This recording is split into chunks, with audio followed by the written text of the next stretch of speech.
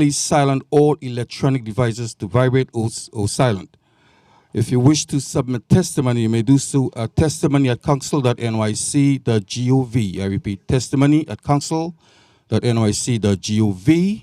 Also, there'll be no food or drinking in the committee room. Thank you for your kind cooperation. Chair, we're ready to begin. I was ready before, sorry. I'll call this meeting to order. Good afternoon and welcome to today's committee hearing on early childhood programs in New York City. I'm Rita Joseph, Chair of the Education Committee. I'd like to welcome everyone present here today and those testifying remotely. Studies have consistently shown that high-quality early childhood education for children provides significant medium and long-term benefits for students. Children who were in early childhood education programs are likely to repeat a grade, less likely to be identified as having special needs, more prepared academically for later grades, more likely to graduate from high school, and higher earners in the workforce. Okay.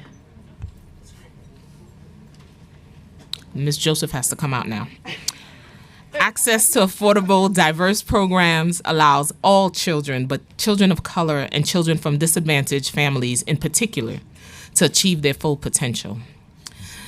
This is why it is alarming to hear that anything would threaten the very existence of early childhood education programs in New York City. In 2014, the de Blasio administration made a commitment to offer free, high-quality pre-K to every 4-year-old in New York City with a 2-year phase in, despite a pandemic-related dip in enrollment. Pre-K for All remains a popular and critical initiative, hoping to build on the success of Pre-K for All. In 2017, the de Blasio administration launched a similar initiative for 3-year-olds. By 2020, there were 3K programs in half of the city's school districts, and in 2021, de Blasio announced the expansion of 3K to the remaining school districts. In order to do so, the city used $1.9 billion of federal stimulus dollars to fund the initiative through the 2024-2025 school year. However, the de Blasio administration did not put forth a plan to continue paying for the expanding program, and according to State Controller, the program is expected to cost $470 million this school year and faces an estimated $376 million shortfall in 2026. 3K programs are not evenly distributed in all 32 school districts. There are reports of unfilled 3K seats in some neighborhoods and not enough 3K spots for all families who wanted one in other neighborhoods. There are also reports of a shortage of 3K teachers, especially multilingual teachers and teachers who are qualified to work with students with disabilities. Meanwhile, contracted early childhood providers have complained that the city owes them millions of dollars in delayed payments that could force centers to close. Sheltering Arms and Family Services, a child care provider that operated 6 centers serving 400 children in the Bronx, Brooklyn, and Manhattan, claimed it was forced to close in October of 2022, not being reimbursed by DOE. The Chinese American Planning Council, a non-for-profit which provide 3K and pre-K at 6 early childhood centers, claimed the city owes them $4.6 million for the last fiscal year that ended in June. Now the current administration is reassessing how 3K for All fit in its broader early childhood education strategy, claiming that the previous administration was partly to blame for the payment delay and that the education officials are working to fix the problem. Yet other issues continue to complicate the problem, including the loss of more than 100 staffers in the DOE Division of Early Childhood Education, which oversees pre-K and 3K. As the chair of the Education Committee, I hear education concerns from constituents across the 5 boroughs. And resounding message I'm getting is that these early childhood programs are vital. The status of these early childhood education programs affects more than children and their families. Early childhood education providers are largely women of color and mostly underpaid. In an email I received days before the start of the school year, an early childhood educator for more than 3 decades who joined the DOE 3 years ago stated that the instructional support team, policy support specialists, the professional development team, social workers, and assessment and screening team has been dismantled and or either dissolved or diminished to minimal staff. And in the spring, literacy teams were dissolved and 500 reading coaches supporting early learners were reduced to approximately 250 and reassigned K-12. How can we have any hope of saving these programs when they have been gutted of the people that support them? Furthermore, adding to the city's financial concern and the influx of asylum seekers into the DOE schools. According to the mayor's office, the city has enrolled 5,500 children in public schools through Project Open Arms, a multi-agency effort to streamline student enrollment and provide social services to recently arrived families, supported by translation services. However, recent media reports paint a dire picture of the experiences of these migrant children and their unmet needs. For example, at the now over-enrolled PS 111 in Hell's Kitchens, there are reports that the new students do not have weather-appropriate clothes, while some migrant parents have reported that the DOE set up an office at their Hell's Kitchen hotel to smooth the school enrollment process and provide kids with backpack, school supplies, Metro cards, and bus schedules. Reports out of Bronx are different. PS 5 and MS 5 in the South Bronx have enrolled an estimated 65 migrant students in needs of clothes, medical help, and school supplies, and has had to put out an urgent call for donations of all kinds to local nonprofits, advocates, and surrounding neighborhoods. While meant to provide support, Project Open Arms does not provide schools with additional funding, and PS5 and MS5, like other schools, is operating on a budget tied to outdated production, anticipation, a drop in enrollment. Over months, these migrant students face serial peril as they cross borders within between countries to flee persecution, war, and violence, to reunite with family members abroad, and to seek better economic and educational opportunities. Now, in New York City, along with their trauma and mental health needs, many of these students are also suffering from disrupted learning, illiteracy, language, and cultural barriers that will only compounded if not properly addressed. At today's hearing, I hope to hear a real plan of action on how to address these dire issues. I want to understand exactly what is going on with non-payment and delayed payments to contract providers. Where is the breakdown? What is the DOE doing, if anything, to assist families who have lost early childhood programming? What is happening to the faculty and staff? What is the future of 3K in the city? What is the plan to staff up and open centers in underserved communities? I also want to understand what exactly is going on with gutting of early childhood education support, especially as we face influx of students with serious needs, from language and remedial education to mental health.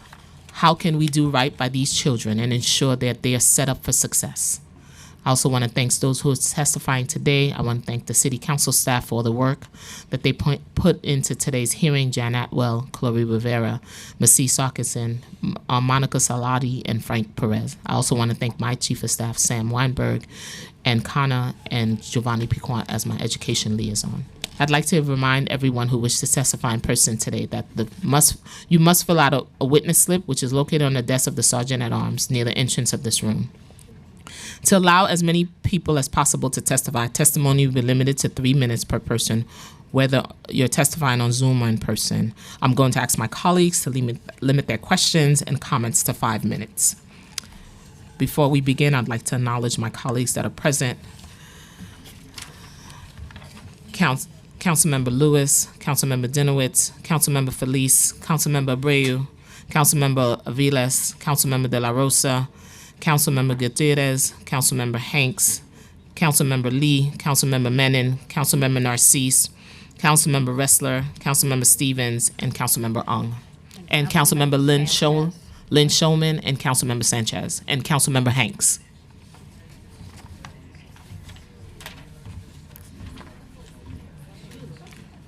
Go ahead.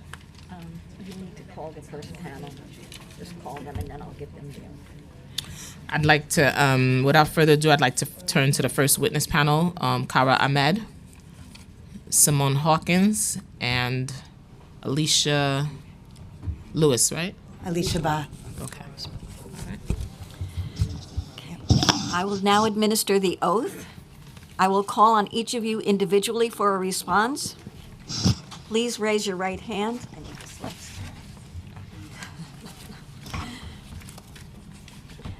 Do you affirm to tell the truth, the whole truth, and nothing but the truth before this committee and to respond honestly to council member questions? Kara Ahmed. Yes, I do. Elishaba. Yes, I do. Simone. Yes, I do. Thank you.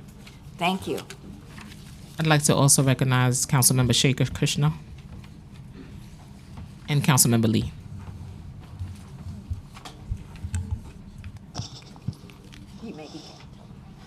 You may begin. Good afternoon. Good afternoon. Good afternoon, Chair Joseph and the members of the Education Committee here today. My name is Dr. Kara Ahmed. I am the Deputy Chancellor of Early Childhood Education for New York City Public Schools. I'm joined here today by my colleague Simone Hawkins, Chief Executive of Early Childhood Education Operations, and Alicia Baloui, Chief Procurement Officer for New York City Public Schools.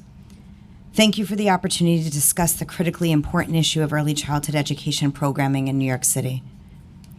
Before I begin, I'd like to express our gratitude to Speaker Adams, Chair Joseph, and the entire City Council for your continued work and advocacy on behalf of our youngest learners. The Department of Education and I deeply share in that commitment.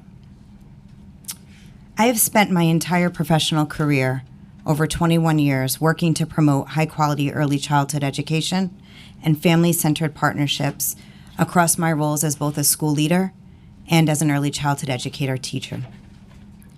Most recently, I had the privilege to serve as the proud principal of LYFE, L-Y-F-E, Living for the Young Family Through Education.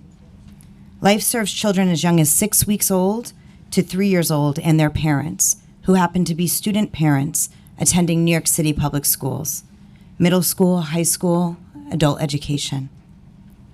LYFE provides high-quality early childhood education classrooms across the 5 boroughs in over 30 large high school buildings, as well as comprehensive academic and social-emotional supports for student parents and fostering an extraordinary multi-generational impact on 3 generations of New Yorkers: children, their parents, and the families of our student parents.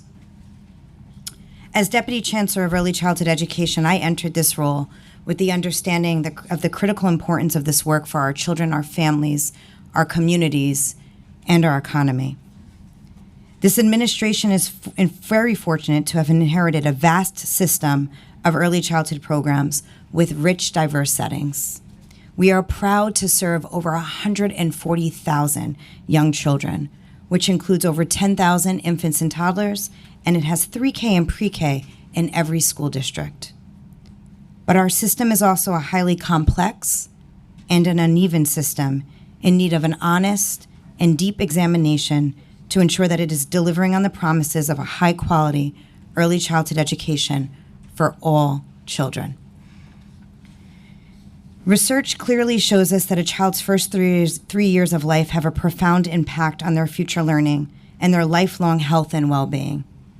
It is imperative that we shift our focus to a birth to age 5 continuum. We cannot continue building our home starting on the 2nd floor. To craft this vision, my team and I have spent our first 6 months visiting and hearing from the programs and schools on the ground, doing the work. We learned from leaders at our community-based organizations, our family child care networks, our district schools, and our charter schools. We've listened to their stories and their journeys, including their concerns, disappointments with our bureaucratic systems, worries about the future, and optimism for a better path forward.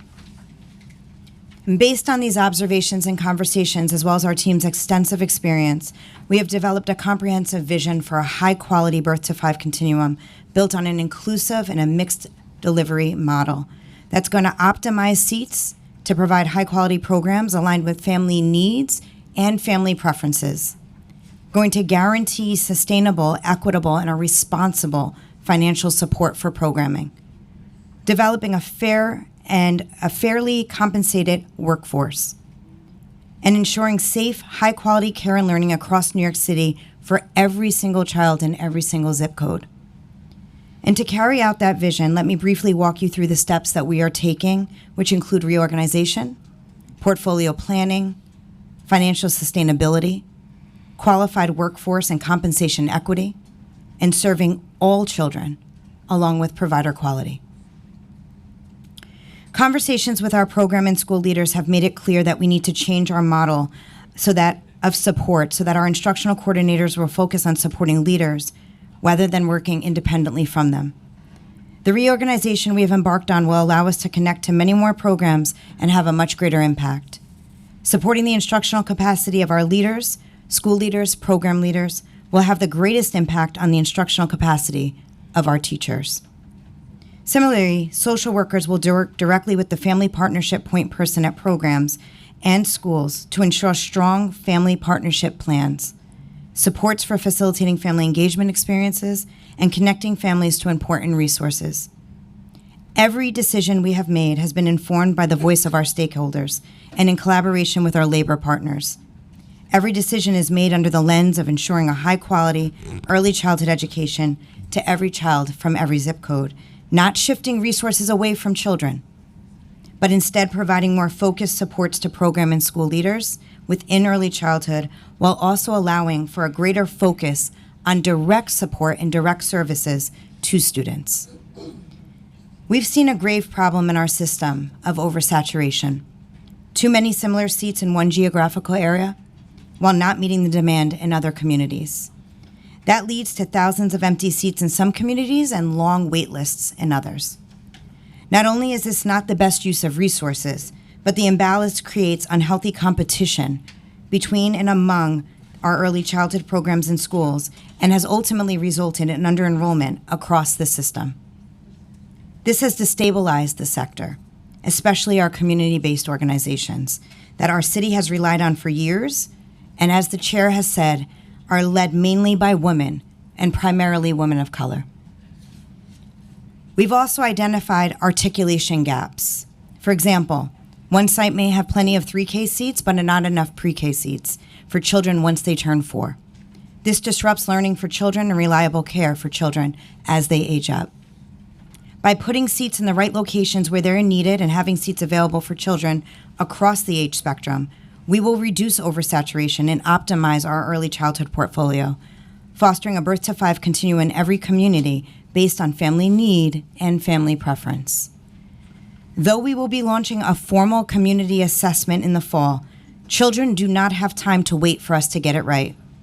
So in the last several months, we've already moved forward by doing the following: increasing 3K seats. In the spring, in preparation for this school year, approximately 8,000 3K seats were added to areas with unmet demand, bringing the total of 3K seats to approximately 55,000.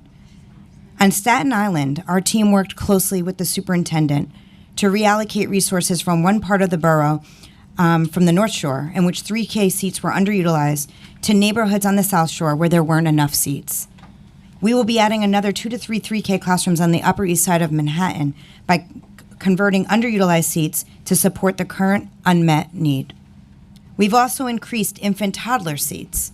In the spring, we surveyed family child care centers networks to gather their feedback on their community's current needs, which identified an interest in converting 500 underutilized 3K school year seats to extended day, extended year infant toddler seats.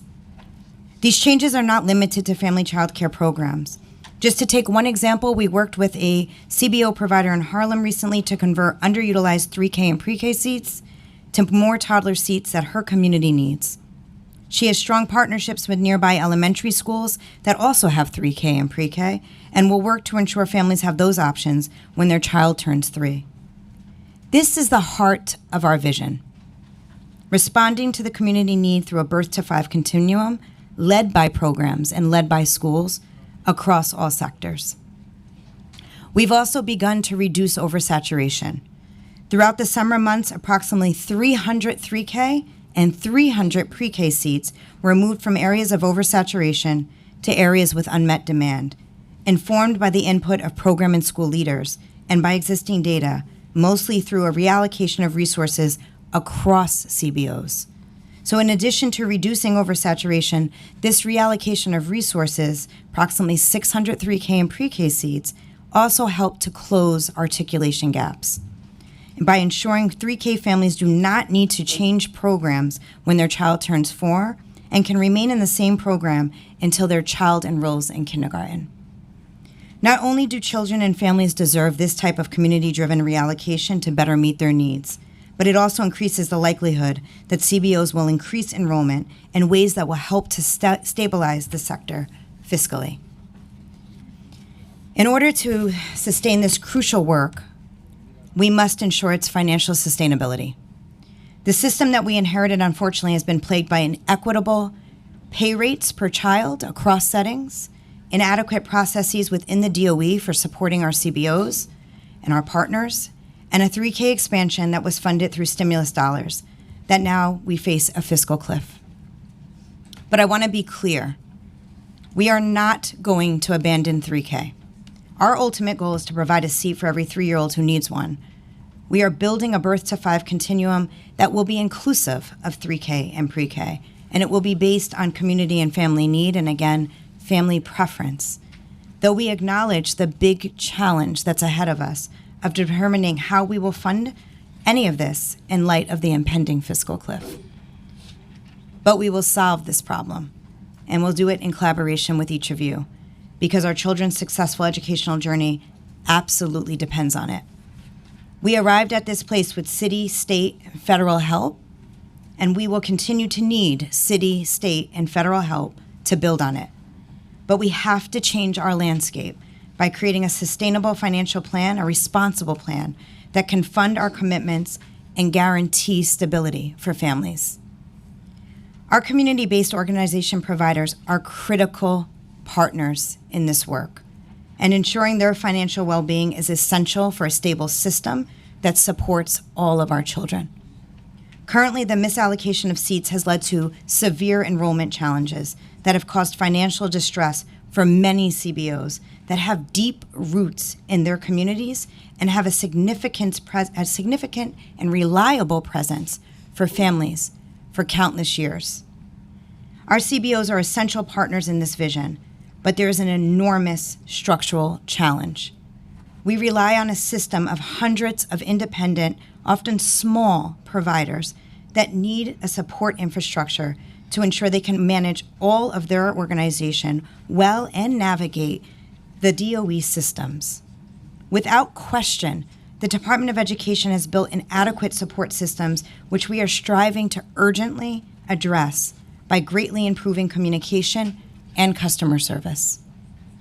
A standardized invoice review and submission policy establishes clear and predictable guidance for contracted providers, creating pathways for efficient review practice for city agency staff.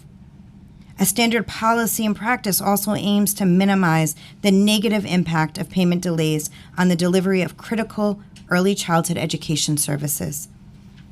As a result, we've already eliminated burdensome monthly invoice processes, and we've improved invoice processing times so that payments are made in a more timely manner, while initiating fiscal training series for our providers. To date, we have paid over $930 million to providers for fiscal year 2022. We have processed over 70% of the anticipated fiscal year 2022 invoices, but we are still waiting for the submission of approximately 4,000 additional invoices for fiscal year 2022. Once received, we will continue to expedite processing, and especially those that may result in payment. We are doing everything we can to stabilize the sector, and we have already begun to fix it, but it will take some time to truly repair and to truly rebuild. Another big challenge for the early childhood sector is providing consistently equitable compensation across the early childhood workforce. Teacher qualification requirements and pay vary widely across our settings, which creates inequities for both staff and for children and their families. A lack of clear teacher qualification data also proves very challenging on our end. We have begun to address these issues by supporting providers in registering all staff certifications and developing partnerships with CUNY to address gaps. We plan to continue this work with CUNY to expand the workforce development opportunities, and increase New York State certification rates among our early childhood workforce, as our CBO workforce that is comprised, again, primarily of women, and specifically women of color, deserve access to opportunities for professional growth and for economic mobility. We are going to build pathways to pay parity for CBO teachers by working closely with our city partners to address those inequities. This is a women-dominated workforce that serves our youngest children during crucial stages of their development. So we are determined to ensure they are well qualified and they're compensated accordingly. We are also committed to creating an early childhood system that serves all students, including students with disabilities, for whom there have been significant shortages of seats under the old model. We've already begun to address this challenge by shifting $13 million from our central office support to hiring of related service providers to meet the needs of children with IEPs that are attending our early childhood programs, specifically within our CBO locations. We also have addressed the 4410 contract enhancement delay by moving the solicitation forward and increasing special education seats with the goal of significantly meeting the number of necessary seats identified through regional need data to ensure our children with disabilities have access to a high-quality early childhood education that they deserve. Though here we also face the challenge of identifying sustainable funding to continue this enhancement. So we will look to you for your support and advocacy, as we know how important this issue is to you as it is to us. This will be done while we continue to staff an office within the Division of Early Childhood that prioritizes fidelity of services to children with disabilities, ensures seamless transitions for children to and from early intervention and the Committee on Preschool Education, and provides support and professional development for leaders, coaches, teachers, and specialists. We cannot have quality, universal early childhood education until all of our students are served. And finally, it is not enough that early childhood education simply exists for our children. We need high-quality programs that launch our children towards a successful educational career in life. We inherited a system in which quality and quality measurement are inconsistent. In response, we conducted a citywide inventory to examine the screening, curricula, and assessments used by over 4,300 schools and programs. We will be replacing any outdated curricula requirements with research-based curriculum options while standardizing the use of developmental screeners to allow for more organized and comprehensive data to support instruction and planning citywide. Quantity is not enough. We want our children to receive the high-quality learning experiences they need and that which they deserve. High-quality early childhood education that meets the needs of our young children is an essential part of our school system and is a priority of our administration. As a former principal, this work is personal to me. And it is personal to our chancellor, who rightly proclaims that bold futures begin with bright starts. We are both proud of what has been accomplished and are confident in the progress we have made so far and that we will continue to make. We recognize that this is just the beginning. My team continues to work closely with program and school leaders on behalf of our children and their families, because that is our charge, to do right by the children and families that we stand in service to. We continue to welcome the Council's partnership in this pursuit, and your leadership and advocacy are absolutely essential to everything that we do. Thank you for the opportunity to speak on this topic today, and we are happy to take any questions that you have.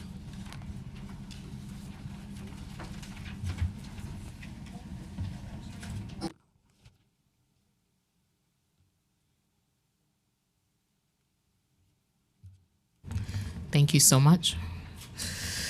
All right, so my first question is, how many children are currently enrolled in Pre-K for All?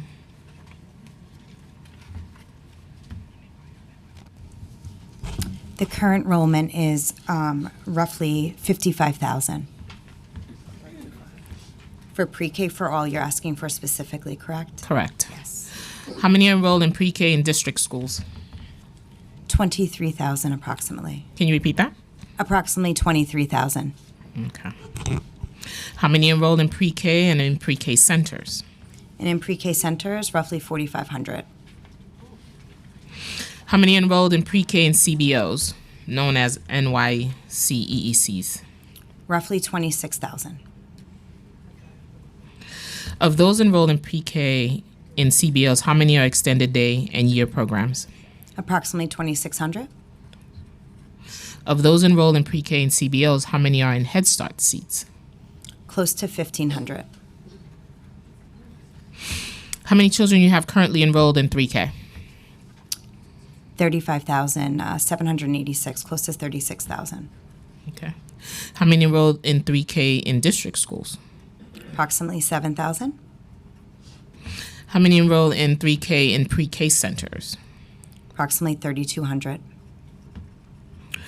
How many enrolled in 3K in center-based programs in CBOs? A little over 22,000. Of those enrolled in 3K and CBs, how many are extended day and year programs? Approximately 2,300. Of those enrolled in 3K and CB, how many are in Head Start seats? Almost 1,200. Okay. How many enrolled in family child care settings? Approximately 3,100.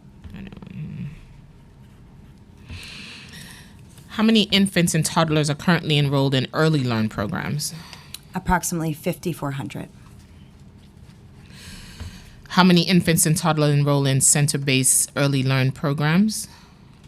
Around 1,100. How many infants and toddlers are enrolled in home-based early learn programs? A little over 4,300. How many infants and toddlers are enrolled in early Head Starts? Roughly 1,100. According to the latest Mayor Management Report, early learn enrollment has declined every year for the past 5 years, from 29,656 in FY18 to just 15,213 in FY22. To what do you attribute this decline, which began well before COVID pandemic? I appreciate the question, and thank you, Chair Joseph. Yes, we've had the same actual concern around that decline and looking at the data. One thought really is that given the rapid expansion of 3K and pre-K over the last several years, which has also been a key factor in destabilizing the sector, it has shifted many of the infant toddler seats that were once part of many of our community-based organizations across the city, even including in family child care, to 3K and to pre-K. Okay, thank you. What is the total budget for PK3 for all? $861 million. And for 3K, what's the budget? $601 million. And early learn? $416 million. All right. So,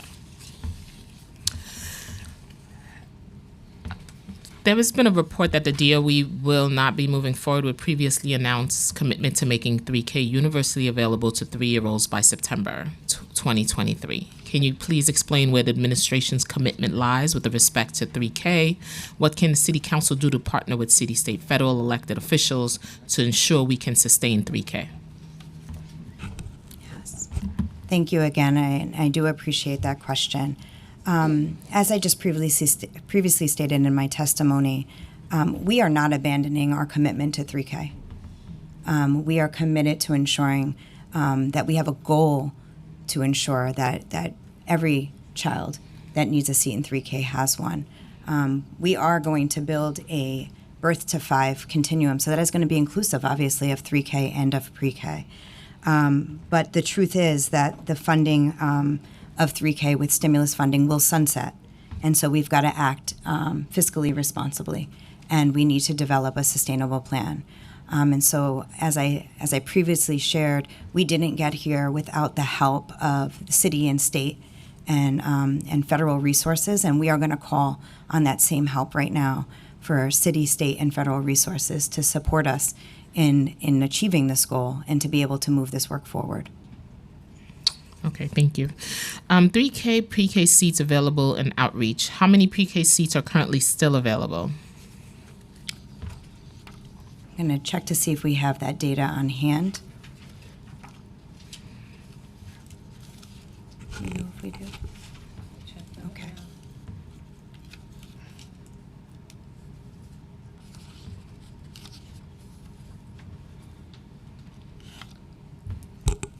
Sorry. Simone Hawkins. We're looking into that. So as soon as I have that data point, we'll be sure to share it. Okay, wonderful. Thank you. And how many how many 3K seats are currently still available?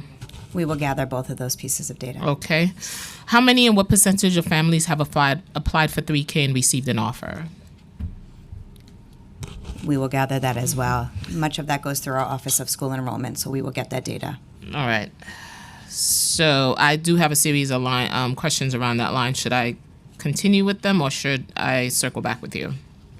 Yep, that is your decision if they're specific to the actual percentages or numbers of the Yeah, and enrollment. waitlist offers. Yeah, sure. Okay. I'll circle back. According to a recent Chalkbeat article, just about under half of the 2,400 3K seats in Highbridge and Mauriciana in the Bronx have been filled by late September. What outreach effort is the DOE making to make sure that low-income communities of color ensure their families have 3K seat and access to them? Outreach is ongoing, and especially given the fact that we have a number of seats, 3K seats in particular, that are extended day, extended year. So those are 12-month programs. So it's not just a September to June process in our early childhood world. So there's a combination of things that happen. There's an outreach team that is unique and specific just to our Office of School Enrollment Division. This is their work all day, every day, making sure that they've got the word out there to families through on-the-ground outreach in communities and in neighborhoods. Lots of social media, lots of bus advertisements, things that happen across the city to make sure that those pieces of information of how to enroll, what's available, what's accessible, as well as just being a form of contact and a source of contact for families to gather information and to ask questions. And the same also applies throughout all of our early childhood programs. Our early childhood programs don't just rely on central DOE for outreach efforts. Each of that is also very unique to their own communities. And so being able to really, really share information about their unique programs, their unique settings, the rich diverseness of each of those settings and the different and unique things that they each offer is extremely important for us to get into the hands of families. So that is a constant effort. Knowing that we have high communities of immigrant, is language access available when they sign up their children? Is there someone there to make sure they walk them through the process, and is language access provided? Absolutely. So the Department of Education has family welcome centers throughout all of the boroughs, and there is language access available at each of those centers, either with people on staff who speak multiple languages and or through the translation services. Okay, now we're going to get to the meaty part. Contract providers issues, timely payment. There's been very concerning reports about significant delays in payments to CBOs that are providing majority of the early learn, 3K, pre-K classes, and the city owing programs millions of dollars for the last school year. What is the status of providing these payments? So as I shared previously in my testimony, to date, there has been almost $1 billion paid out to CBOs for fiscal year 2022. Approximately 29% of all invoices are still outstanding, meaning that they have not yet been submitted by providers to the DOE. But let's just take a little bit of a step back to think about this invoicing process and how we actually got here. Enrollment and expenses must be submitted monthly for any type of payment to be released, but not every invoice will result in a payment. And so that's just something that I want to make sure that we clarify on the record as well. But in order for any payment to be released, enrollment and attendance records also need to be submitted as part of that process and expenses. And so to date, when we talk about 4,000 outstanding invoices, that also indicates for FY22 that there are also incomplete enrollment and attendance records documenting the well-being of our children across our portfolio. So as a former principal, I'm fully aware that enrollment and attendance is something that we did on a daily basis, right? Rosters need to be current. There's an evacuation that happens. We need to know who's in the building, exactly how many children, and if we need to contact their families. So in FY22, the former policy was that enrollment and attendance was linked to invoicing. So when you invoiced on a monthly basis, that's when you submitted enrollment or updated enrollment and submitted your attendance. And so obviously that's problematic. And so that has been a huge shift and a rapid shift on our end when we identified that that was a current policy in place. So it's decoupled, right? Attendance and enrollment is no longer tied to invoicing. The expectation is that enrollment and attendance is happening daily and that invoices is happening monthly. So going back to fiscal year 2022, in that process, there just were not systems that were in place. So entering into this role and learning that there were still outstanding invoices going back to the onset of fiscal year 2022, so going back to the fall, going back to the summer, learning that to date, in this moment, there are providers who have not submitted a single invoice from July 2021 to the end of 2022. And in learning that, obviously, just as much alarm as you have, so did we. And so to really unpack that and understand how did we get here, right? How did we walk in? And we walked in at the end of a fiscal year and to learn that this was happening. But there was not an infrastructure in place. There were not systems of outreach. Yes, there are contractual terms, and yes, it's up to providers to meet those contractual terms. But it's also up to us as an agency to do support, follow-up, technical assistance, outreach. And so we did institute systems in which we are looking at who still owes what is still outstanding, and we have respective analysts and their supervisors doing massive outreach campaigns via phone, via email, to indicate here's what you're still missing. How can we help you? What else can we do? In addition to that, there were burdensome requirements around the invoicing process. Very, very cumbersome. Required lots of paperwork, lots of documentation. So we've eliminated that to speed up the process both for the vendor to make it easier, but also for our central staff to review and to speed up the time of review and approval. We're at a place now that with submitting an invoice, void of any issues that need to go back and forth of corrections or errors or questions, that the invoicing approval, review and approval time is anywhere from 6 to 7 days. When there's back and forth exchange, anywhere to 2 weeks, right? But looking at fiscal year 2022 data and analysis, we saw that it took over 80 plus days for a provider to submit an invoice just to get it to our office. So when you think about that and you put it in perspective, you're looking at 80 plus days, almost 3 months, right? Then by the time our office was reviewing all of the requirements, that previously were, it could take anywhere for 4 months for a provider to get paid. Couple that with the fact that there could be missing months of invoices for certain providers going back to early 2021 and just no follow-up on asking providers to submit that. So here we are now, and I will say that, again, we've paid almost $1 billion to providers to date. 70% of what we would anticipate should be invoices coming in, and still 4,000 that need to be submitted. And once those are submitted, we will continue to expedite payments. We will continue to move that work forward. We're going into fiscal year 2023. I will say this, we've changed policies and we've changed practices. We've established guidelines with clear timelines that didn't exist before. So, right, we do expect that invoices should be submitted by the 5th of the month, following that last service month. Just simple things, simple but not simplistic. Those pieces were not in place previously. So we've done that. We've established those systems. We've established improved systems. We still have work to do. We still have work to do. I will be the first to acknowledge that. The lack of systems, the lack of infrastructure didn't happen overnight, so it's not going to be repaired overnight.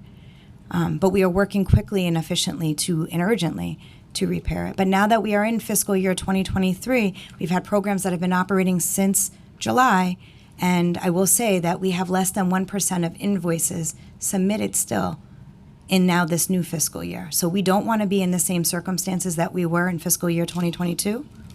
We're going to work hard to improve that, and we are confident that working in partnership with our CBOs and with all of our stakeholders, that we will see an improvement and a turnaround. Yes. Okay, so after you.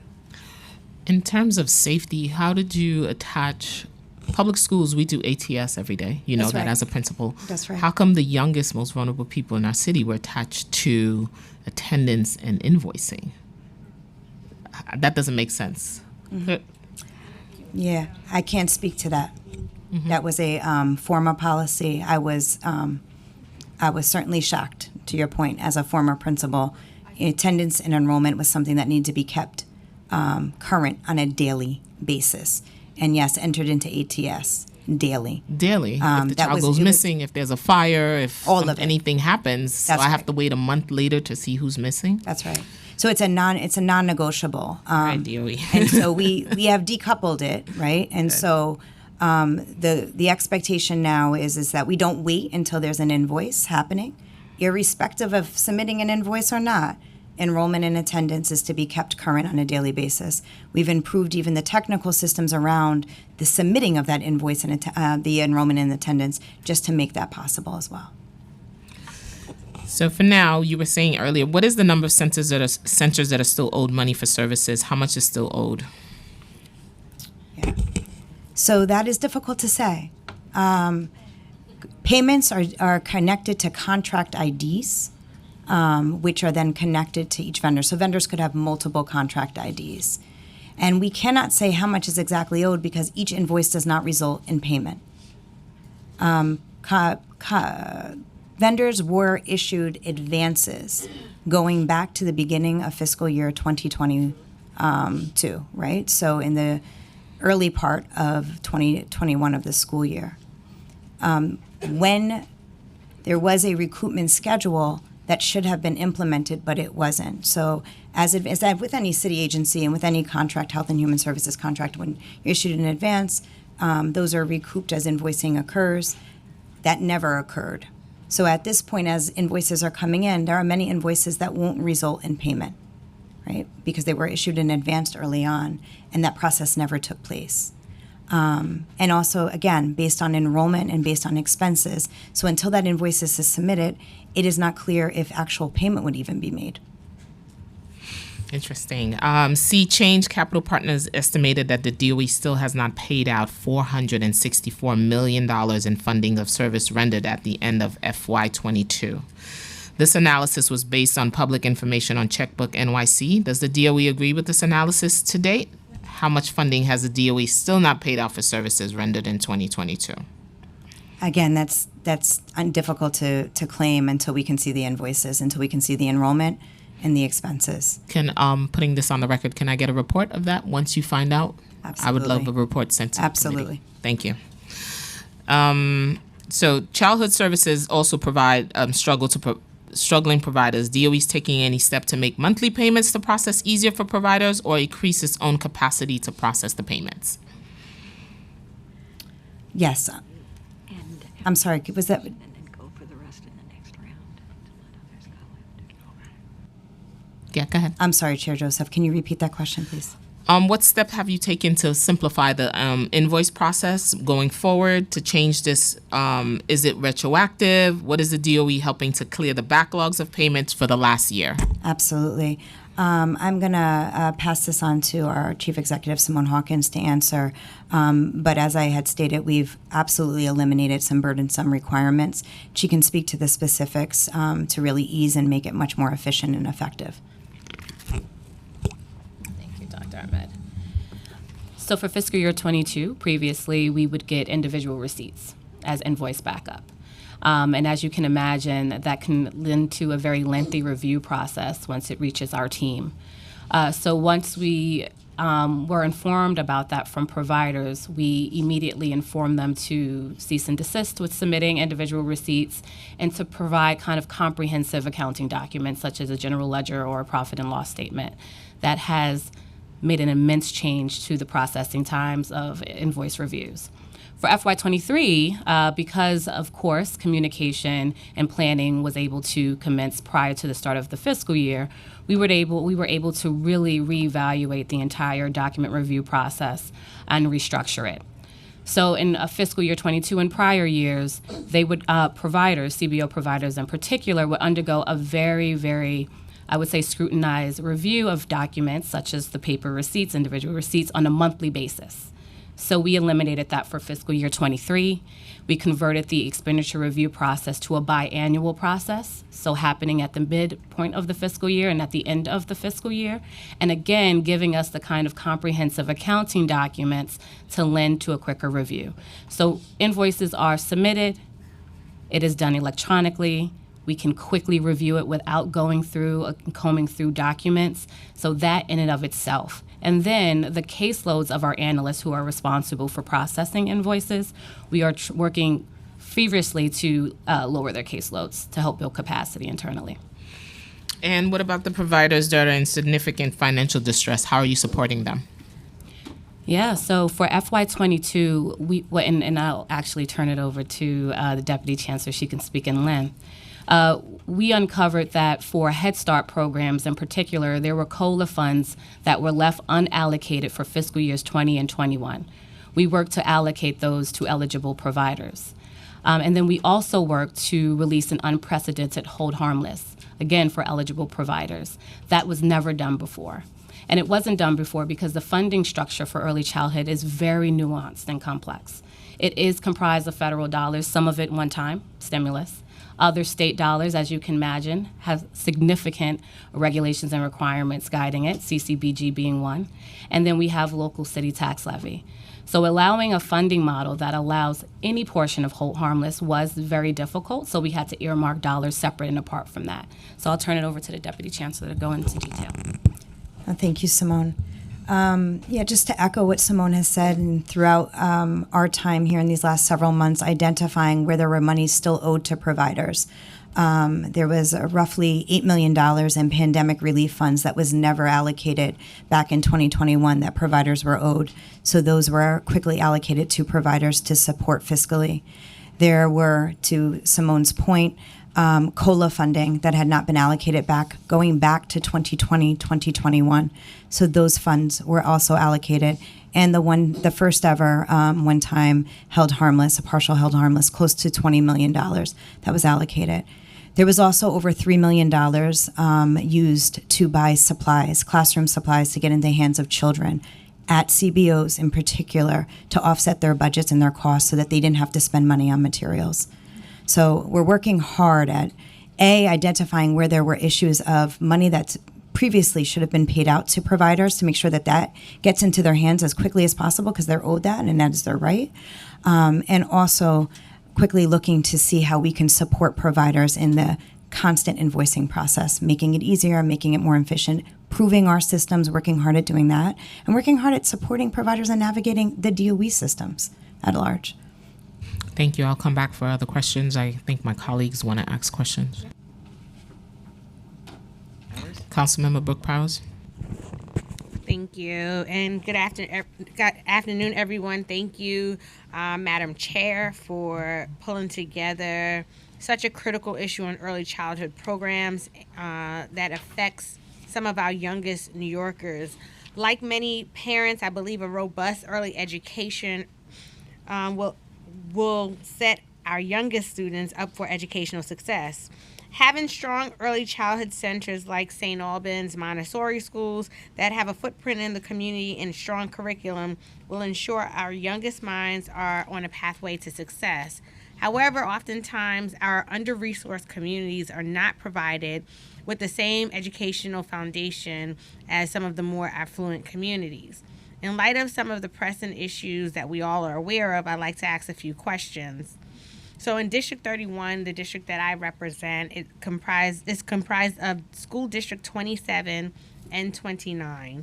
And we're in two different phases of the 3K expansion, with some students being able to enroll in 2018 to 2019 and 2020 to 2021. Of course, the 2020-2021 rollout was stymied by the COVID-19 pandemic, but due to the pandemic, former Mayor de Blasio used ARPA and CRRSA funding to supplement the costs. However, the details were never outlined. So, how do you anticipate continuing to fund 3K in the out years, specifically after the 2025 to 2026 school year? How do you continue to fund high-performing programs with significant wait lists and increase their capacity? And then I'm just going to ask my last few questions so you can just answer it all together. My office has been notified by a number of local daycare providers, alerting us that contract payments have not been taking place for quite some time. St. Albans Montessori has been waiting for payments since fiscal year 21.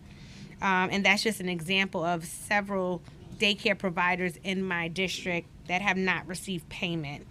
I want to know, why haven't they been paid? What is the action plan and the timeline to address this? Also, we've heard that the contracting process under ACS was more efficient and timely. Why have some of those practices not been adopted for our early education centers under DOE? And those are my questions. Look forward to hearing my responses. Thank you. Thank you, Council Member. I'm going to work backwards, if that's okay, from one of the last questions that I heard about fiscal year 2021 from St. Albans.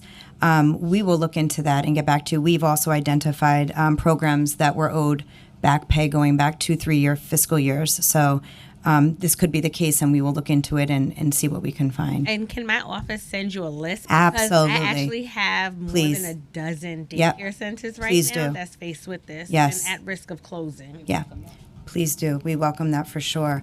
I can't speak to why it wasn't paid out in previous fiscal years predating myself or Simone, but we certainly can look into what they are owed. And some are only from this year. So for the ones that are for this year, can you speak to those, why they haven't been paid? Again, any individual circumstances, please send to us so we can look into it. Okay. We are still receiving invoices from the fall of 2021, even this week. So I wouldn't be able to speak to the actual circumstances of each individual program right here, but if you send them to us, we can certainly look into it. Okay. I'm sorry, I'm going to go back to your other question. Contracting processes. My colleague here, Alicia Ba, is with the Division of Contracting and Purchasing for the DOE, so I can turn it over to her if there's a specific contracting question. Again, to the payment questions, those tie back to all of the things that we've shared around eliminating some of the burdensome processes and requirements and really trying to streamline the process as a whole and offering as much technical support as we can to providers to help navigate all of the systems across the DOE. Is there a specific contracting question that Well, we it's have? not specific. It's a more broad stroke Okay. that, ACS is viewed to have a more efficient process. And the success rate of the payout is higher than what DOE is having right now. So is DOE looking at the practices of the sister agency to see what can be adopted? Yes, absolutely. And so we've done our own research of really understanding what that system used to look like, again, going back to 2018, 2019.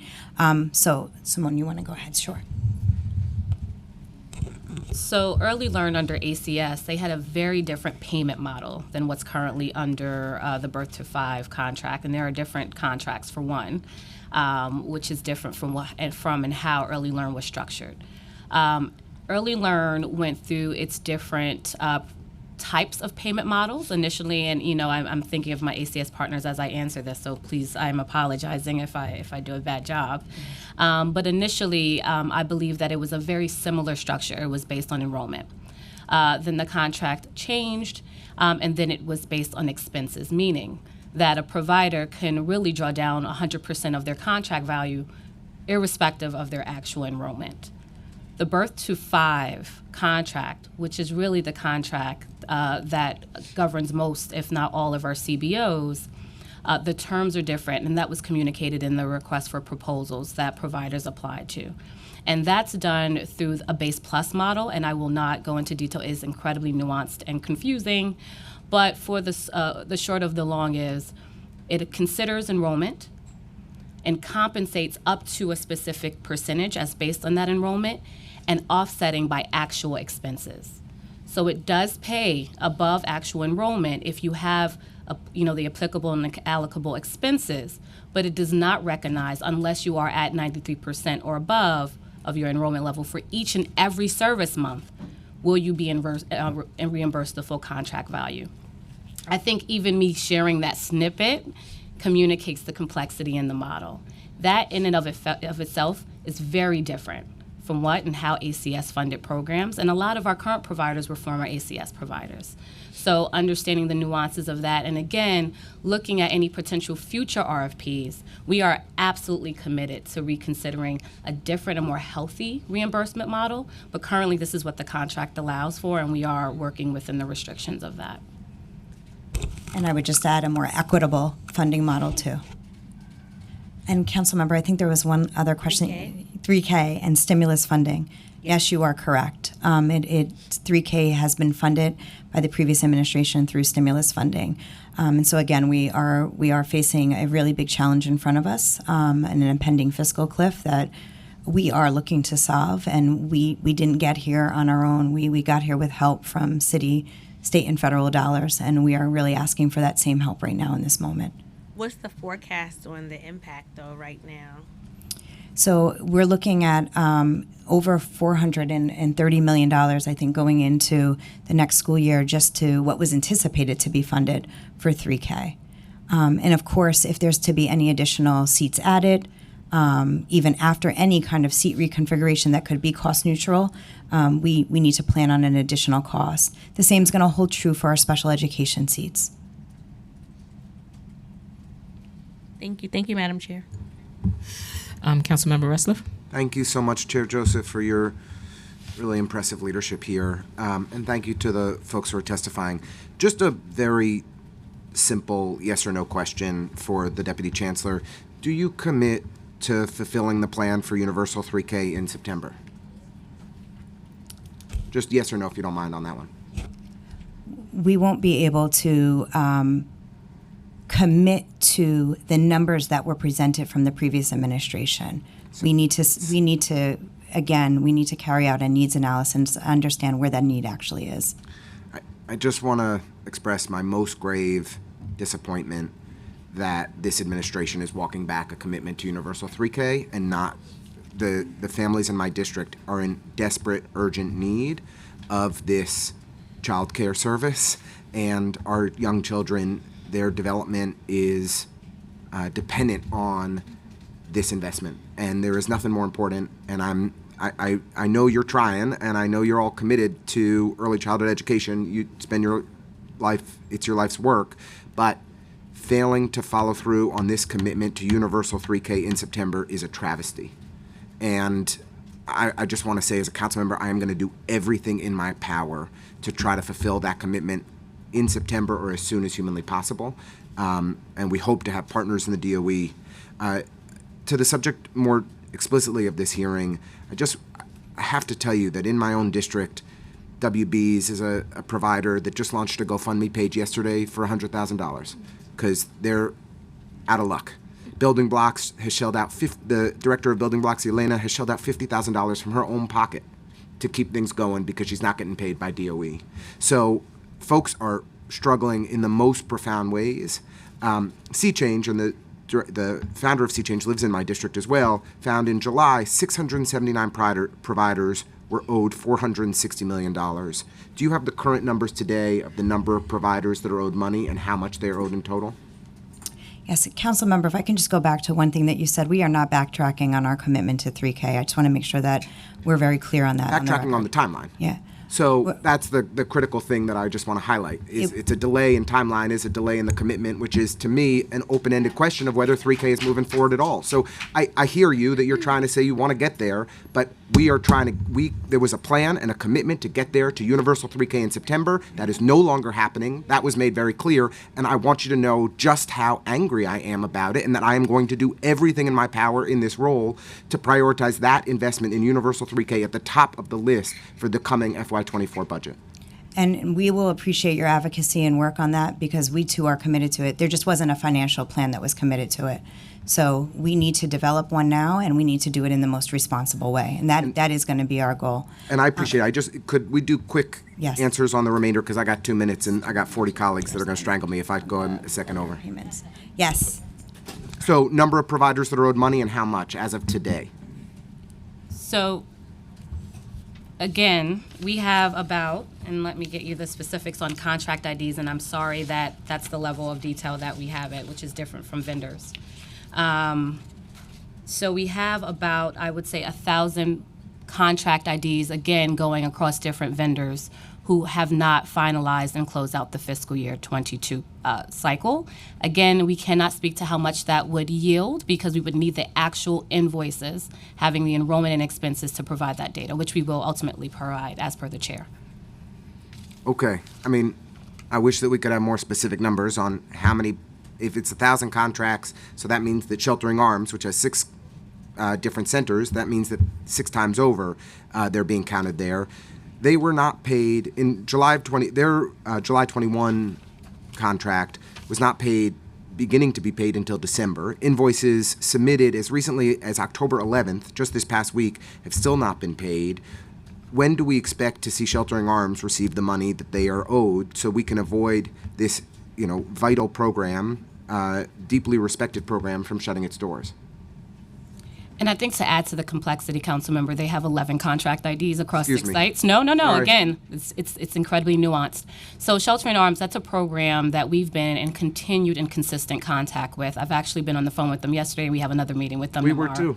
And we committed to standing meetings with them prior to their withdrawal of their contracts, understanding that there was a delay in payments from the prior fiscal year. We've been working very closely with all of the leadership there as well as some of the fiscal staff. I really appreciate that, Simone, but they publicly announced that they were closing their doors months ago, that they were discontinuing their programs months ago. I would have thought that would have been an impetus for DOE to step up and actually see the funding dispersed, and we still haven't seen it.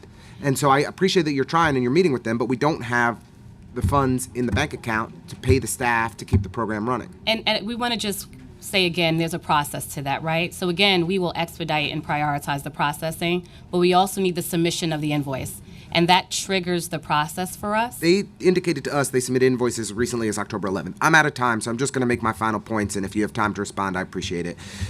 I'm disappointed that I realize I appreciate the merging of Early Learn into DOE. I know that there are bumps. I know that this is hard. I think it is a good thing, and I appreciate that y'all are trying.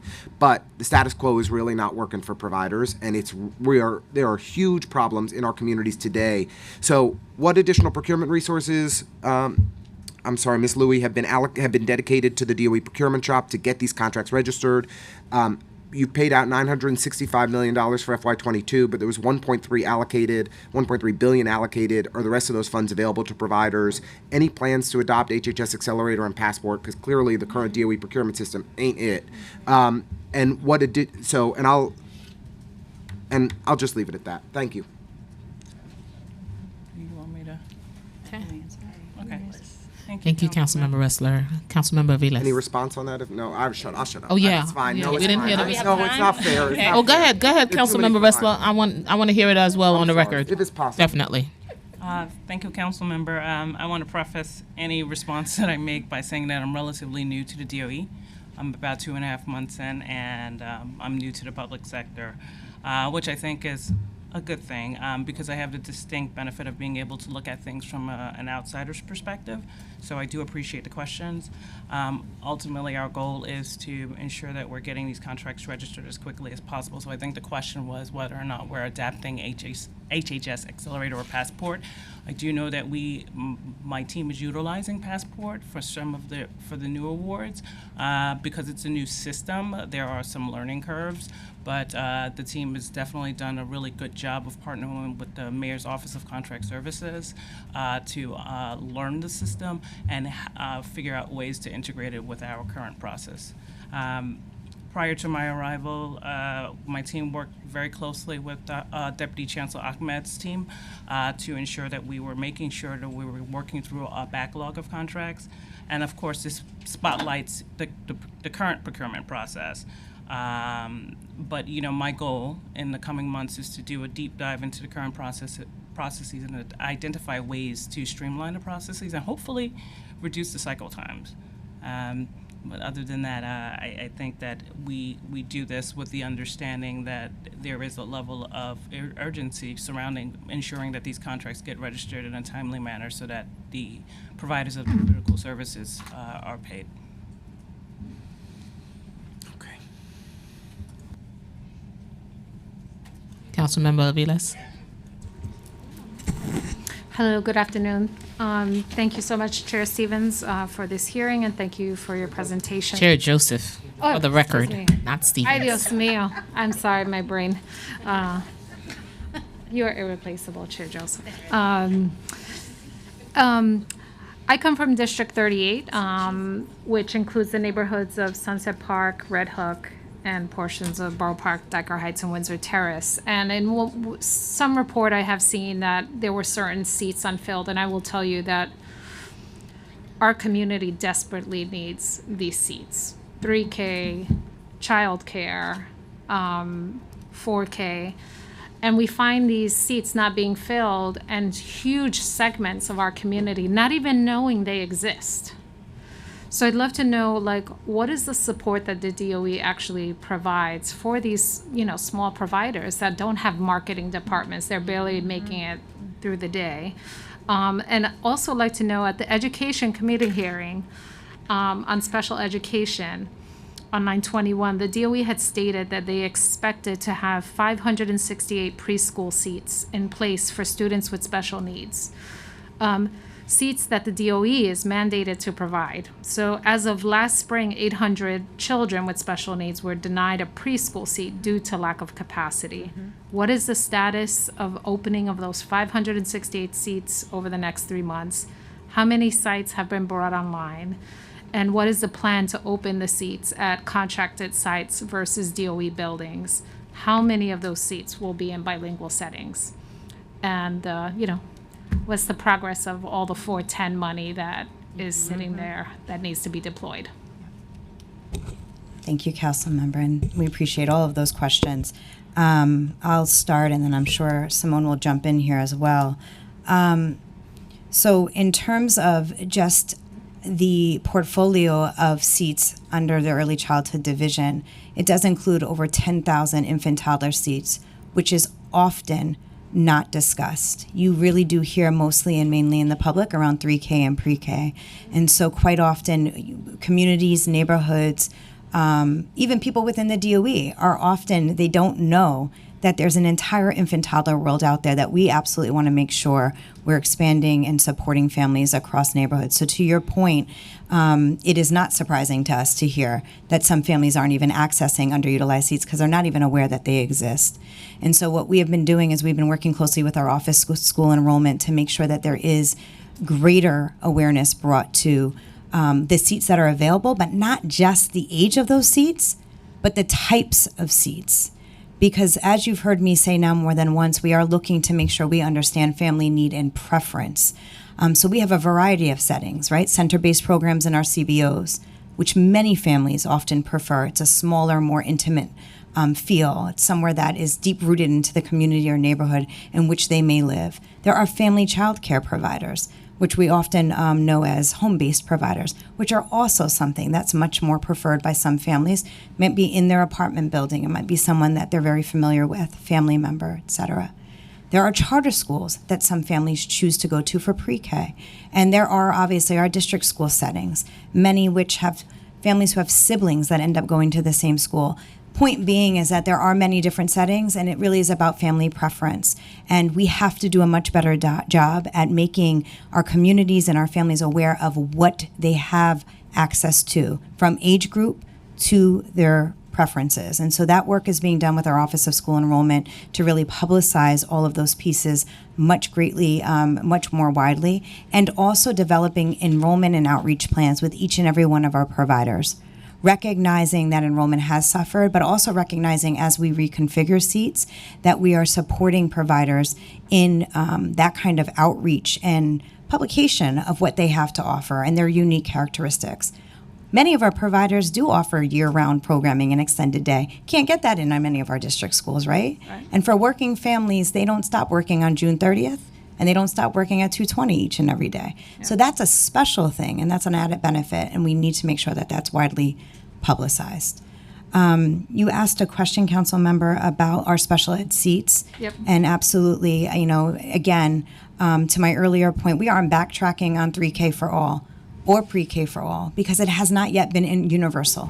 Because our children with disabilities and with IEPs have not had seats. So there hasn't been a for all yet. That's Right. correct. So we are so not what's- backtracking on it. Great. We are moving forward with what's our the commitment. progress Yes. so far? What's the progress with filling So there those was a seats complete in the plan? delay in the 4410 contract enhancement, Yep. and we moved quickly to push that through.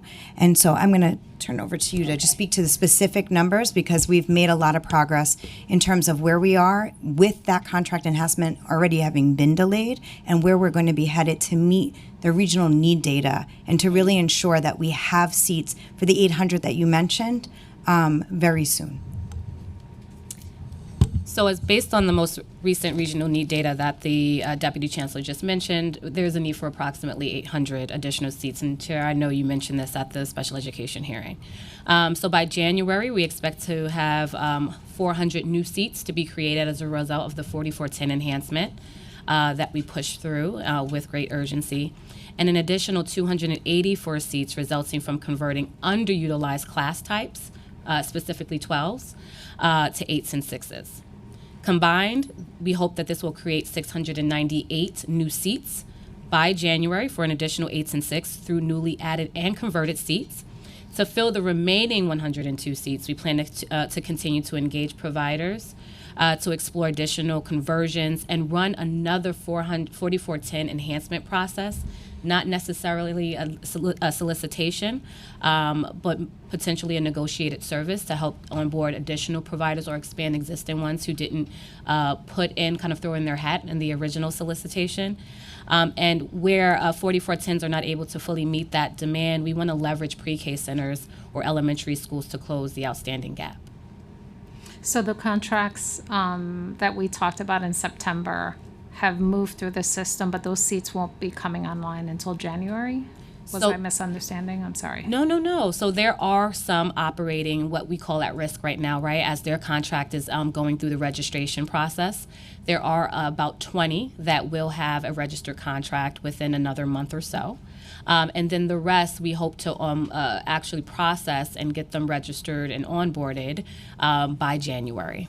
And just how many seats will the 20 contracts provide immediately? We can grab that. We can grab that number and get Yeah. back to you.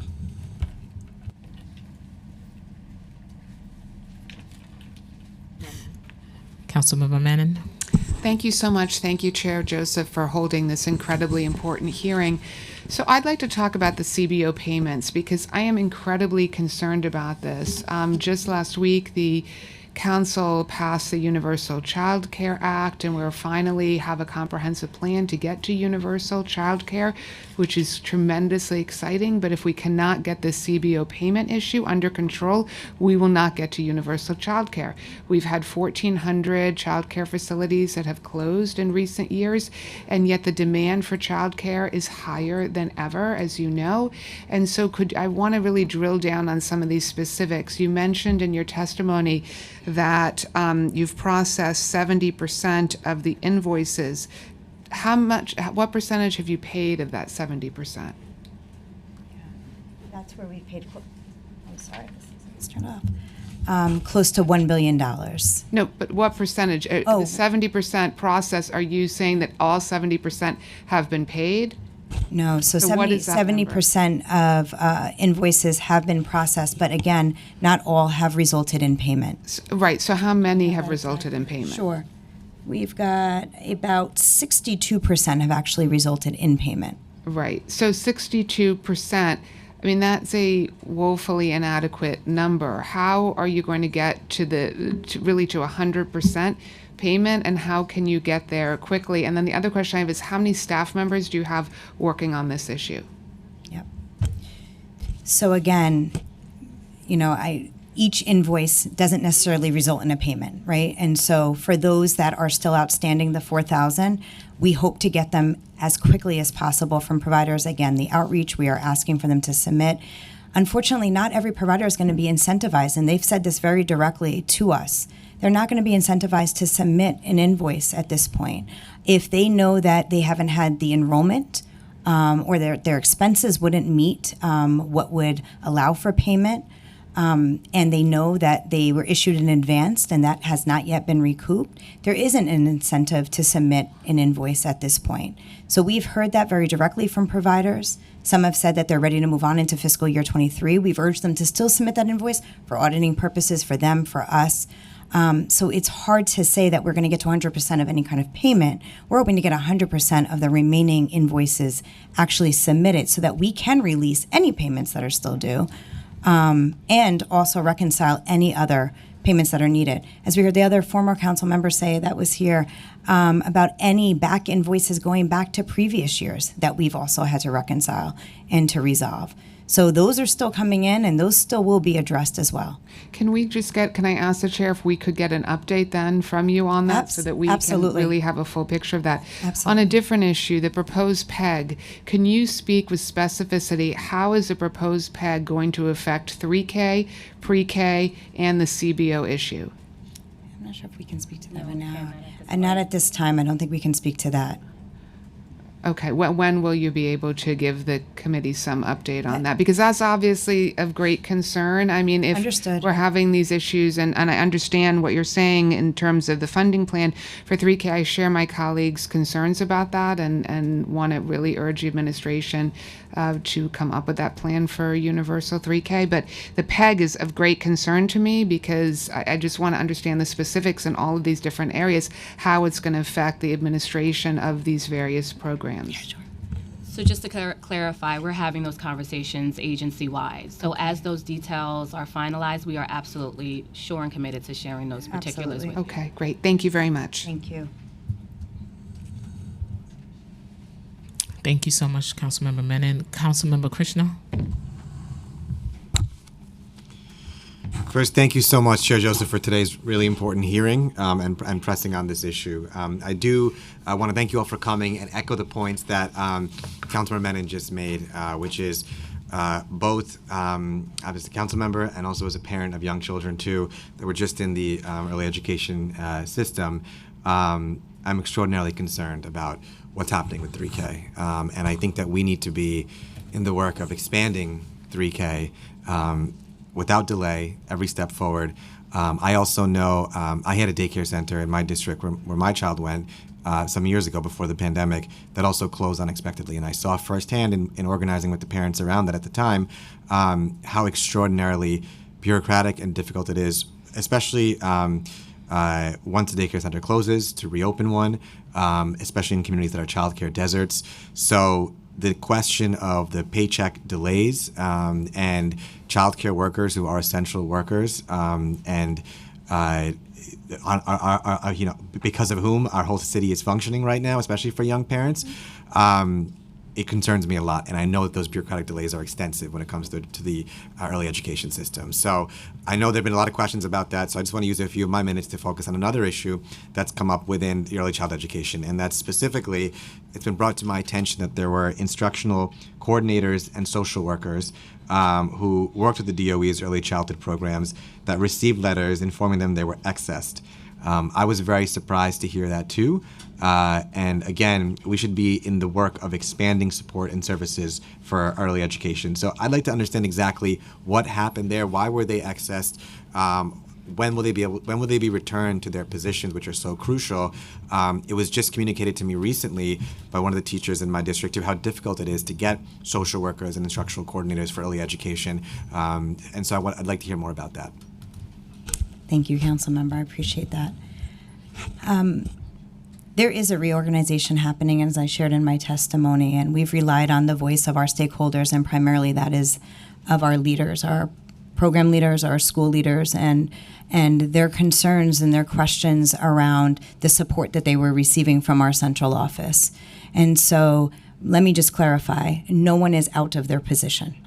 No one has been out of their position since September. All social workers and all instructional coordinators are still in their role. They will remain in their role until any other next steps are happening. That's happening in collaboration with our labor partners. And even after any reorganization or reallocation of resources happens between early childhood and shifting resources directly to students across where we're seeing some urgent needs. Chair Joseph raised those in many of her comments opening around asylum-seeking families throughout New York City and throughout our public schools and the needs that are there as well. And so these things are very, very important. But as those shifts happen, not one person, not one staff member will be losing a job, losing pay, losing benefits. But there think- will be, I'm sorry. Sure. Yeah. And I just wanted Yeah. to, only because I'm mindful Yeah. of the times, I just Yeah. want to focus on the specific question. Putting aside the technicalities, I know how the accessing works, and so Yeah. they're in their positions.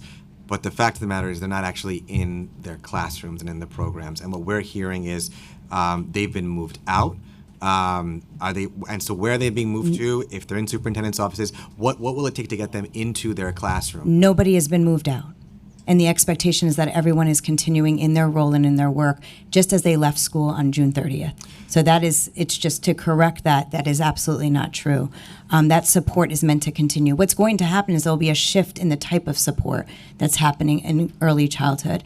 And that support's going to shift simply from classroom teacher to program leader and school leader. So we're not shifting resources away from kids because none of the adults that were working as coaches, working as social workers, were giving direct services to our children across early childhood, but we will be shifting resources closer to children in our district schools. I just encourage you to have the conversations with the instructional coordinators, social workers, because what we're hearing from them and what I'm hearing from them is the exact opposite. They don't know where they're going to be placed. They want to get back to their classrooms. And so if your testimony today is that has not happened, there's clearly a large contradiction there, and I'm very concerned about that. And so my other question is, so right now, if there are children who are experiencing behavioral challenges, who need the support of social workers, how are they supposed to get them if their social workers or ICs are not in the classes? So I appreciate both of those points because we've held town halls with both unions, CSA and UFT, and their members, and this has been reiterated both by the unions and by us in our administration of indicating exactly what the current role and current status is, which is everyone's expected to continue in their work and supporting classrooms and supporting programs in schools. None of that has changed. Chair, if you'll permit me just one more question. Sure. So I just, with the restructuring, if and when that happens, what will be the difference between the instructional coordinators now versus after the restructuring? Will they remain the same, or how will it change? Yeah. Thank you. So the shift will really be from that of coaching of the teacher and a real focus and deep and effective shift of centered on leadership coaching. And so there will be a shift to coaching the program leaders and our school principals and APs to support their own capacity building around instruction to be the best that they can be to support the instructional capacity of our teachers. And that's going to be the shift of our instructional coordinators. And as I stated in my testimony, the shift in the expected role of the social worker will be that to support the point people at each of our schools and programs who are already there centered on family engagement and family partnerships. And so we want to maximize resources, not duplicate efforts. We want to make sure that we're going really deep in effective leadership coaching so that we can have very strong leaders feeling that they're at the best that they can be and supported with all of our resources centrally, while we do shift other resources to support children directly. Thank you. And I just again urge that that discussion happen because on the ground level, we're hearing something very different, and coordinators and social workers who are saying, we just want to get back to our classroom, and we're not in it right now. So I appreciate that, and that's unfortunate to hear because there have been multiple communications in collaboration with their union to make sure that message was reiterated very early on. That is absolutely the expectation, and it's been reiterated from this administration multiple times. Thank you. Thank you. Thank you, Councilmember Shaker. Councilmember Gutierrez. Thank you, Chair Joseph. Good to see you, Dr. Ahmed, Simone, and Ms. Louie. I have a few questions, and so I'm just going to read them off, and hopefully you can answer them because I only have 5 minutes. I do just want to acknowledge that that you have all put in a lot of work in uncovering, I think, what a lot of us knew on the ground, which was that there was absolutely no systems in place. And, you know, I welcomed you in my district. I think you've taken a significant amount of time in working with our childcare providers, centering the fact that they are majority women and people of color and immigrants, and they're serving these communities. So I just want to recognize that, because I know that really matters to you. And so I thank you for that. I just want to get some clarity on a couple of things. If you could just repeat, Dr. Khan, you mentioned that there are some invoices that are submitted that do not result in payment. Can you just clarify what do those invoices look like? What does that invoice look like? And if you could just detail a little bit more of the outreach that DOE is doing to ensure that invoices that are being submitted are meeting all of those guidelines. And then if you can also, in that same tone, if you can just clarify if any of the invoices that are backed from 2020, 2021, will they be reflecting the adjustment in no need for attendance and enrollment, or are you holding them to that requirement up until this change took effect? But I have more questions, but those are the initial ones. Sorry. Okay, great. Do you want to speak to the invoices and the Sure. payment? So those that don't result in a payment can be due to two reasons. Either no enrollment, right? No kids, no payment. Or they had an advance, which most of the providers had a 40% advance in FY22. And as a result of the recoupment process, actually owe the Department of Education money back. Okay. So those would be the two scenarios in which an invoice wouldn't result in a payment. Got it. And then will you be reflecting the change in no attendance and enrollment to those backed invoices as far back as when? So the system change went into effect in FY23, and the associated communication went out to providers to inform them of that. FY22, again, the Deputy Chancellor and I came in at the latter part of the fiscal year. It would be unfair of us to fully shift the process, and also that required a system change to the system that CBOs use, which is called Pre-Kids. So the linkage of enrollment, attendance, and invoice still applies to FY22, but it does not apply to FY23. Okay. So I'm encouraged by hearing that there is a mechanism at the DOE that does advance payment to some of these centers. Is that a practice that will remain at the DOE? Okay. Because I'm just concerned that a lot of what I'm hearing is penalizing these centers, right? If for whatever reason, I mean, I'm shocked, but you all have the data that centers are not providing, that invoices are not being submitted on time. I know in District 34, my providers, I think it's a challenge for them that they actually can't submit more than one at a time. I'm hoping that will change. That is also a huge challenge because they're kind of just sitting and waiting until they get the green light to submit a following one. So I'm encouraged. I want to understand how the advance works a little bit, but maybe that you can do that sidebar, because I just want to get through these questions. I'm sorry. I would like for you all to clarify, what is the kind of support that the for-profit centers have? I know the non-for-profits are being encouraged to take out bridge loans, which are no interest or low interest. I hate that that's even a system. I don't think that, especially in communities of color, that we need to encourage these nonprofits to take out loans to make payment when we should just be paying them on time. But what is the plan for the for-profits that I know don't qualify? I have a daycare in my district that the director personally took out a $150,000 line of credit. So if you could answer that quickly, sorry. So do you want us to do the for-profit or the prior advance one first? Let's do the for-profit. All right, you want to do the for-profit. Unfortunately, from what I understand in regards to city resources, there are minimal to no, I would believe, interest-free loans extended to for-profit organizations. But I just want to be clear, we want to get to a point where no one has to depend on a loan, to your point, council member. Yeah. We want to process and register their contracts so they can easily access an advance and begin invoicing immediately. But to your prior question, I want to say and make it clear, it's no blame game here. There were issues on the side of the Department of Education, and we had to improve process, create structures and infrastructure, and deeply improve customer service. Yeah. The Deputy Chancellor has been providing early childhood services and education for over 2 decades, and many of those years have been in the city. I'm from this city. I've gone to New York City public schools, and Me so too, is my girl. 10-year-old. So this is a personal and professional vested interest of ours, so we understand the urgency. So I just wanted to share in that Thank and you. state that we are equally frustrated. Thank you. Chair, can I ask one more question? I'm so sorry. I'm going to ask this question, but you don't need to answer it. I just want to understand if we've learned any lessons from the COLA disbursement that was not made in 2020, and how are we planning for it in the future, but you can submit that later. But the question that I would like to understand is there was funding allocated in this year's FY23 budget for providing $10 million in childcare for undocumented families.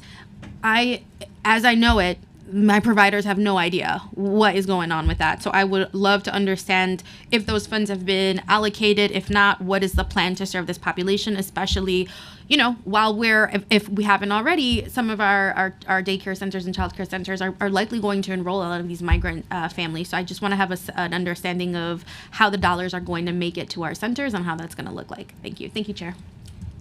So the administration is very grateful for the council's partnership on that effort with the $10 million. And those dollars are actually appropriated to ACS. So ACS is committed to and actively working with community-based organizations with strong ties to immigrant communities to administer those funds to those programs. They expect to actually launch in early 2023. Children receiving assistance through this program will be able to attend licensed, home-based, or registered center-based programs across the city, including those that are DOE contracted programs that also accept private pay. That's the nuance. As you know, undocumented children also have access to 3K and pre-K programs funded by us, mostly through our school day and year. But any particulars, we would have to actually refer to ACS as again, those funds are not administered through DOE.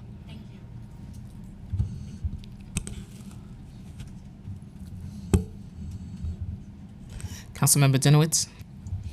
Thank you, Chair. First, Dr. Ahmed, I want to thank you. It's not always that we have educators in these important positions. So I want to thank you for being an educator, being a principal beforehand, and taking those experiences to the DOE. I imagine that when you were a principal, you'd have a hard time if the DOE didn't give you the money to do what needed to be done. So many of us became educators because we love education, we love our students, but that doesn't pay the bills. And so we're in a situation right now where so many of our schools aren't able to pay the bills. I have a little issue with the invoice, the way that's being spoken about, because what I'm hearing is that CBOs are not, I'm speaking specifically of CBOs, are not submitting invoices. But I have CBOs in my district who haven't gotten paid since January. I know in other parts of the city it's since before then. So I really just want to first ask, is it that they don't pay the invoices? So school, let's say, who's owed money from January, waiting for the invoice money, can't pay February, March, April, etc., or they're unable to pay the invoices? And do you differentiate between those two numbers? Between CBOs who can't submit invoices because they didn't get paid for the previous one, or choose not to for whatever reasons you said earlier? Do you differentiate? It's just yes or no. Yeah. So again, we won't be able to speak to the earlier part of the fiscal year where there were absolute delays in payments, right? And okay, so in that process. Okay, so if you can't, you can't. But I'll just tell you that it seems across the city, schools aren't being paid. And I understand you recognize that there are issues. I appreciate you for recognizing that. But we got to do more because it's a cycle of problems, right? And it seems questionable, but between Councilmember Shaker's question was one of mine about instructional coordinators and social workers. I've been told some of them have been asked to reapply for their jobs, and then we're just sitting in the office for a month, and then we're told they would do classroom visits without getting clear guidance as to what they should be doing in the classrooms.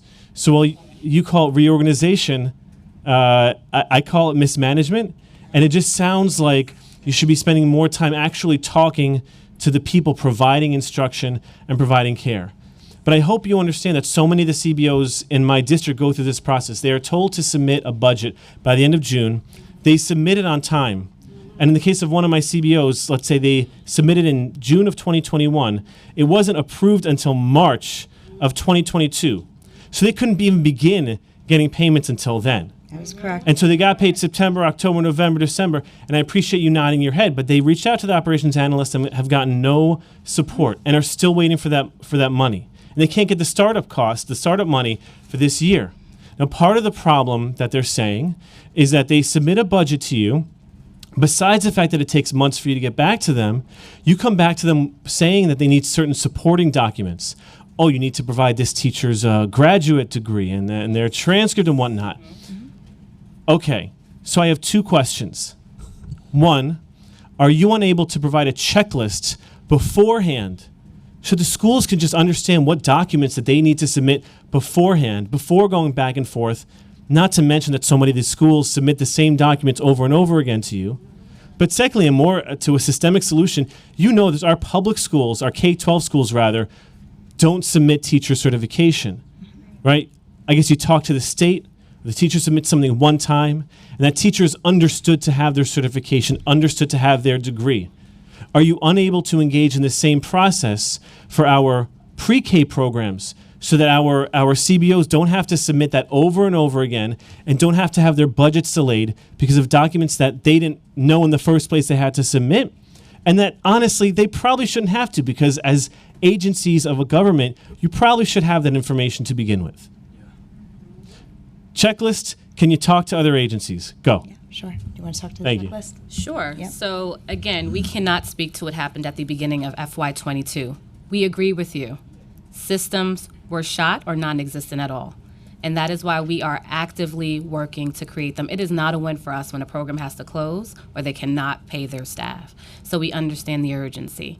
But speaking specifically... But just to be clear, we're in FY23. Right. And these schools have already submitted their budgets, and they're also dealing with last year's thing. So I just want to make that clear that they have already submitted their budgets. They've submitted their budgets, Yeah. and they have been issued in advance. And we've already been paying out invoices for FY23. So I do not want to over promise and under deliver, but I am going to go out on a limb and say 23 is already off to a better start than 22. But to answer your questions around checklists and clearly delineating what documents were needed, again, we can absolutely improve systems. We can absolutely make that clearer. We cannot speak to what was said at the beginning of FY22. We are still getting invoices now for the beginning of last fiscal year. And that can be due to a host of issues and a host of reasons: late contract registrations, late budget submissions and approvals, and the late submission of invoices. But I think what we are all saying is the same thing. We want to get providers paid, and we want to get them paid timely. Okay, I think you should, for your analysis and for us to be able to have proper oversight, you should differentiate between those CBOs that aren't submitting invoices because I guess they don't want to for whatever reason, and those that are submitting late because necessarily the invoices have to be submitted late because they haven't been paid by you, the DOE. Not, you don't have the wallet to do that. And for $1.9 billion, I'd expect the system to be run a little better. But can you commit at least to making a checklist so that these CBOs know what documents to submit when they need to submit the supporting documents as they submit their budget? Is that something you could just say, yeah, we'll do? That's easy enough? Absolutely. Okay, and just to clarify, CBOs, their employees are not that of the DOE, which is very different from a public school. So but they have the same certification, right? Not in all they have instances, degrees. no. Not in all instances, no. So I'll ask it differently. Can't you just keep a list, because these CBOs are submitting the same employees year after year? Are you barred from keeping a list of these employees and not asking year after year for the same things over and over again multiple times within the same year? And I know my time's up, so I'm just going to leave that question at that. And also, my friend gave a great example. In my district, the operations analyst is the only person they can really talk to liaise about issues. That person's out. They only found out that person was out because they ran into someone else from the DOE and happened upon that information. That's somewhat unacceptable that there's only one person. And as my friend said, she's like, at my kids' school, we have a magnet that we put on our fridge. Head of the parent coordinator is this. If you need to talk about bus service, call this number. You need to talk about academic, whatever, social work, call these numbers. Mm-hmm. Can you also make a magnet with phone numbers on it so that our CBOs have more than one person to call when there are different issues? Checklists for the budget submissions and other phone numbers to call so we can actually work through these issues, because I believe you when you say you want to work through these issues, but they have been worked through and it's not getting worked through in the current system. We don't have a magnet, but we have sent out communication with a list of people that providers should speak with. They have a respective analyst. Analysts have a supervisor, and supervisors have a supervisor. And so we've provided all of that information so that at any point you're not getting the service you need, you deserve, or there's a lack of service, analyst is out and they don't know. There are multiple people after that you can contact, as well as contacting us directly, which many providers have, and we welcome, right? I know my time's up. I highly recommend. The magnets. No, not the magnets. It was just an example. But yeah, class list, whatever you call it. I highly recommend you spend more time visiting these CBOs that are doing incredible work. Absolutely. In debt because of mismanagement. And I just think you need to hear directly from them, because there's a lot that's being lost in translation. It sounds like you're being told things that aren't true or are, painted with looked at with rose-colored glasses. And so I highly encourage you to do those visits. All of us have highlighted problems here. Highly encourage you. You're welcome to come to my district or any one of our districts, and you will see it firsthand. Thank you for your time. Thank you, Chair Joseph. Thank you, Councilmember Zinowitz. Councilmember Hanif? Thank you so much, Chair Joseph, and thank you all for joining us and being super patient. And thank you to the admin for your patience as well as we ask you some of these tough questions and coming prepared. Thank you for that. So I'd like to just check in a little bit about asylum seeker school-age children. We know that thousands have arrived over the last several months. Could you share if you have a number of how many school-age children have arrived? We don't have a number specifically for birth to 5. We do know, though, a number of our programs in our schools with 3K and pre-K have been enrolling children of families that are seeking asylum at this time. Could you share how many asylum seeker children are currently enrolled in early childhood programs? Again, we don't have that information. So when we enroll even in any of our schools, specifically for, again, to the point of different funding sources, equal different types of seats, which equal different type of eligibility for families. But for many of our seats, there isn't a requirement for information necessarily about citizenship or documentation. And so that number's not being tracked in that way. The DOE, though, is tracking the numbers of the families that are seeking asylum that are coming into our schools and that we're enrolling. And so when we have more data specific to our birth to 5 population, we'd be able to share that. When might you have that information? We would hope sooner than later. I think, enrollment is in flux and enrollment is happening on a daily basis. Got it. So just to clarify, the data on asylum seeker children are not being tracked. And so you wouldn't be able to give me like how many are currently enrolled, waitlisted. It's not being tracked right now, right?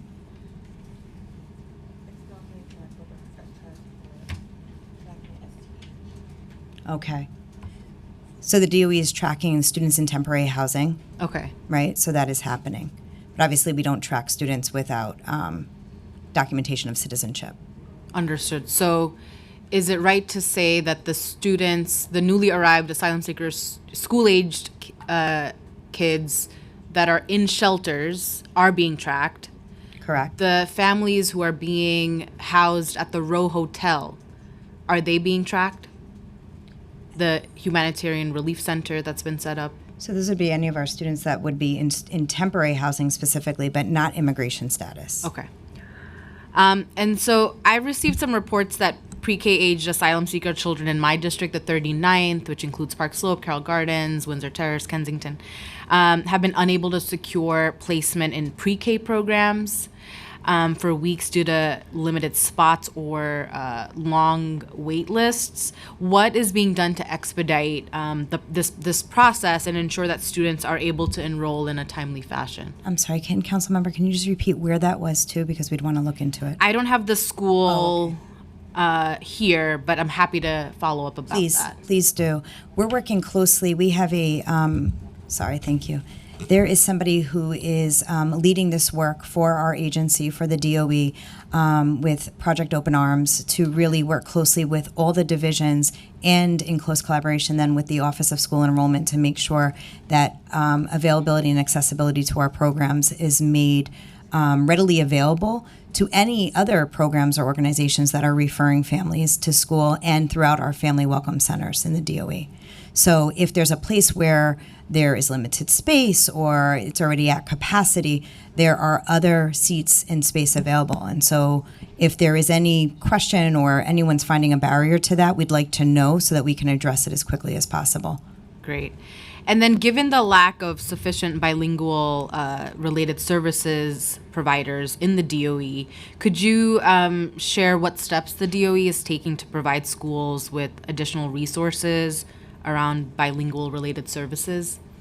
So for our portfolio in particular for early childhood education, we are very accustomed to having classrooms with a number of children whose primary language is not English. And for this age group who is developing language in the moment, both in English and or their home language, there are several approaches and stances that we take within the classroom of teaching practices to really support the language proficiency and the development of language for our multilingual learners. And so that is ongoing. That hasn't changed. That won't change. That will only get enhanced with greater professional development supports for our classrooms. So if additional supports or resources are needed with any change in population or influx, that's something that obviously we would be looking at and be very centered on.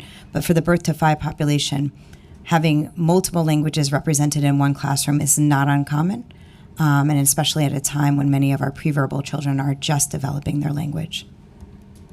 Thank you.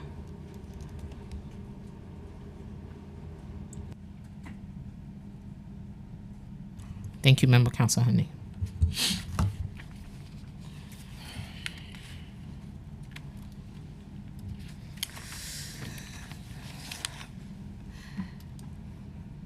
One of my colleagues who had to leave had a question. She wanted to know what we know that you've been hearing enrollment decline. She said, what are the marketing plans for recruiting and retaining students in the system? Speak to any of the OC work, or I can. It's up to you. Yeah, sure. It's twofold. There's certainly a marketing piece that I think we spoke about earlier, and really being able to support specifically many of our providers and small business owners who may not afford to have the resources to do additional marketing. And so that is some of our work in the DOE of making sure that we are publicizing all of our programs in all of our settings. We've heard multiple concerns from providers that they feel that their programs aren't being included in some of the outreach that's done throughout and across our agency.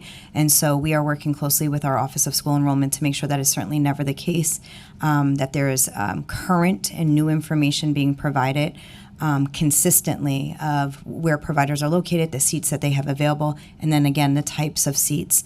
So in terms of all of the marketing that happens throughout the DOE, all of that is included for birth to 5 as well. So media and press and advertisements, and then again, a very dedicated outreach team through the Office of School Enrollment that is dedicated to the birth to 5 portfolio.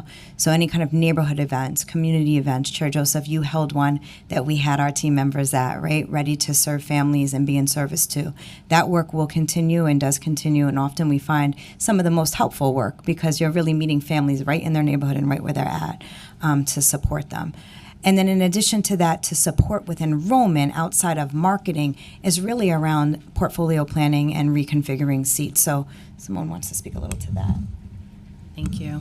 Yes, so sometimes the needed supports extend beyond marketing. So what we have been doing within the parameters of the contract is based on, again, community and family need and provider preference and conversations, in conversation with providers, reconfiguring their slot types to best meet the needs of the community. And we're committed to looking at that and evaluating that on an annual basis because the needs will change. It's not static.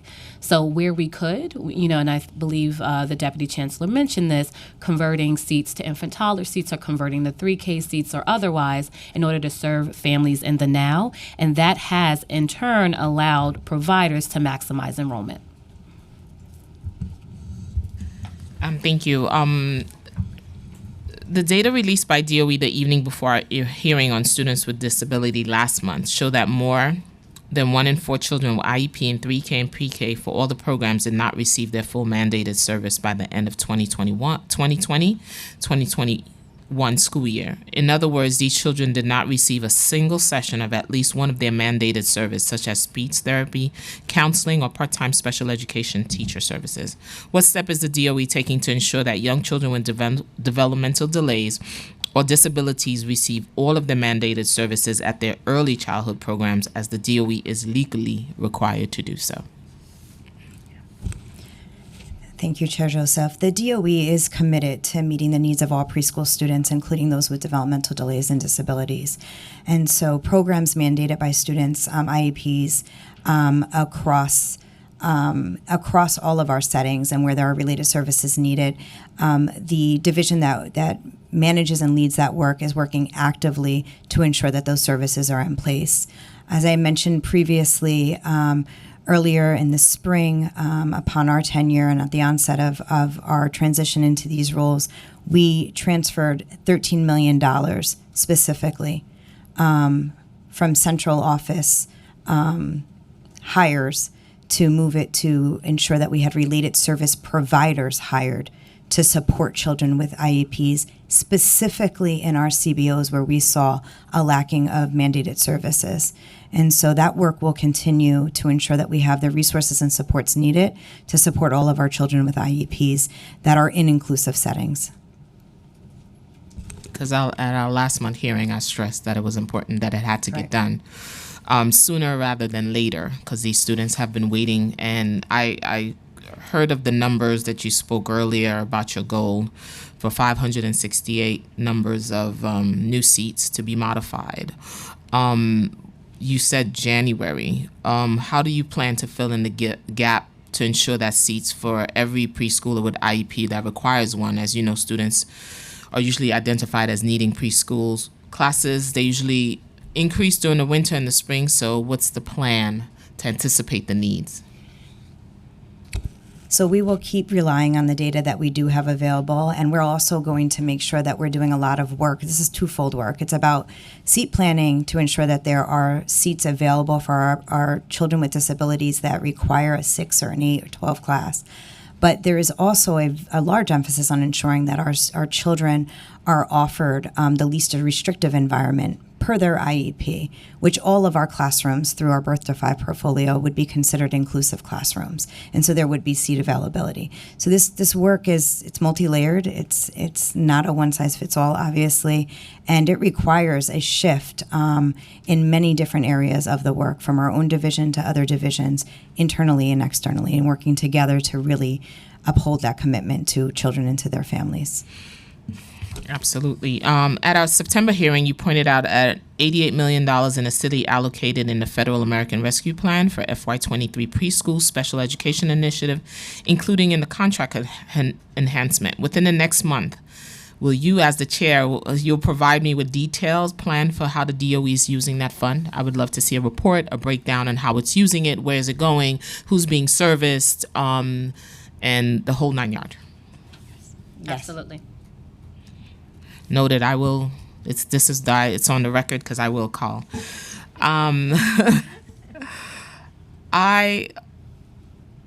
Parents are concerned about their young children's development, having the right preschool special education evaluation, but we've heard from significant wait time for children to be evaluated.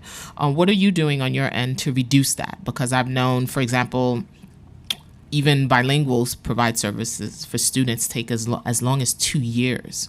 Parents call, they email me. As the chair of education, whatever's happening in education, they don't necessarily have to be my constituents, but I hear from them. They email, they call my office, they set up meetings. So when I have these hearings, it's not just to benefit my district, but this is New York City. That's the commitment I made to New York City children, to be their voice and their ally and their champion in this seat. They sent me with a mandate to speak up for them because they can't. So when I reach out, I don't want anyone to think I'm annoying, but this is for New York City kids.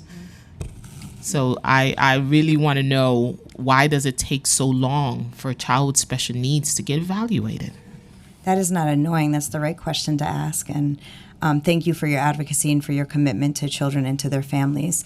The DOE is committed to this work, and I think they do recognize, and as we've mentioned even in other areas, the backlog, right, and the delays. And so I know that I am working closely with my colleague, Deputy Chancellor Quintana, who oversees the Division of Teaching and Learning and oversees the work that's happening to evaluate and to issue those evaluations and make sure and monitor and track the progress of getting those done in a timely fashion. There's a lot of work that's being done in her division to make sure that that is improved, that families are supported, and that evaluations are absolutely happening in the most timely fashion that they can. And children deserve no less, and we certainly recognize that, and we're committed to making sure that that is the case. Thank you. How about our most vulnerable students living in alternative housing? We have a lot. In the last 10 years, if anybody wasn't paying attention, we had 60,000 when I started as a teacher. As I'm leaving the system, we doubled that number in 114. So that's a series of things that happened that got my students there. I noticed the numbers increase. So how many and what percentage of children living in alternative housing are age eligible for pre-K that's currently enrolled in pre-K programs? It's one of the most painful things that I saw as a former principal. In my work as a principal, I was working with young parents, so sometimes as young as middle school aged, high school age, and their young children as young as 6 weeks. And we had a number of our families living in temporary housing. And so when you see two young people, right, an infant, a toddler, and a young person in temporary housing, and being so relentless to be up in the morning, out to school on time, and looking to us for our support, it was both inspiring and also very painful. So we certainly understand the urgency around that and around that work. I'm going to turn to Simone to give you some specifics around our children in temporary housing, the supports that we're currently providing for children birth to 5. That's okay. Thank you. So I think some of the statements today that resonated with us, much of it was around coordination across the city, and we've been in improved communication with our K through 12 population within our agency, right? Because those coming and starting in early childhood will ultimately age up and into our K through 12 population, working with the Department of Homeless Services so we can coordinate data along with HRA, ACS, right? Because they too support vulnerable populations, those, of course, including students in transitional housing. So we are providing direct support to all providers across all age ranges and program settings that are not just generally struggling with recruiting efforts, but in reaching and doing outreach to families, vulnerable families who are in transitional housing, because we want to find them and ensure that their youngest children have a place in the early care and education system. So what we are trying to do is really hone in and get some reliable data so we can coordinate service provision. And then I will actually get back to you on the particular data point of how many children we're serving right now. We owe you a lot of data, Chair, and we promise to get it over to you. I'm an educator. Homework. Gotta give in your homework. Another population I'm gonna students in foster care. How many do you have that are currently? That's my heartbeat right there. That's my heart. That's another data. Yeah, that's another data point. We have to get back to you. You hear that, right? Lots of homework. Yes, lots of homework. Lots of homework. We're pleased that I was very happy to see the mayor's blueprint for early childhood education, including increasing outreach for enrolling families with students in temporary housing. What's the status? Are any efforts underway, and how can you tell us about your plan or current efforts? I think it's much of what you've outlined already. Yeah. Do you want to reiterate some of that? So, we participated obviously in the development of that plan, and we are equally committed, just like our sister agencies, to all of the items outlined. One of our major commitments is around the optimizing and providing care where and when needed, and it's everything we really did outline here as it relates to workforce development, providing quality care and education, including compensation equity for our workforce. All of those components are, I believe, DOE is tagged as participants and owners of those particular items, and we are working with ACS, CUNY, and others so we can actualize those. We don't have an update to provide at this time, outside of maybe some particular data points on our efforts, again, which we can provide around conversions and seat changes. But the larger efforts around compensation, equity, and workforce development are fairly underway. Okay. This council, majority women, made sure that we fought to have shelter-based community coordinators to work in shelters. With coordinating with Office of Temporary Housing, how are you connecting the two with early childhood programs? The coordinators from the shelters with early programming. How are these two connected? So I'm going to put on my former hat for a second, which is I used to work at Department of Health and Mental Hygiene, and knowing that they did include those particular settings into Article 47 of the Health Code, understanding that there was need there, an unmet need, and identifying the liaison as one of the particular roles. So mentioning and going back to the in-agency coordination is working to, of course, identify which of the populations, through using obviously the OSIS number, are students in transitional housing, so we can coordinate care. And those liaisons, to your point, the goal is to also find more permanent long-term care for children in transitional housing, especially as they get more sustainable housing. So we are working obviously with the Office of Transitional Housing within the agency and other agencies so we can coordinate service delivery. Thank you. How are we addressing our students that have behavioral challenges? What kind of support are you providing for the providers and the parents and the child as a whole? So, Chair Joseph, thank you for that question. When we think about our young children, though, we have to think about their individual developmental needs. And so while some children may exhibit behaviors that feel challenging, we also have to recognize where they are in their development and meet them where they are at. So the expectation for any effective early childhood teacher in any of our programs is to really ensure that they're tuning into what those needs are, they're making those connections with children, and then we're really assessing that child's learning and that growth and that development and using that to plan for them. And then this is where, obviously, we want them to be able to lean in on their program leader for support and for guidance if there's next level support that's needed. And clearly, our instructional coordinators and social workers in their current role who are doing that work to support them as teachers and the shift to supporting leaders. And so it's hard to say that if there are behavioral challenges, because I would really look at this and really think about the developmental needs. Children have strengths, they have needs, they have goals. And so we're going to have to look at each one of those children individually and make sure that we're planning appropriately for their individual learning at this age. Thank you. One of my colleagues just texted me about dual language programs in early pre-K. Approximately 40% of children in pre-K came from home with a different language other than English. What are you providing in dual language settings? How was the setup? And how many families do you have that are currently enrolled? And how many dual language programs do you have across the early childhood program? Right.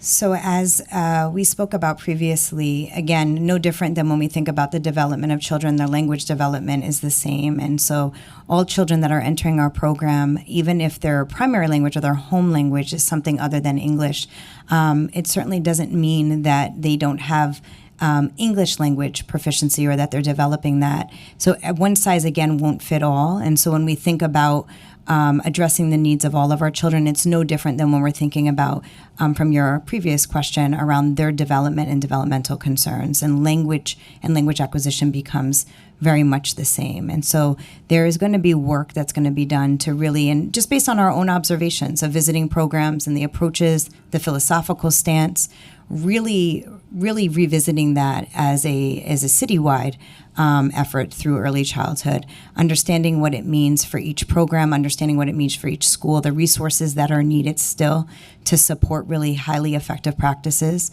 to attend to the needs of each of our children, both from language to development of any other area, is going to be really critical. Thank you. I'm going to end with my questionings. I'll just be waiting for all the homework assignments that I've assigned today. Thank you so much. Thank you. And we look forward to continuing this work. It's a lot of work, and we have to do it, especially for our youngest members of New York City. That is Thank correct. you. And thank you for your partnership.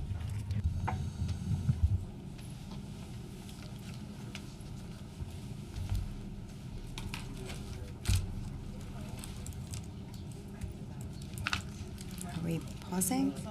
Is that? My next panel will be Union, Rosemary St. Clair, CSA versus VP. Joyce McClammy, it's been a long day, Vice VP of Local 205, DC 37. Robert Ramos, Local President 205, DC 37. And Barbara Reeves, Member Local 205, DC 37.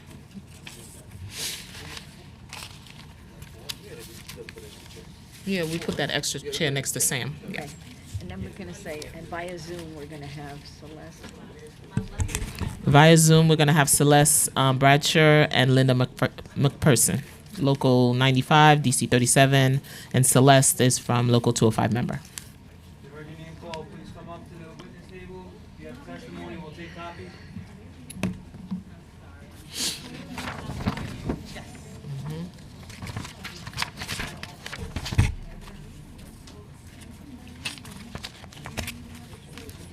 Okay, time for the transition. Okay. Oh, thank you. Beautiful.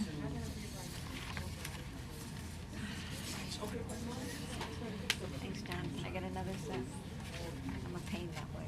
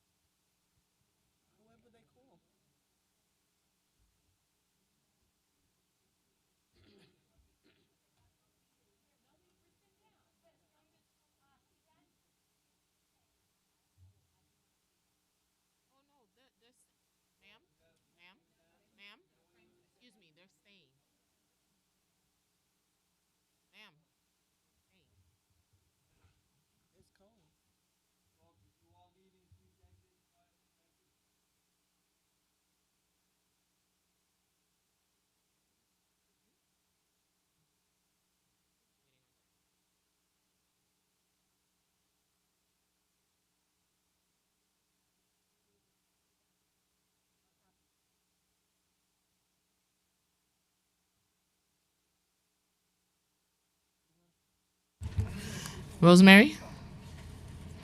Go ahead. Good afternoon. On. Good afternoon, Chair Joseph. As you know, my name is Rosemary St. Clair. I'm the first Vice President of CSA, the Council of School Supervisors and Administrators. We represent the thousands of professionals who provide leadership in our public schools, central office, and in our city-funded early childhood centers. Thank you for this opportunity to speak on behalf of our early childhood directors and assistant directors. As we all know, early childhood education provides a strong foundation for the development of our children. Extensive research have confirmed how early childhood programs positively impact our students and communities. Unfortunately, there is a contradiction between what our city says is paramount and the resources given to support these priorities. So as we heard, as you mentioned before, at this moment we have early childhood programs unapproved budgets, which lead to unmet payrolls and prevent centers from getting necessary resources to support their daily operations. We respectfully request that the City Council exercise oversight, which you're doing now, to expedite budgetary and invoicing approval process to centers so that they can get the needed resources in a timely manner. In addition, the leaders of these centers still earn far less than their DOE counterparts. Even though virtually all have the same administrative duties, many have the same credentials, the historic pay inequity is especially troubling because 92% of early childhood directors and assistant directors are women of color. Since the city would not bargain in good faith to resolve this inequity, CSA was forced to file a discriminatory lawsuit against the prior administration in 2021 on behalf of our 171 early childhood directors. This disparity is particularly egregious given all that our early childhood directors and of course the teachers have done for our city throughout this pandemic. Since March of 2020, early childhood educators have been a lifeline for our city's families. They epitomize the term that was given to them, essential workers, as they have worked in person over 10 hours each day, serving students at a great risk to their own health. As they did this all without a contract since September of 2020. In November of 2029, the city embarked on a pay parity initiative to ensure that teachers in city-funded centers were paid equally to those working in district schools, which is surely good. Yet they have left out the directors of these same organizations. We know that pay equity, and particularly pay equity for women of color, is a priority for this city council. We ask that you stand with CSA to demand equity for these leaders who have been taken for granted far too long. We ask that you urge the mayor and his team to finally settle our lawsuit and do not pass another budget unless it includes funding to resolve this disparity. And also thank you, Chair Joseph, for all who attended the early childhood rally today. That was awesome. Thank you. Thank you. Joyce McClammy. Good afternoon. Thank you, Chair Joseph, for hosting this hearing. It is much needed, and working with our community-based daycares, I'm coming to each and every one on behalf of community-based daycares. Since we've been under the umbrella of DOE, community-based centers have been suffering and going through hardship time and time again. We have gone to the mayor's office, we have had conversation with DOE, but to no avail did we get satisfactory answers. Directors have complained about no startup money. Now, I get it. They say that if you don't have your invoices in, if you don't have this and that, then your money is being recouped. But in the meantime, we are still there working, providing a service for women of color, single parents in our neighborhoods. Daycare is a fundamental necessity.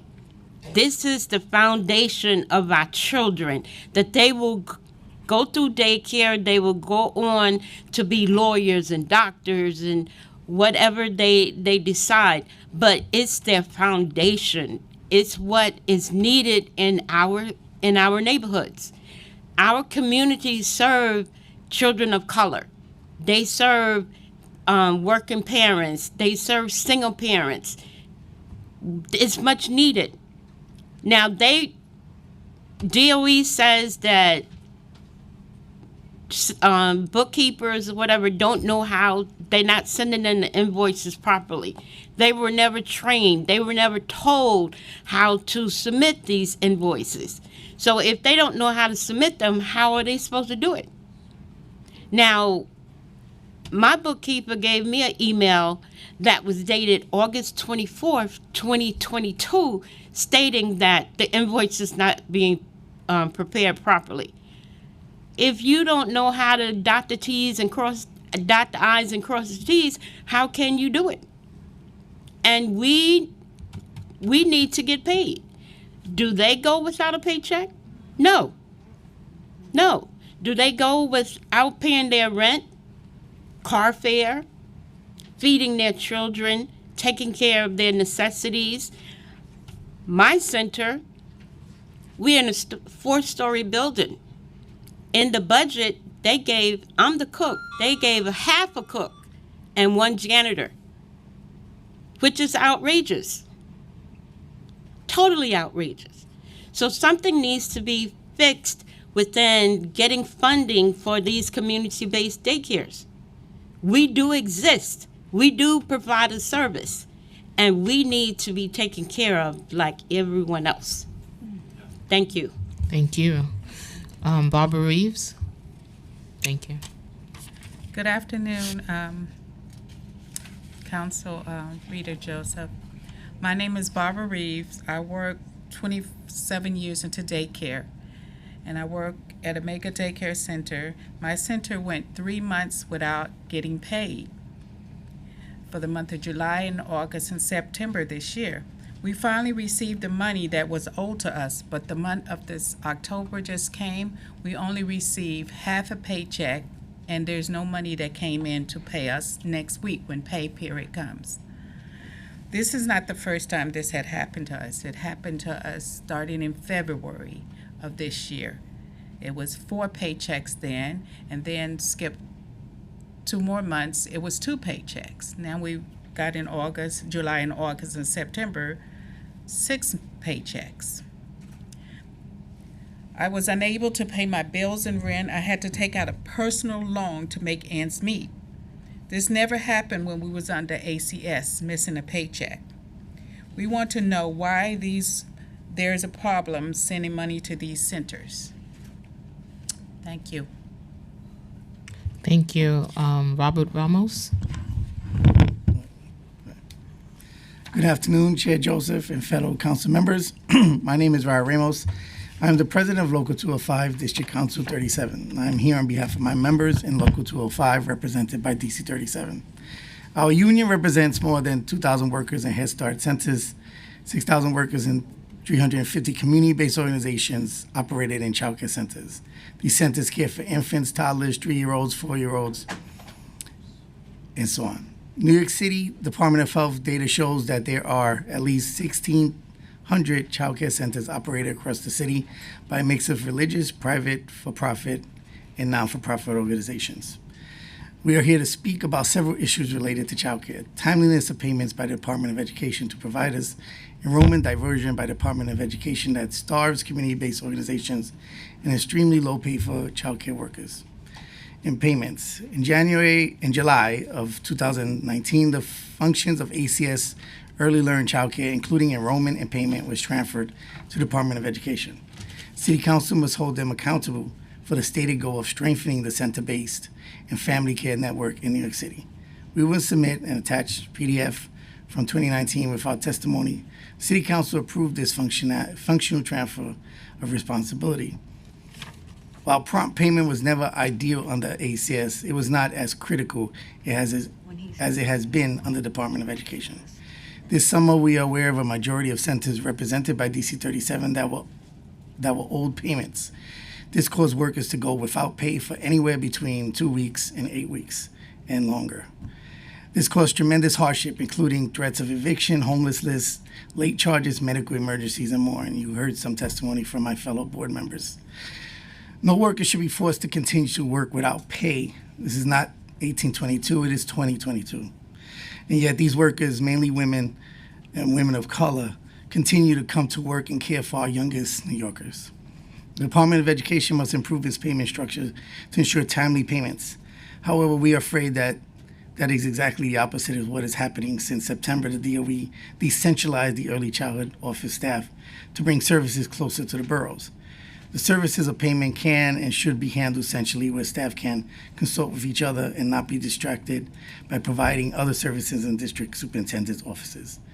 News reports, including the Daily News, indicate many staff have left in frustration over decentralization, which will further complicate matters for CBOs. That's a lot. I could more. Enrollment. So Center-based enrollment providers rely on a mix of children from 02 to 04 in order to create a funding stream. The staff ratio, well, I'll get you, so we know the staff ratio, so I have nighttime. The problem is that you have families going that want to put their child in a certain center, and they're being diverted to centers that are not in their district because of, as was testified earlier, this whole restructuring of need in a certain area.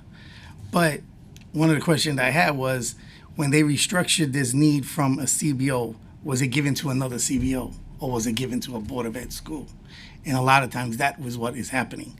The CBO is losing the child to a school, a public school in another district to fill up those slots and leaving us starved for children, right? So you have this cycle where the the Department of Ed is approving the parents. So they give us the kid, right? But if they take that kid somewhere else, we then don't have a child, which then the DOE is going to say we don't reach our quota. So now we're in this cycle of they control it. So you're starving us of not having our kids and taking them to the Board of Ed and then not telling us we can't get reimbursements because we don't have enough children. And that's the problem that's going on. Just one more thing about low pay. We know that there was a pay parity, but not all teachers in our center are qualified. So there are teachers who have worked many years who are not certified, but are doing the same job. And we have to work to get their salaries closer to what it needs to be. And that is also not talking about our support staff. Our support staff makes $15 an hour, right? I mean, not saying anything about working at McDonald's, it's a job. But we are taking care of the most precious things that people have. They send them to us. And you have cooks feeding hundreds of kids every day. You have janitors cleaning who came during COVID to clean centers, right? And put their jobs and their lives and their families at risk, right? We came to work, right? I was there in August before Board of Education teachers. My kids were still getting homeschooled. Right? They were still at home on Zoom while I was at work taking care of kids. So parity has to be across. Our support staff need to get paid more. Teachers that aren't certified need to get paid more. And certified teachers need to get paid to the level of the increases that the Board of Ed is getting. And that's my testimony. I want to thank everybody that's here and everybody that does the rally. Thank you. Thank you so much. I'd like to call on Celeste Lane Bradshaw and Linda McPherson.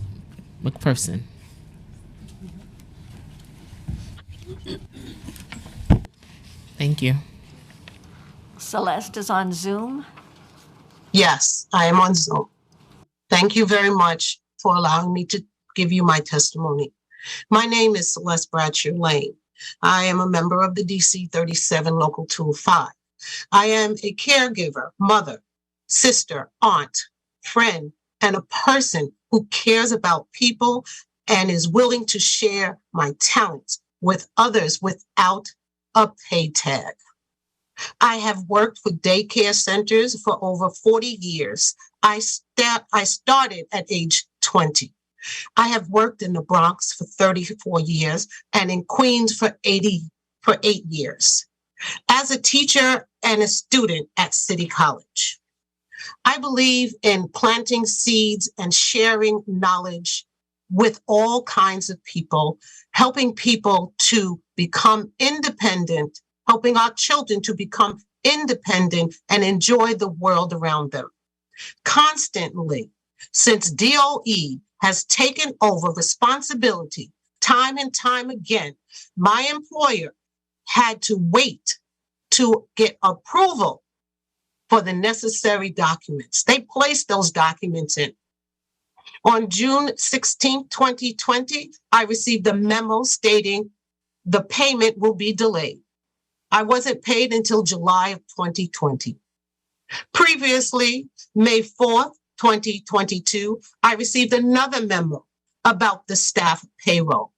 This memo said, "We regret the info you due to lack of fund provided by DOE.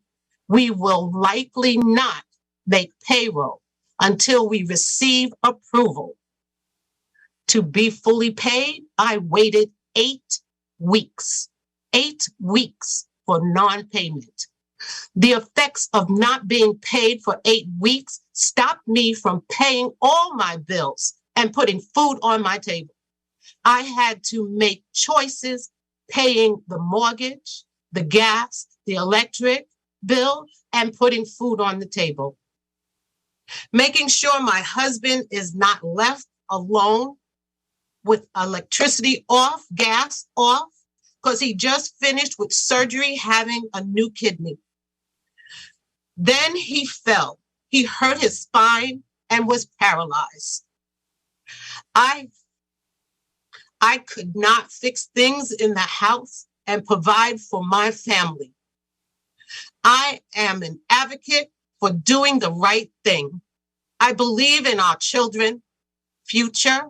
Therefore, protecting the future of our children is my passion in life. We need to protect our children, the people we work with, the ones that we share our lives with, Time expired. and we cannot do that.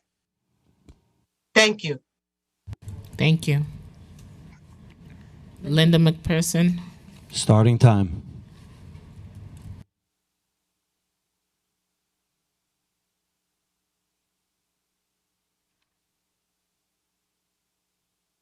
Hi, good afternoon. Good afternoon, Madam Chair, and all the City Council, and everyone that's on the panel, and everyone who attended the rally today. I thank you. My name is Linda McPherson. I'm the president of Local 95 and DC 37. I work with Head Start, and my sister local is Local 205 Daycare. And it is unacceptable that we have staff that's not being paid because of lack of funding. This, I don't know about the receipt system, because for the years I've been in Head Start, I've been here since I was a parent in Head Start. That's how I started, and moved up to a family service coordinator. So what I'm hearing here today is really appalling, because agencies are not being paid, and agencies are closing because they're not being paid. This means families are not being serviced, and that means the unemployment rate is going to go up, because then we don't have these staff in their programs where they ought to be. So if we're saying we care about children and families, then this should include the staff that works with the children and families. Because if they're not there to provide the services for the children, then how can we have a center or any child care program? I believe that funding should be upfronted to the agencies on a budget, based on their budget, and they get that money up front so they can pay their staff and fulfill all their obligations that they must in these child care programs. It is really not acceptable, and they are not for-profit agencies that can gain money from their enrollments.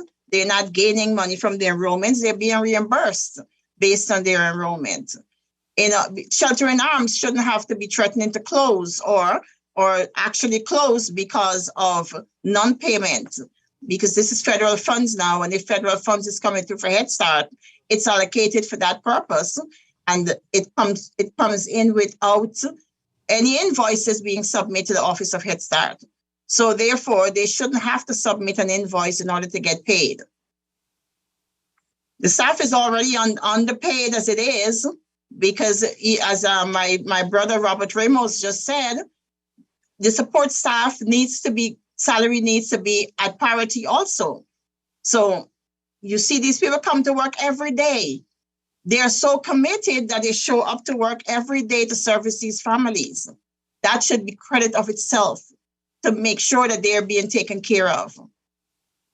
So not paying staff is very unacceptable, especially for 8 weeks. That's too long. I've been in Head Start for almost 30 years. And expired. This was unseen. So thank you for listening to me. And I hope this helps, and I hope this pushes for the programs to be funded on time. Thank you. Thank you. Thank you. Next panel, Sarita Subramanian. Sarita? Okay. Sanja Neal Turner, Johanny Ruse, and Omar Eatman. I butchered your name, sorry.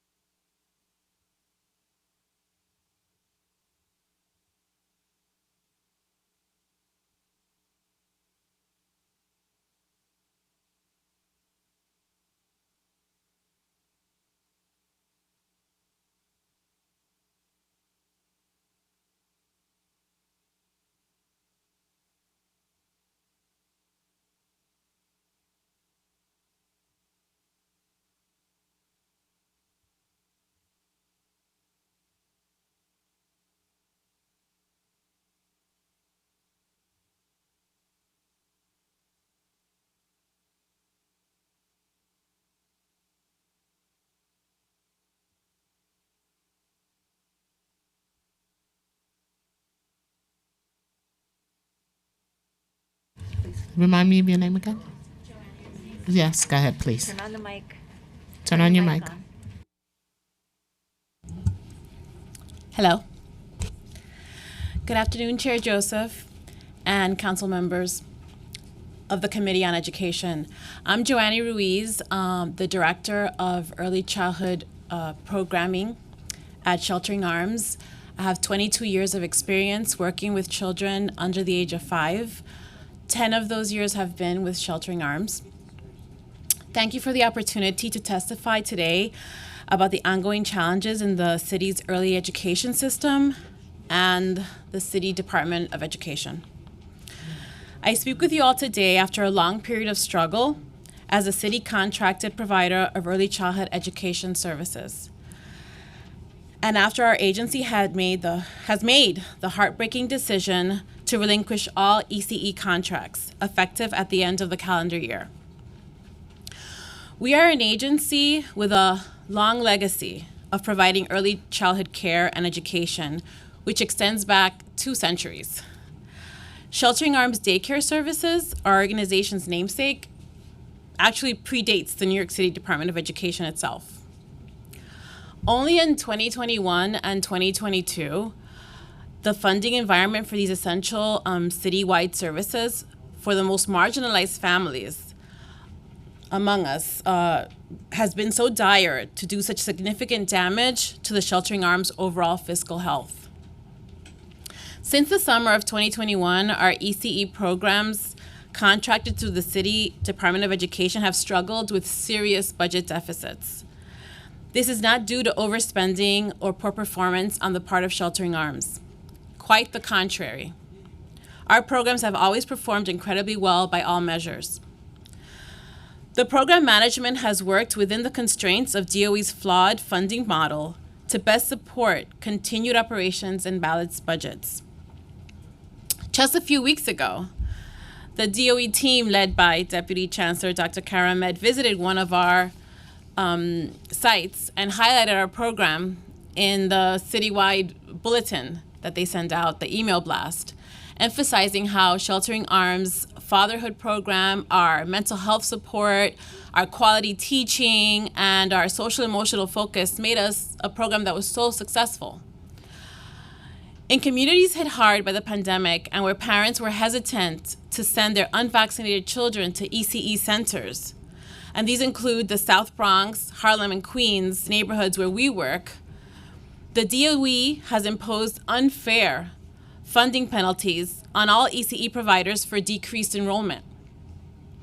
This year, the total funding made available to Sheltering Arms to run our programs was only 75% of the full contract amount, leaving us with a budget deficit in the millions of dollars. This funding model just doesn't work. We cannot pay 75% of the rent, and we cannot pay 75% of infrastructure and expenses. Our story is not an anomaly.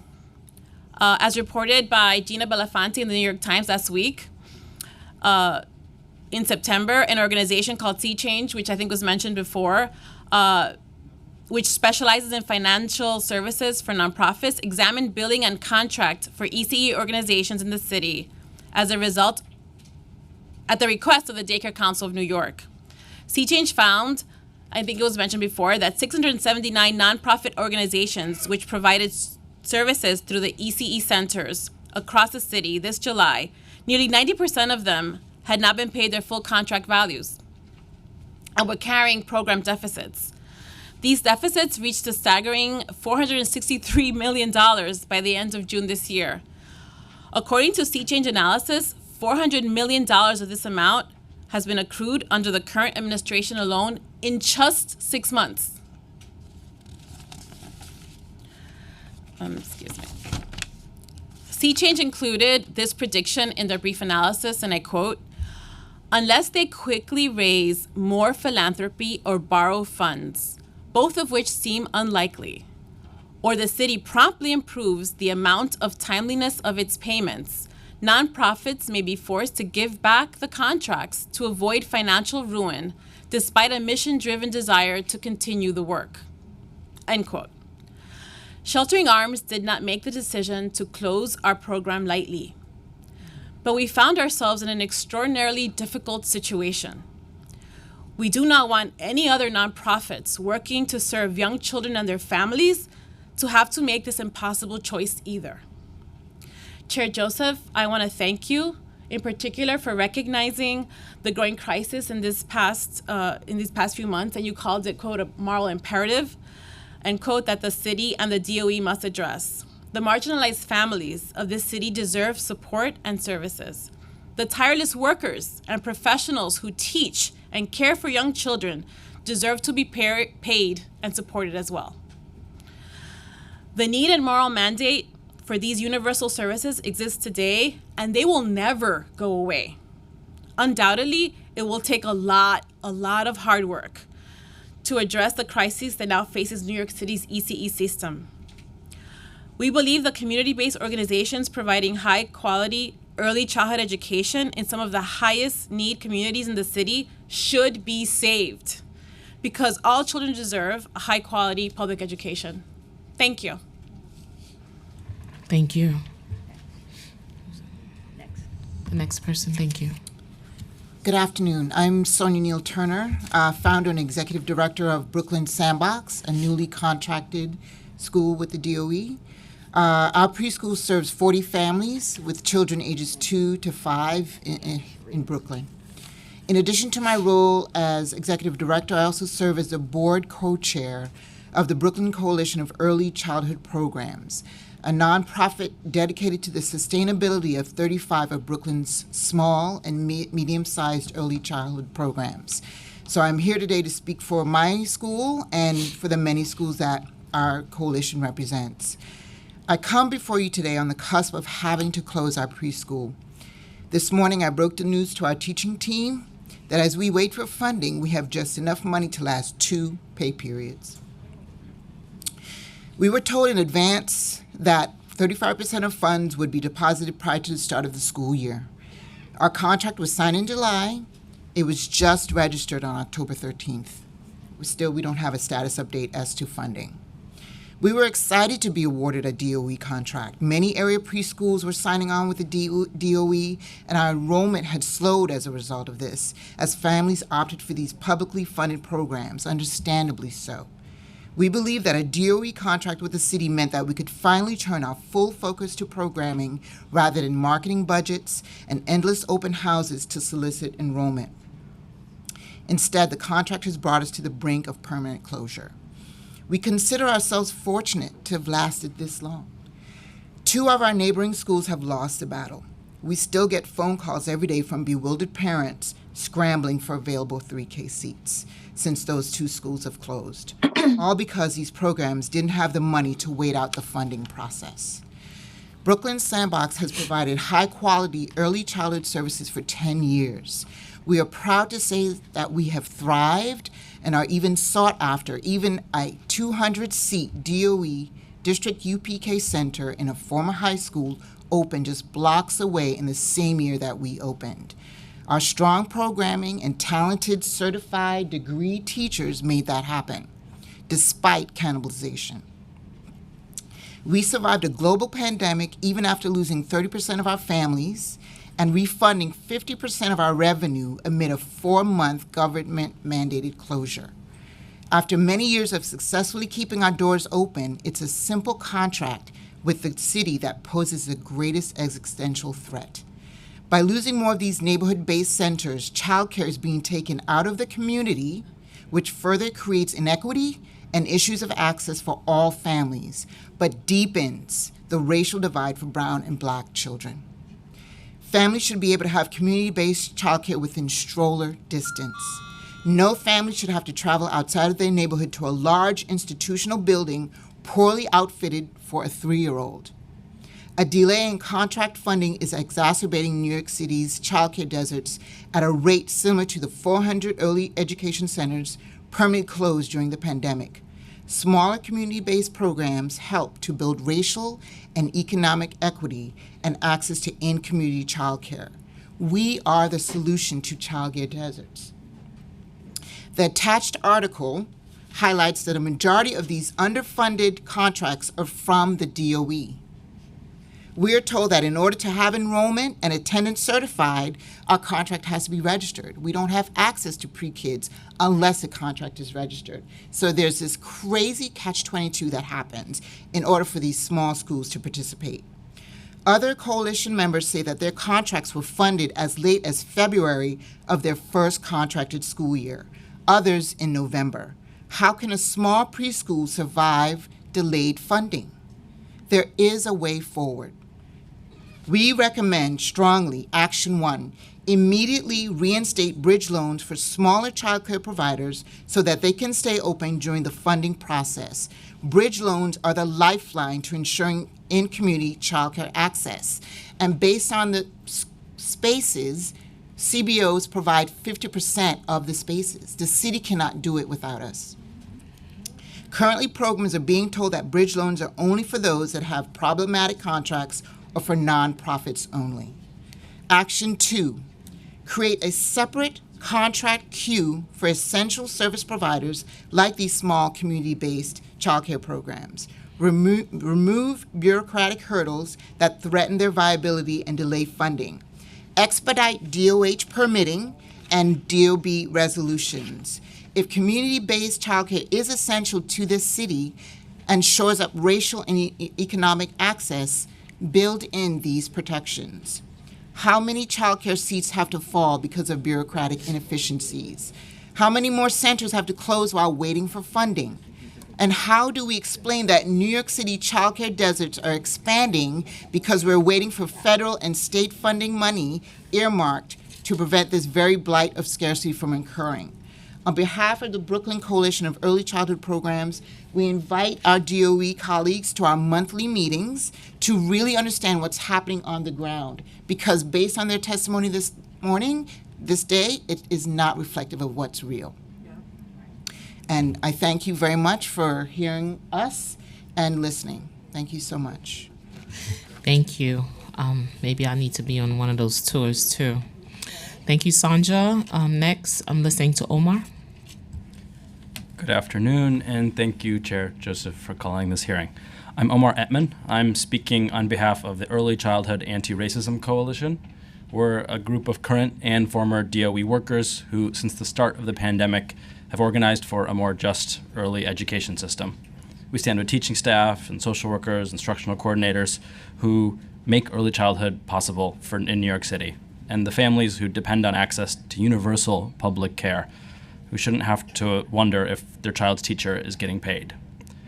The Early Childhood Anti-Racism Coalition, we were big critics of the last administration. We advocated for fair pay for teaching staff and CBOs and a true end to gifted and talented.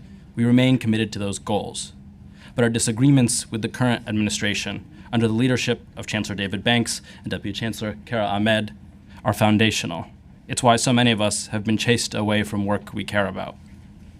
The facts of their destruction bear repeating. Since the start of this administration, over 100 staff members have left the Division of Early Childhood Education. There's no one left on the finance team. The invoicing process is complex, as they say, and we should simplify it. But What Dr. Ahmed didn't say is that the staff who understand the complexity of the system have gone. So the CBOs need support completing those invoices. Central support for operations analysts, the front line for CBOs, has been gutted. Nearly 400 ICs and social workers have been reassigned or accessed, taken from the classrooms they support and placed, potentially, it's still unclear, in district offices, which don't have historic relationships with community-based organizations. The outreach team that was based in the Division of Organization has been gutted. The new seats for 4410s, the request for proposal that was intended to open those seats was set for January, and this administration, without explanation, pushed it to July. It was a manufactured crisis. In terms of instructional support for children who speak a language other than English, there is no one at the Division of Early Childhood Education who provides that support. I used to be on that team. Unlike early childhood classrooms inside of school buildings, community-based organizations, which disproportionately serve low-income communities, operate without a historic infrastructure of on-site support. It's these programs, which we all know are overwhelmingly staffed by immigrant women and women of color, that rely most on the support central employees provide. For 8 years, we've provided instructional and social-emotional support that makes it easier for teachers and programs to do their jobs well. We've provided operational support that ensures programs get their money on time. We recognize that building an early childhood education system, one that is high quality and where teachers are paid fair wages, is an enormous, expensive undertaking. It's what's needed if we are to create a system that lasts. What exists, is a foundation for truly universal access to early childhood education for children birth to 5. We're really encouraged by recent legislation that's focused on increasing accessibility to childcare for New York City families. But first, we think it's imperative to focus on the Adams administration that is systematically dismantling existing 3K and pre-K for all programming, which includes thousands of infant and toddler seats. The children and families in our early childhood programs need more free, universal, high-quality education, and we all know they need it now. Thank you. Thank you. Good afternoon, Chair Joseph. I am Sarita Subramanian. I'm the Assistant Director for Education at the New York City Independent Budget Office. Thank you for the opportunity to testify at this oversight hearing. In my testimony, I will discuss the city's early education expenditures, which include 3K, pre-K, Early Learn, and Head Start programs. The second part of my testimony will focus on 3K enrollment and funding, given the city's large expansion efforts in the past years, and the use of federal COVID relief aid to fund the program.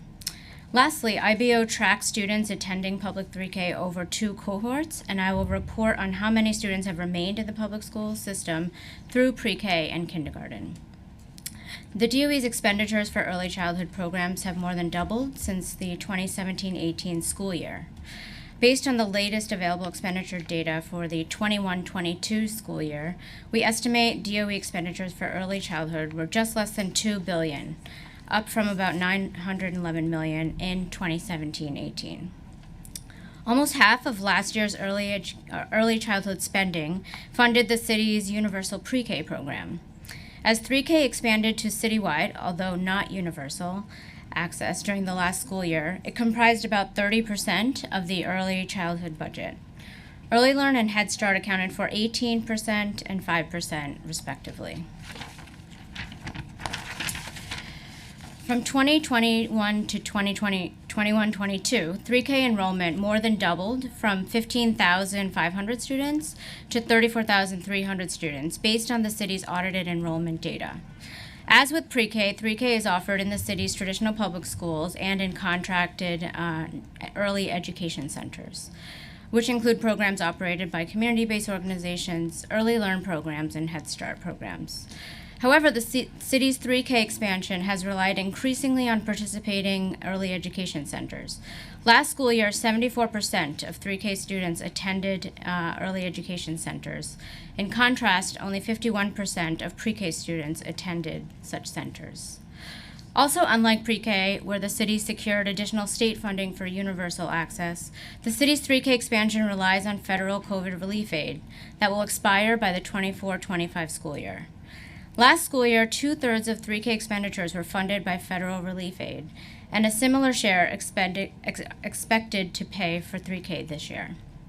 In the 23-24 school year, when access is planned to be universal citywide, more than 3/4 of the $1 billion 3K budget is projected to be federally funded.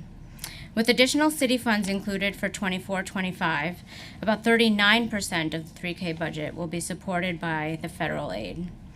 After the expiration of those relief funds, a gap of $393 million remains for the 25-26 school year, based on projected expenditures. In the last school year, 34,300 3K students were enrolled in about 2,400 sites across the city.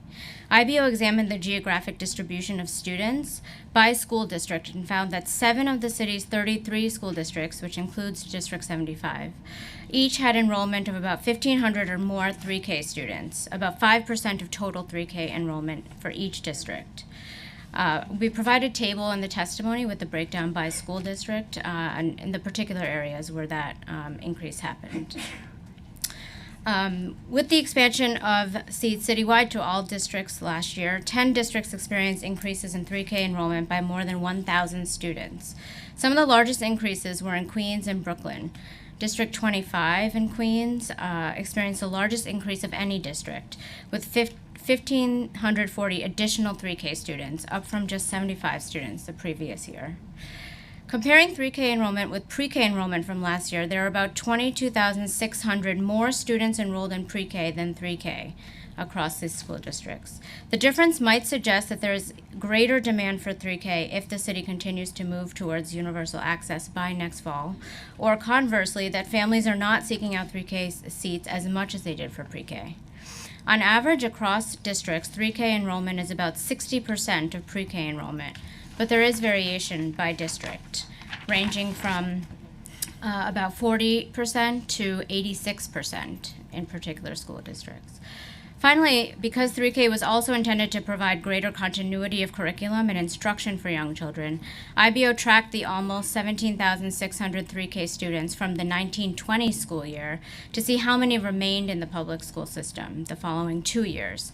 We found that after 1 year, 86% of students attended the public school system, and 2 years later, 75% remained in the public school system, progressing from 3K through kindergarten.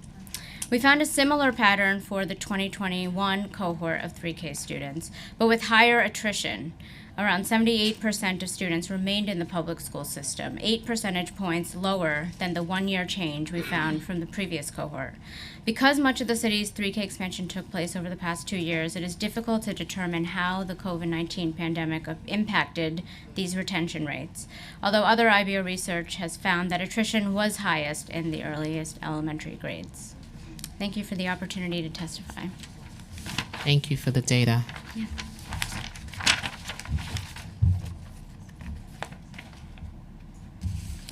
Thank you for your testimony. The next panel will be Tara Klein, United Neighborhood Houses, Gregory Brender, Daycare Council of New York, Rebecca Charles, Citizens Committee for Children, Lillian Fincher,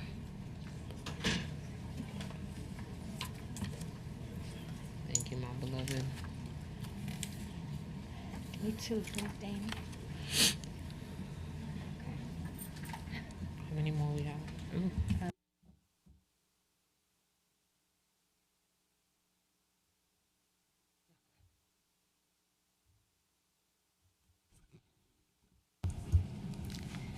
Great.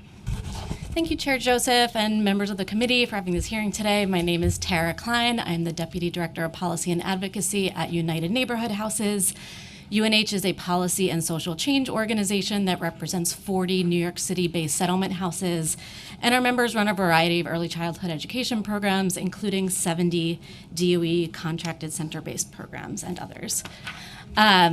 I want to touch on we heard a lot about late payments and late contract registrations today, and you've heard how dire this is, so we really appreciate the attention to it. I want to highlight again the sea change analysis that we heard about earlier that found that $464 million is delinquent from the city to early childhood education providers at the end of FY22. One UNH member in our network that operates 6 3K and pre-K programs found that they were owed at the end of FY22 $4.6 million. And so this is a crisis, and any system expansions that the city is considering really can't take place without reforming the payment system. Providers have reported cash flow problems, issues making their payroll and insurance payments for employees, and deferring payments to vendors.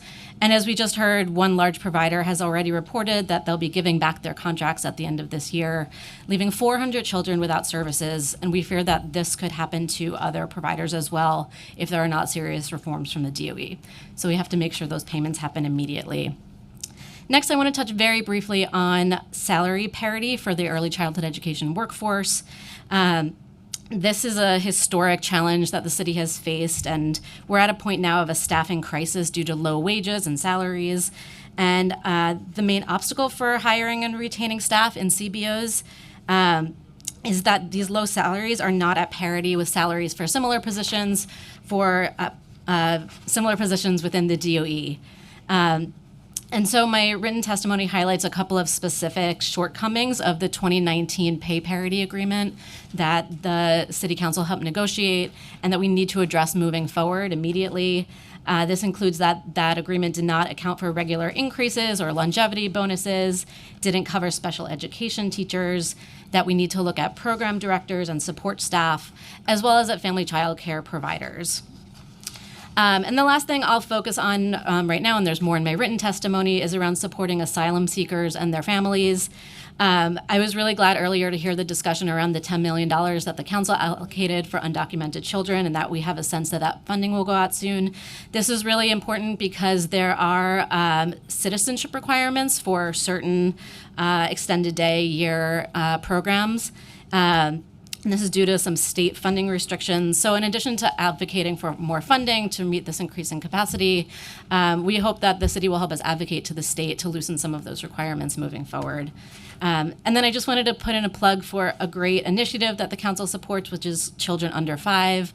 This is a DOHMH initiative that provides early childhood mental health services to children and their families in community-based settings. Thanks for your time. Thank you. Time. Thank you. All right. Thank you so much, Chair Joseph, for this hearing and also for your leadership of the rally today and for fighting on this issue.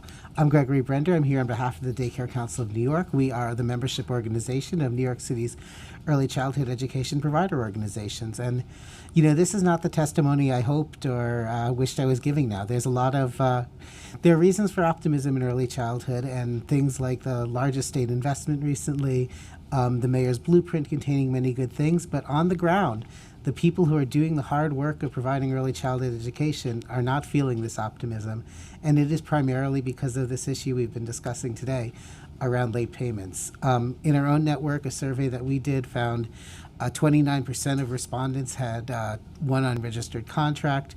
13.2% of respondents were unable to, only 13.2 respondents were able to submit an invoice through Pre-Kids vendor portal on their June 2022 expenses.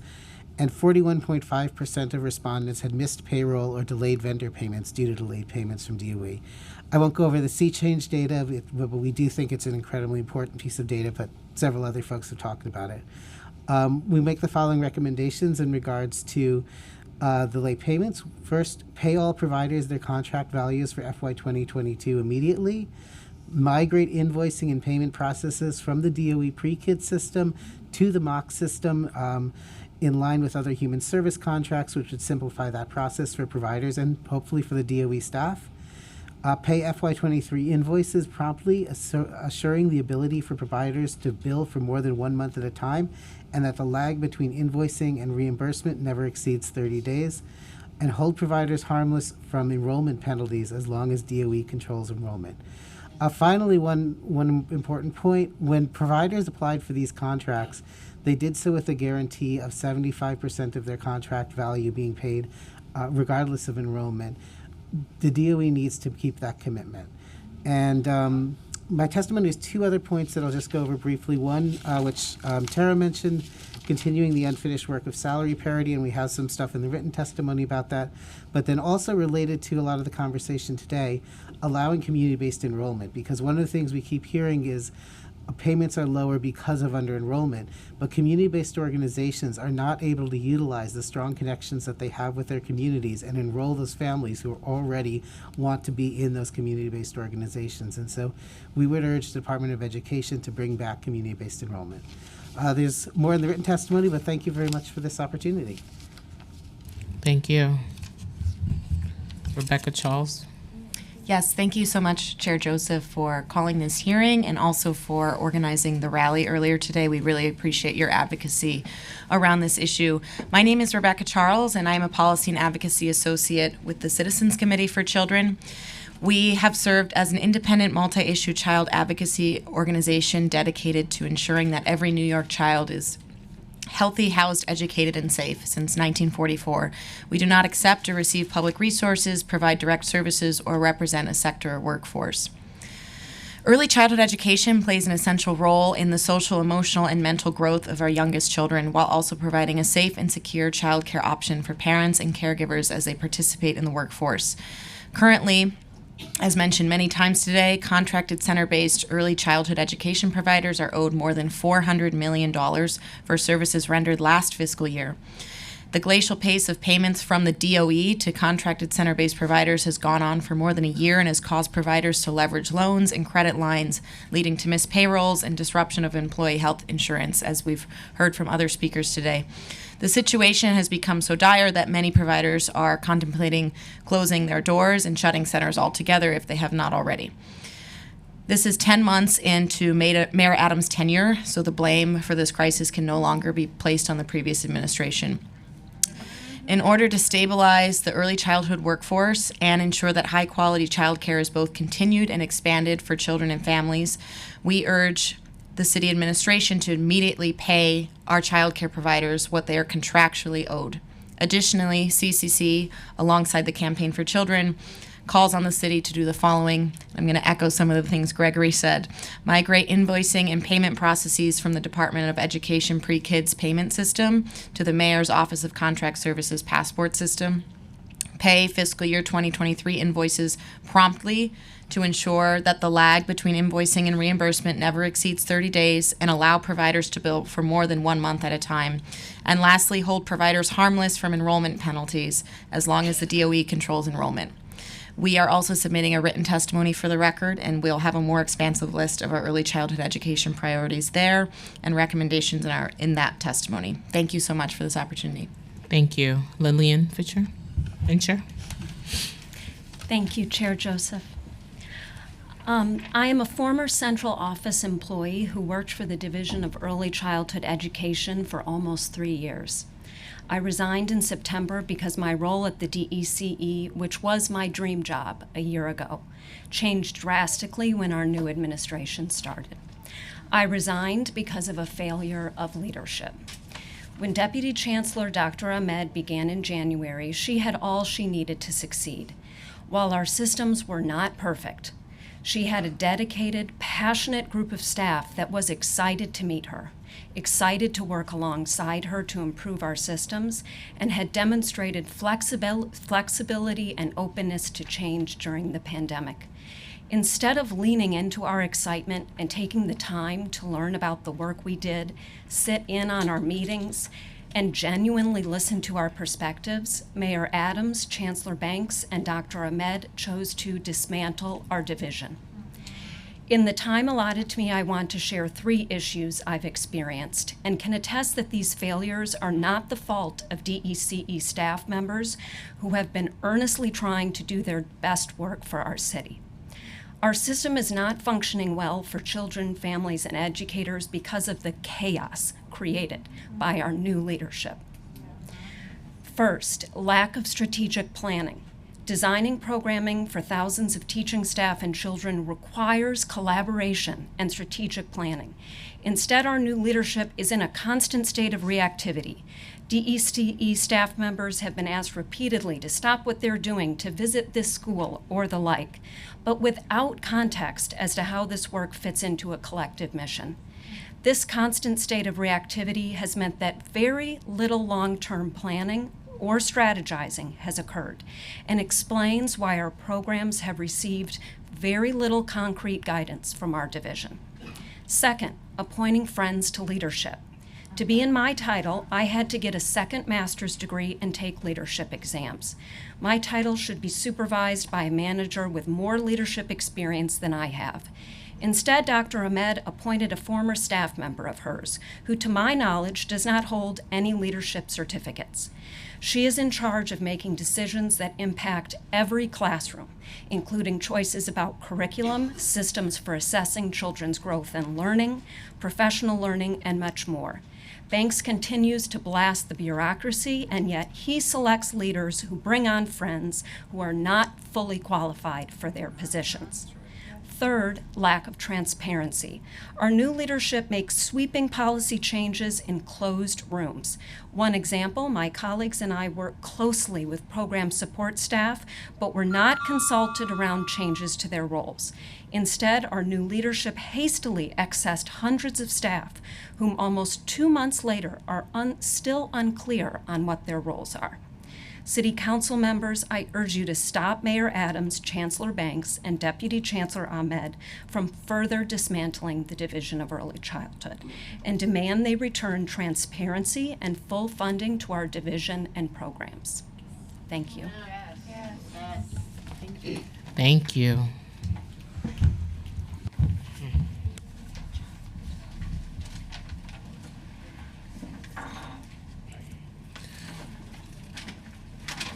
Our next panel, Gia Lee, Natasha Inez,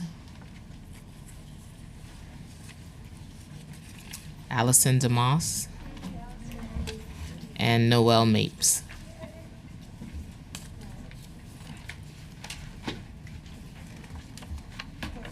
Thank you. Thank you.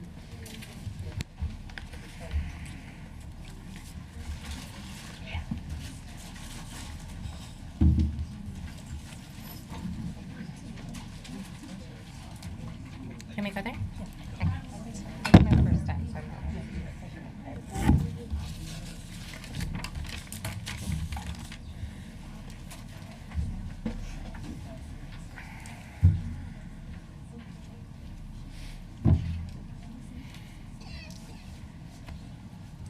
All right. First witness, go ahead. Hi, my name is Gia Lee. Thank you so much, Chair Rita Joseph, for this opportunity. I'm a special education teacher of 23 years. I'm on sabbatical this year. I'm also a parent and a member of the movement of rank and file educators, MORE, a caucus within the UFT. We have a big disconnect between what leadership is saying and what's actually happening on the ground. I happen to be privy to a lot of this information because of friends, colleagues who've trusted me. And I was completely taken aback. On September 6th, it's true, nearly 300 plus early childhood instructional coordinators and social workers, policy support specialists, inclusion specialists. Mind you, inclusion specialists were created this year because of special education lawsuits. And I think you're very much familiar with that. They were told on September 6th, an emergency meeting at 9:30 a.m., that there were positions were being eliminated within 2 days before school was starting. They were completely blindsided. That is not a transition, that's not a restructuring, that's called shock doctrine. Yep. A former central employee told me, and she put it so well, She was also from the Division of Early Childhood Education and was one of the many people who left. She said, "The way you dismantle programs is by first removing the supports and resources." We have a public letter of support, despite what Dr. Ahmed says when she went around to do some listening and learning, quote unquote. We put out our own survey when she was unable to provide data on the administrators and program site directors who she claims said they are not in need of ICs and social workers. We did our own. We received over 550 signatures, which I can provide. I was unable to print them all out. 550 signatures from site directors, principals, and early childhood educators who all stated that they were blindsided as well. They were not communicated with the excess. I have some quotes from them. I included comments in the testimony, but also will provide the actual letter of support. Quote, "We would be lost without our social worker and IC. Ultimately, the children and families will pay the cost if they are cut from programs." It's an executive director from Imagine Early Learning Centers. "We need both the IC and social worker to be reinstated in full capacity. The teachers need their in-classroom support." That's from Concourse House Daycare Center in the Bronx. I will not read all of them because of time. Because program directors and principals had not received any communication about this access decision, they started to reach out to DECE, and that's when Dr. Ahmed and her team started to backpedal. They had a meeting with the ICs and social workers, and they were gaslit and told, "Oh, you're not really accessed. Those letters were sent out prematurely. You should be going out to sites." It wasn't until the following week that they received instruction in a really rushed way to go back out to sites. And without the usual systematic programming, all of the things that they provide. How have the site visits been going?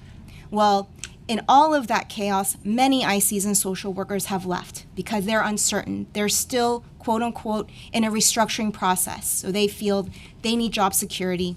Many have left. Like in Queens, they were something around 58 ICs. They're down to about 38 and no posting to rehire.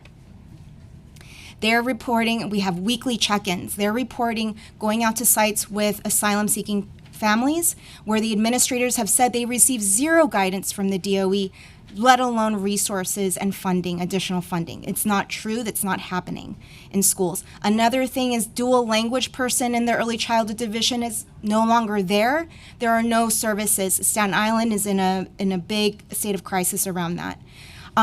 Because of this uncertainty, also there's misinformation coming around special education referrals. The inclusion specialists have stated they're getting told by some people that, oh, you need to go to the IC for special education referrals. There's students not receiving their services as has been stated before. And I would argue that mayoral control is a dictatorship. There is no democratic decision-making process or oversight. I've been an educator in the system for 23 years. With each new mayor, we're at the whims of whatever private interests in this case and corporate interests there are, because CUNY PDI and Quality Stars somehow are showing up as quote-unquote coaches, almost replacing the positions of ICs. They're non-union, cheaper labor.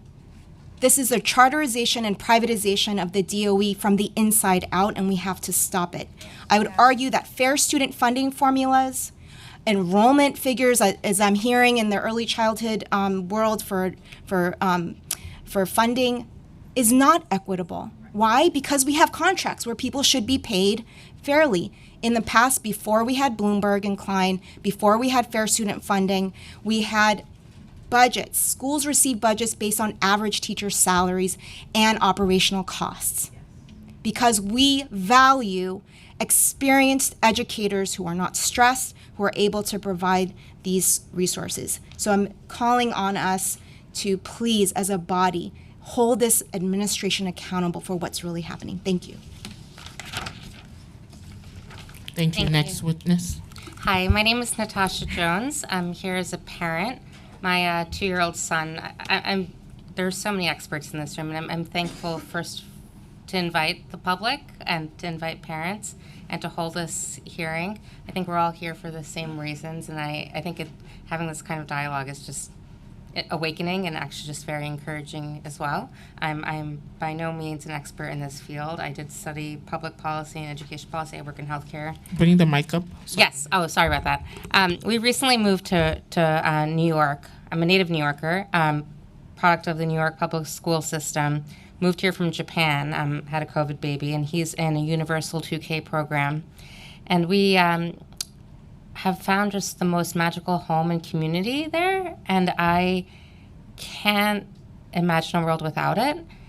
Just the teachers, the staff, the admin, everything. Like, I've never seen a 2-year-old be so excited to go to school. Like, he brings all of us our shoes at the door to go, and like, it feels like a family, and everyone there is so caring and attuned. And he's part of one of the university settlement programs. So I think, Tara, I don't know if you're involved with Park Slope North, the Helen Owen Carey Center, but they've really just helped us. They say a happy family makes a happy child, and the happy child is the future of our world, that they can be responsible and take care of others. And I see this in every interaction that goes on there. It's from the other students, the parents, and I feel for all of you guys being here. Like, it's hard to be optimistic when you're not being paid. Yes, you can't be. But I see my son's teachers, and I drop them off, and they smile because they're doing it because they love it. Like, they get joy out of it. I get joy out of it knowing that he's taken care of. And because of programs like this, I'm able to take a mini sabbatical now with a 2-year-old to kind of maybe be more involved in policy, realizing that this is a crisis, an urgency. And so I guess I'm not here to present any solutions, but I'm here to help. If there's anything I can do to help, I know there's empty seats. So I've been canvassing neighbors, friends to see if they have 2-year-olds, there's seats for them in the program. But thank you for listening to me, and thank you for helping our kids and our families and our communities. Thank you. Next witness. My name is Allison Demas. I'm an instructional coordinator. I'm one of those almost 400 instructional coordinators and social workers who was accessed on September 6th. So, hi, I exist. There is the matter of the privatization of public school, the late payments to contract providers forcing them into debt and out of business, the closing of programs causing disruption of families' lives, inadequate preparation for and care of the influx of migrant students, the accessing of early childhood instructional coordinators and social workers 2 days prior to the opening of school, and the denial of that accessing and refusal of reinstatement. The removal of an early childhood support system without having a replacement, the creation of a toxic, rudderless work environment, the punitive, intimidating, retaliatory, and demoralizing tactics of the current DOE senior leadership.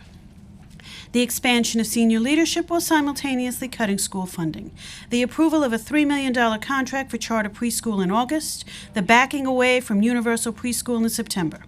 The misuse of the Panel for Educational Policy as a rubber stamp, the approval of contracts with vendors with questionable practices, the disregard for members of the PEP, the disregard for parent advisory committees, the sending of charter school promotional material to public school parents, fiscally irresponsible spending requirements. These are all items that need to be addressed, but I'm not here to talk about them other than to say it's shameful that these are all current issues negatively impacting children that desperately need to be addressed. I'm here to talk about what public education is and what it is not. First and foremost, it is not an avenue for profiteering, although it is being used as such. Public education is, at its very core, a promise to the children of the city, to the future of the city. That promise means that everyone, every educator, administrator, and political leader who enters that arena owes a debt. It is our obligation to honor those children and provide what we promised, an obligation to learn what real education is, the true meaning of literacy, the distinction between academic and intellectual goals, and how to focus on one to the detriment of the other and undermines both, which is the reason this system has failed children for decades. To understand what developmentally appropriate means and looks like. an obligation to fulfill that promise by making truly informed decisions, decisions informed not by special interest groups, but by those educators doing research on best practices, those educators on the ground sharing their observations and experiences, and not just from sources that confirm what we think we already know. My hope is that this could be the start of real communication about public education, not led by educrats or real estate developers, and not having, yet again, decisions about education being made and influenced by people whose sole qualification seems to be that they were once students when they were children a long time ago, but including a broad spectrum of real educators and leaders who have accepted the responsibility to learn more, whose only special interest is the children. If we want the children to become lifelong learners, then it's time the adults adopt the same goal. Thank you. Yes. Thank you, Chair Joseph. Well, thank you very much. I have a question for you. Those who were accessed, where are you? You in the ATR pool or? Okay, it's a complicated thing. There's no direct guidance coming from up above, and anything that is said in a nebulous way and never in writing. So actually, we were directed by lawyers to then put everything back in writing. So that's what we've been doing. There are 7 offices across the city. Each has been given different information. Now, for a while, once the educational administrators, our supervisors, they weren't really accessed. They were just sort of gone, but still there. We were down to 1, from 3 to 1. 2 of the offices didn't have anyone, so they were getting no guidance. Then they were sort of reinstated temporarily. At first, we were just sitting in the office. We had that morning meeting that day on September 6th, and then at 3:18, we all received the email. We were told in the email and in the letter to go on to Open Market, which was now called Excess Market, but we couldn't get in. So we were sort of trapped in this. The lawyers then advised, then what happened was the EAs were supposed to be supporting the sites. Our sites were getting more and more upset because not only were we not responding to them, we weren't allowed to respond. So we weren't allowed to reach out. So they kept reaching out, and they're used to us responding right away. They weren't getting anything, so then they were reaching out even more. And this year, we're seeing children like we've never seen before. I'm sorry. These pandemic kids, there is so much help that needs to be out there that isn't out there. And I'm sorry. Right, so more requests started coming in, and we were told to put them into a spreadsheet that would go up to Central, and someone would reach out to them. Then it became that the supervisors would go out, the EAs.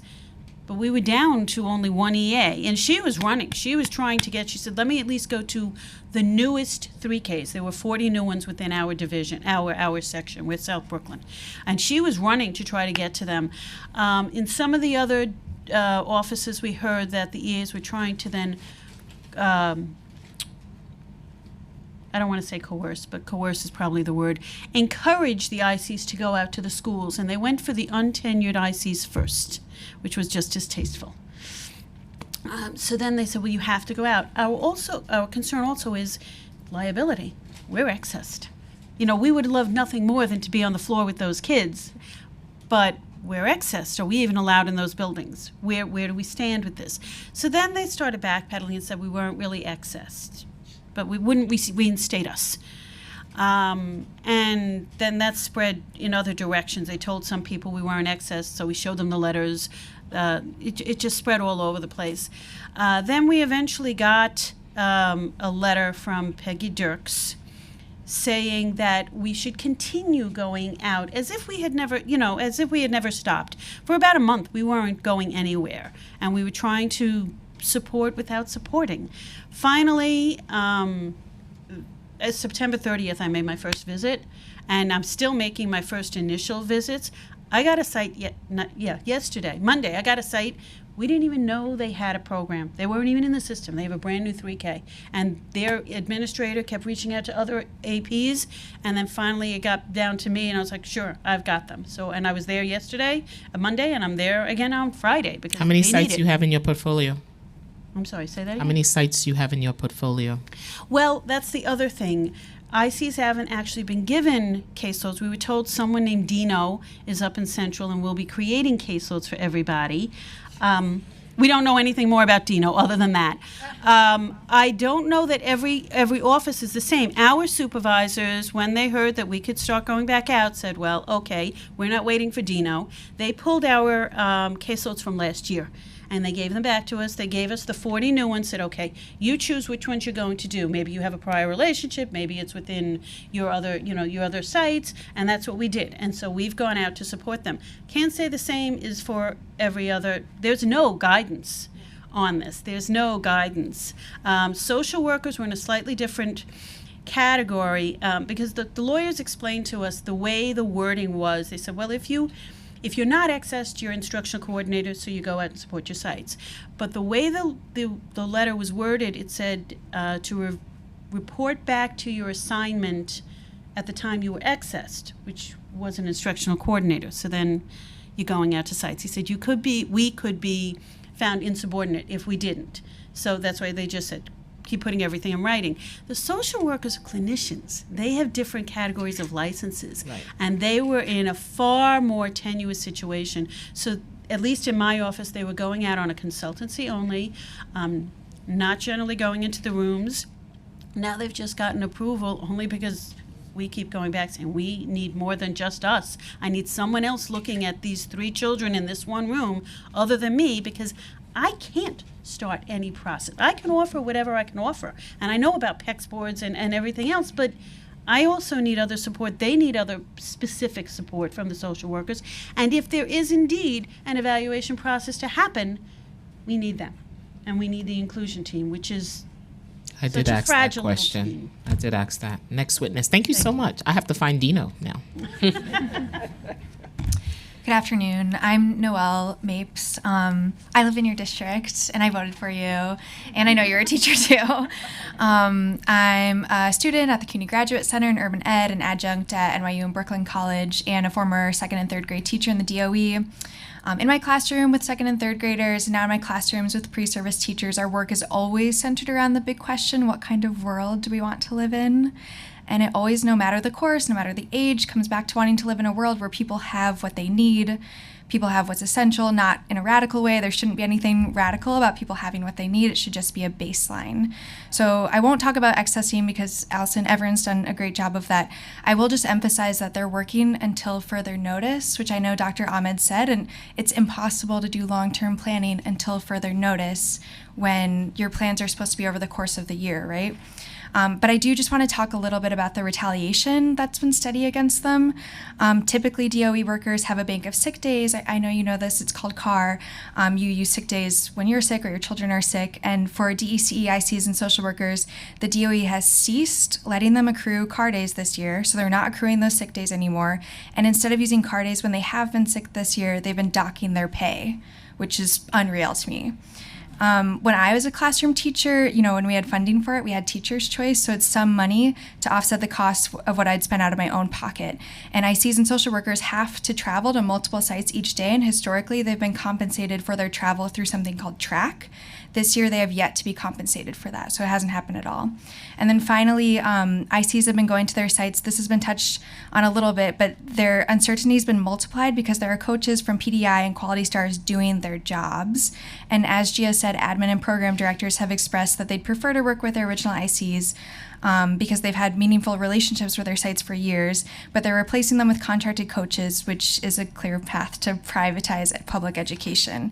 And I just want to say, I know Dr. Ahmed left, but the focus in her speaking on customer service, fiscal responsibility, financial stability, is emblematic of how the DOE is currently run, which is like a business with the mayor as CEO and DOE employees looking out for themselves and the bottom line at the cost of students.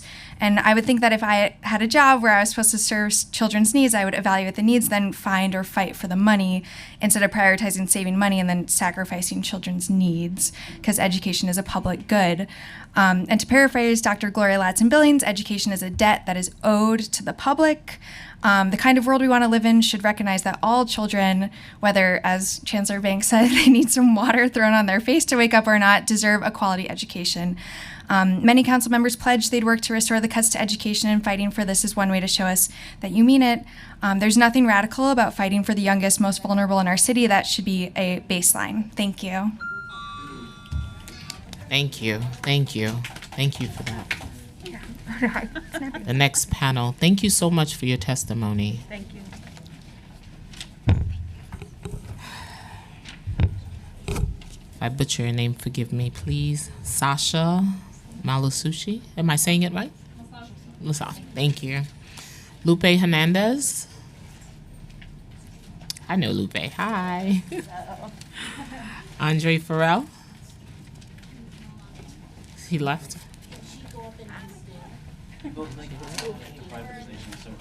Listen, and then the same. What's your name? Yeah. Okay, Yes. Lonnie Chucky, you're here. Okay. Esther Morrison. Esther, are you here? Okay. And Thelma Richards.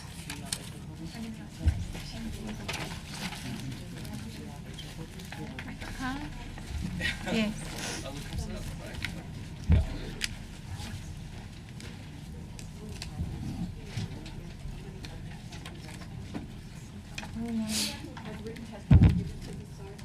Yeah, give it to the sergeant.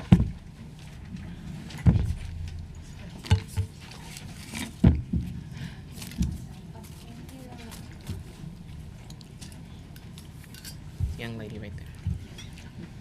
Did you give us your testimony? I'm listening to the youth. I'm listening. I'm listening. That's how I got here. I listened to them. All right. Good afternoon. Thank you for patiently waiting. As you know, this is my heartbeat. Lupe, you can start for me, please, and then we'll just work our way down. Thank you so much. Okay. Thank you, Chair Joseph, for holding this hearing, and the council members. I hope they are able to listen to all the testimonies today. My name is Lupe Hernandez, and I am a parent of District 2. I actually serve on the Community Education Council, and I chair the Students with Disability Committee.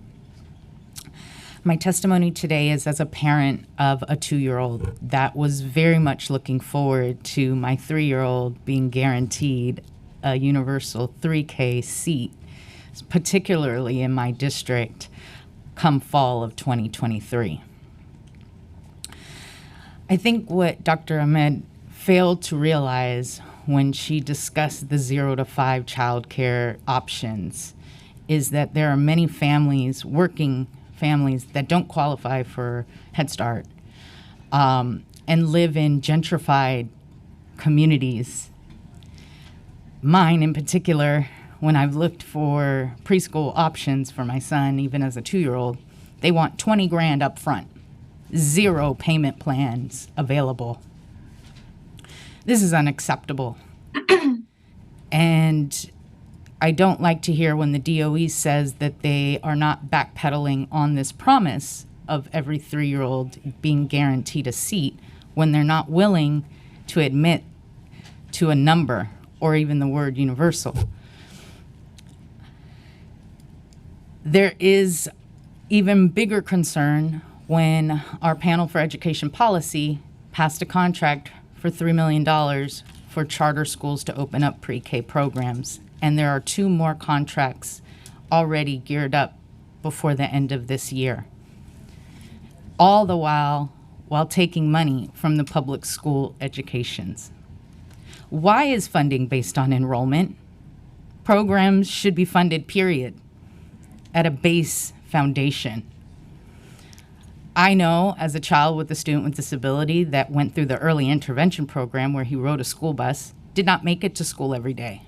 Not by his choice, not by our control by any means. I think we've discussed the many busing issues in previous council hearings. But many students don't make it to school. And why should these programs be held responsible and not get paid when it is out of the control of the child to get the services that they need? Not to mention the 500 seats of students with disability not being served in any type of early education at this time. This was one of the most successful programs of New York City that the rest of the country is currently trying to replicate as we speak. Under-resourced families struggling, like I said, in gentrified communities, are taking the burden of these financial hardships. And I'd like to say that less than a week, the 2 days before school starting, when you are accessing close to 400 instructional coordinators and social workers that are probably needed more so now. My son is a pandemic baby. We barely did any socializing these past 3 years. I know many children that are getting into 3K and families had no idea that they had learning disabilities.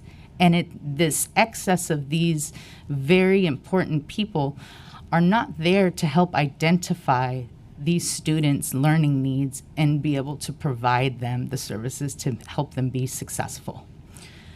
I thank you for this opportunity, and I will be submitting a much larger written testimony. But I did want to touch on the fact that there are families that are stuck in limbo in the middle where we really, really need those seats. So I hear thank you, and we will work. Next witness, thank you.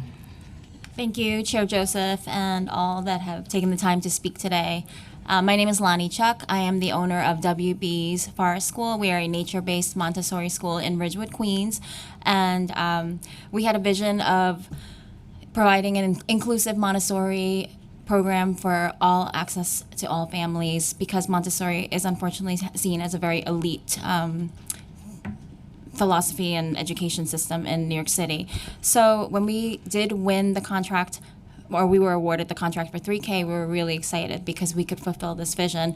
And through the bidding process, we submitted what it costs to run our program. And it was very late, and we were told we would get a third of the funds. In mid-July was the date I was hearing, and to have 3 months working capital and in reserves to kind of make sure that we were okay. When we did finally get our contract back, it was much lower than what it cost to actually run our program, especially with additional costs that we have to take on in order to be a 3K program, such as the hot lunch programs, the extra snacks, and also there is no rate for raises for teachers built in, and we have very highly credentialed teachers with lots of experience with Montessori credentials that aren't being recognized as well. So we were promised a third of our funds, and we were also told to turn away any of our returning fours, which families that we would have stayed on privately with us. We were not allowed to negotiate how many seats we wanted to keep for 3K versus our private fours. So I had to return and refund over $65,000 worth of private paid tuition because we had to uphold our part of the contract. To date, our contract still has not been registered. We have received not even a dime. And we have been providing amazing care for over 30 3K families, and our 75% of our school's tuition is being held hostage. Normally, schools invoice and receive tuition ahead of time because we have to make sure that the year is fiscally solvent, and we need to know that we can honor our teachers' contracts, we can pay our rent, and we can do all of these things. And it is mid-October. I will be lucky if I see a dime before Thanksgiving at this point.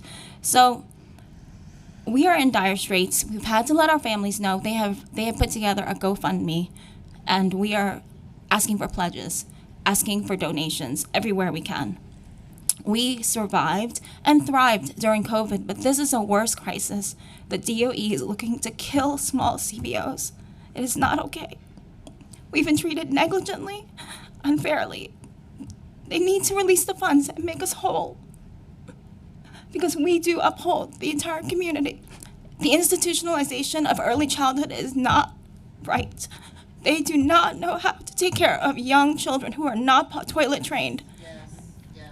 And we are the experts, and we are operable. We have the staff. The entire United States is suffering of lack of teachers. But we have teachers willing to work, highly credentialed, and the parents want to be with us, but they are making it so hard for us to do our job and to provide the service that our community needs. This is not okay. Thank you. Thank you so much. Thank you. I'm crying. It's your turn. Thank you. I'm in your district. I have a small Group Family Oh, tell me your name. Sasha. My name is Sasha Maslowski, and yes, I'm your constituent, and our program is actually located in your district. So I so appreciate that you're doing this for us, and I'm so happy that we are hearing both sides of the issue. So we're in a very similar situation, except I'm not a commercial daycare. I'm a home-based daycare, and so I'm just one classroom. So we are serving 12 3K children, and this is our first year. I applied last November, and I've been in this process since November. It's a very, tedious process with lots of trainings and seminars and paperwork and a lot of things to complete. There's a lot of standards that we were asked to meet, including meals and certified staff and all the clearances and trainings that we have to have in compliance with DOH and DOE. So there was a very clear high standard that was set for us that we actually have been following through. And so I never thought that I would be sitting here end of October begging for money, and basically hoping for local journalists and local media and local city council to help us get there. We're the richest city in the world. Like, this is despicable. And I used to work in a pre-K program myself when it just started. I've worked as an assistant teacher and a head teacher, and I've, decided to start my own homeschool, and, coincidentally pandemic happened, and we worked the whole time. We never shut down.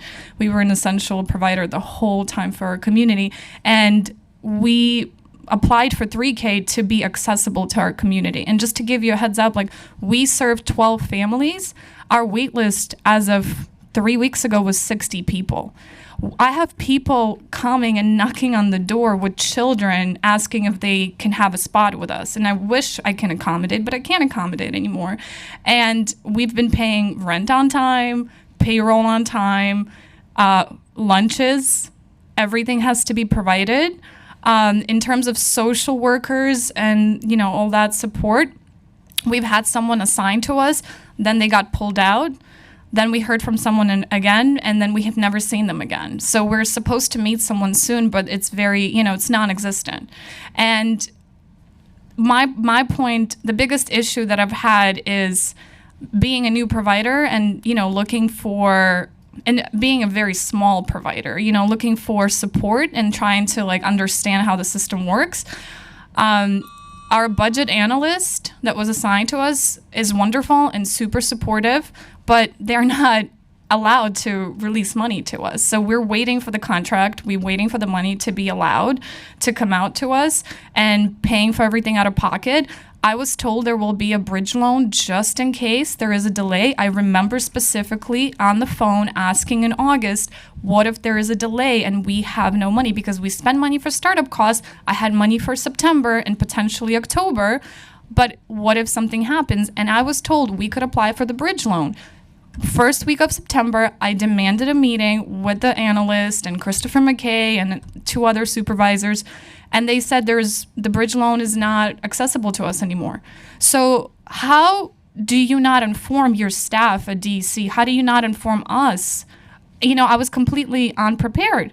And I was told, by no means we're not trying to discourage you, but you haven't signed the contract yet. So if you really want to pull out, you could do it. And I said, school started yesterday. How am I going to fail 12 families? Okay, it's a small number, but it's 12 families that have planned for childcare. How am I going to do this to my staff? We're all immigrants. Most of my teachers, they're all women. They're all women of color as well. And how am I going to do this to them? I can close the doors tomorrow. I can scratch it off, whatever. I can go and cry in the corner and start over, But I'm not going to do this. And I said to them, just because you're not being professional and on time doesn't mean that I'm not going to be professional and on time. But we're in the position right now where I have to take out a private loan. Thank God I have my family supporting me because I haven't been paying my own rent. I'm just basically all my thoughts every single day are just about like, how am I going to have the meals? Am I having enough for the meals? Because I'm also preparing them because it's a home-based program, you know, so like I'm 101, you know, so I'm managing everything on my own. And so the problem has been with DEC that there are people who are super supportive, including my budget analyst who's been super reliable, but even she told me, she's like, I'm so sorry, I did not know this bridge loan has been eliminated. And so that put us in a complete shock because they said it was going to be there.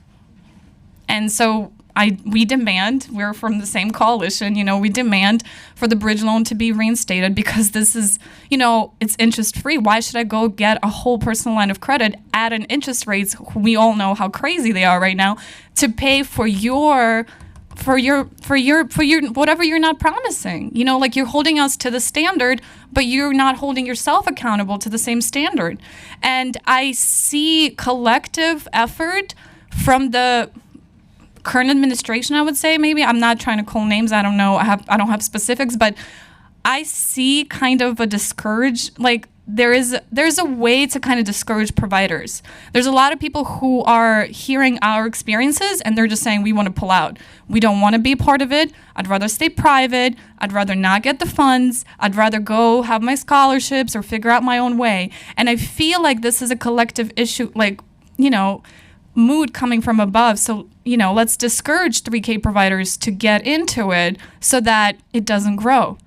And there's a lot of conversation. My last point is, you know, Mayor Adams was quoted that they really want to get focused on quality versus quantity. Well, there's no quality. Like, how can we provide quality and live on the street?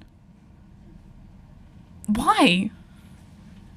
I really appreciate you doing this. Like, just thank you so much. Thank you. The next witness, please.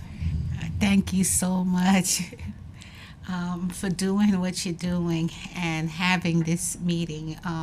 My name is Esther Morrison. I am a certified teacher at the North Bronx National Council Negro Women Child Development Center in the Northeast Bronx.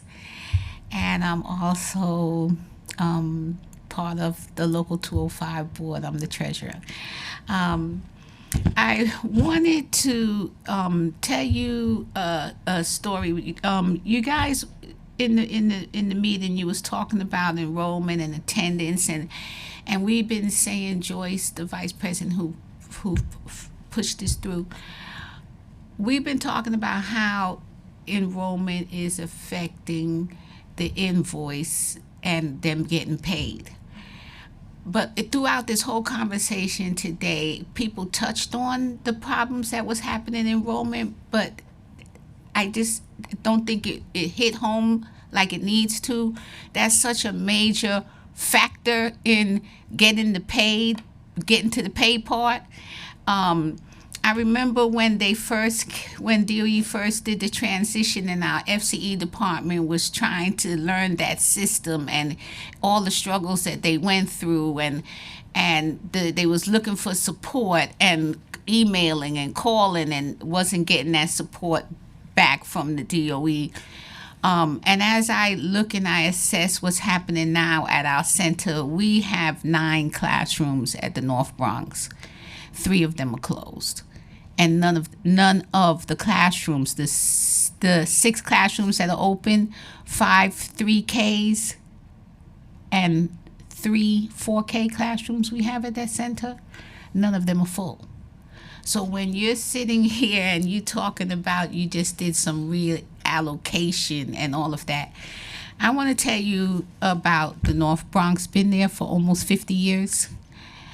We have families that brought their grandchildren, and the whole 5 of the families and the grandchildren came in, and grandma bringing them and all kinds of stuff. So we had a mother whose son came there.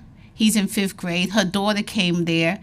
I guess she's in 3rd grade. She had her son there last year in 3K, and she was denied coming back this year for 4K. And she done brought her whole family through that program. Okay, we had a situation this year where a mother was coming down the street and she was in domestic violence, and she begged us. She said that her job only gave her to Monday to find a daycare center, and we could not, because of this, all the steep different things you have to do just for enrollment, and she's coming out of domestic violence. So I also just wanted to mention as well that you asked them about the number of children in the CBO, and PS 103, which is down the street. We got PS 103, PS 21, PS 111. We went over there as a transition program to get our kids. They were so excited. I got one 3K class and one 4K class opening, and I'm looking at this assistant principal and I'm saying to myself, we got 9 classrooms and can't get them full. And your one 3K and your one 4K cannot service the community.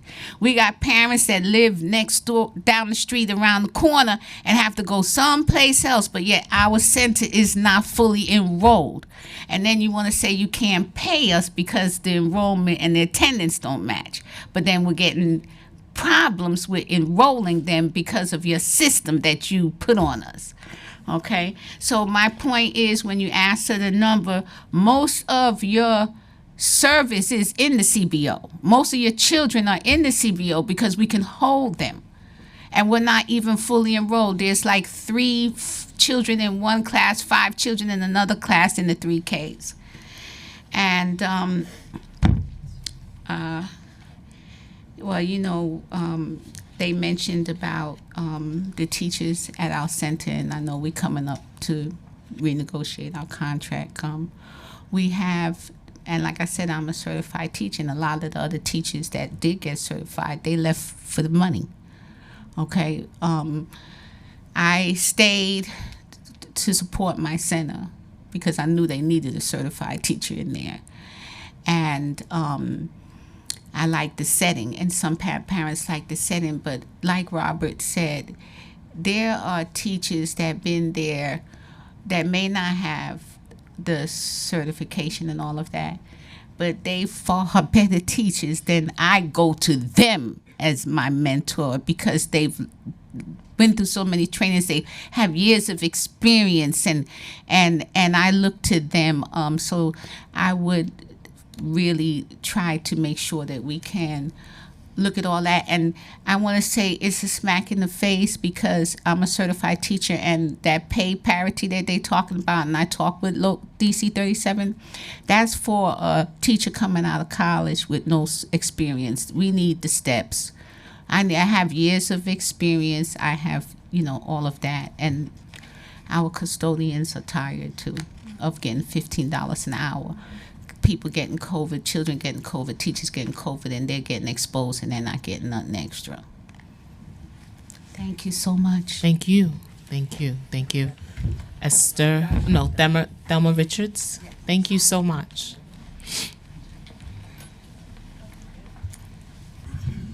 Bye, constituent. See my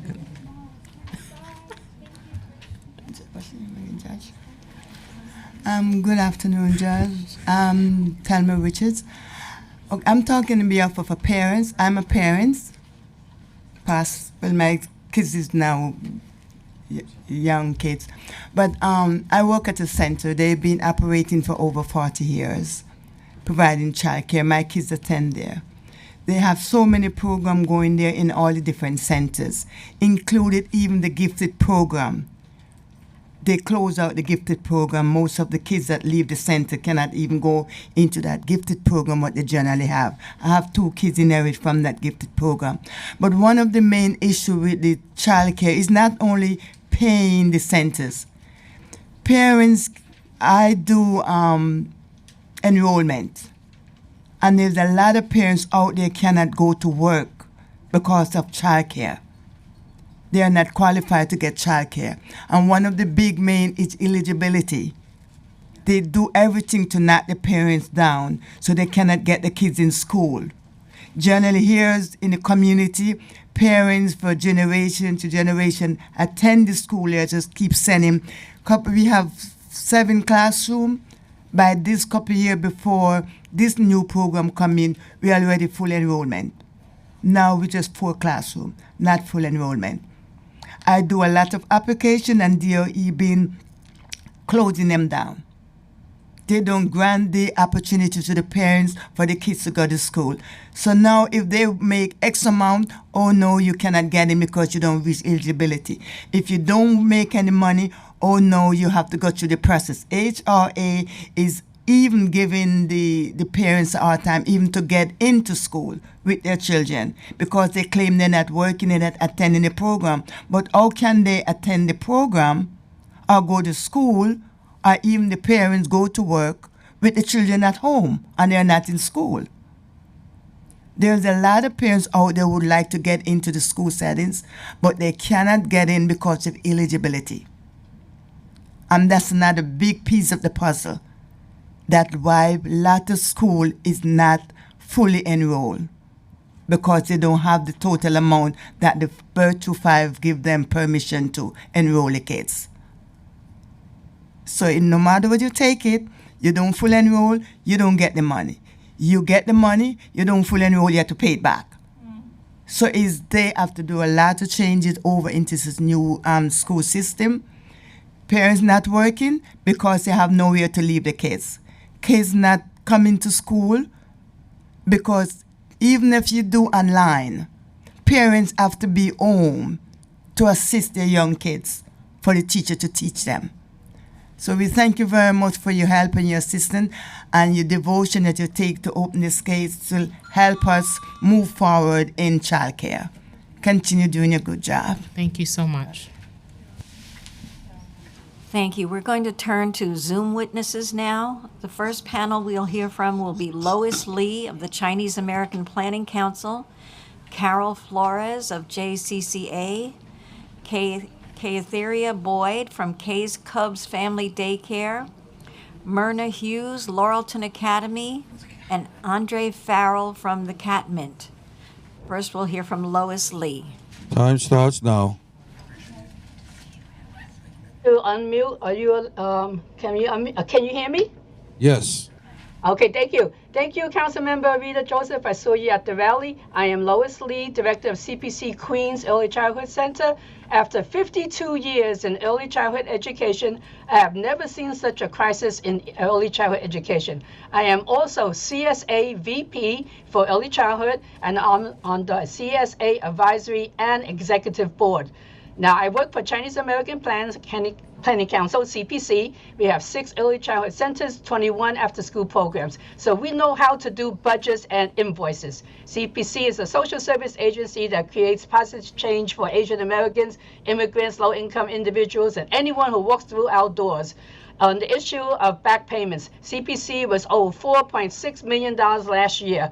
We submitted our budgets, but in early 21, but it was only approved in May of 22. Then we had to scramble and put all the enrollment and attendance in pre-K kids. Then these kids have been sitting in our program since 21. Okay, now the invoices are still stuck in September 21. We can't even move on to October 21. So what's the problem on the DOE side? Don't blame us because we know how to invoice. We know how to put in our budgets.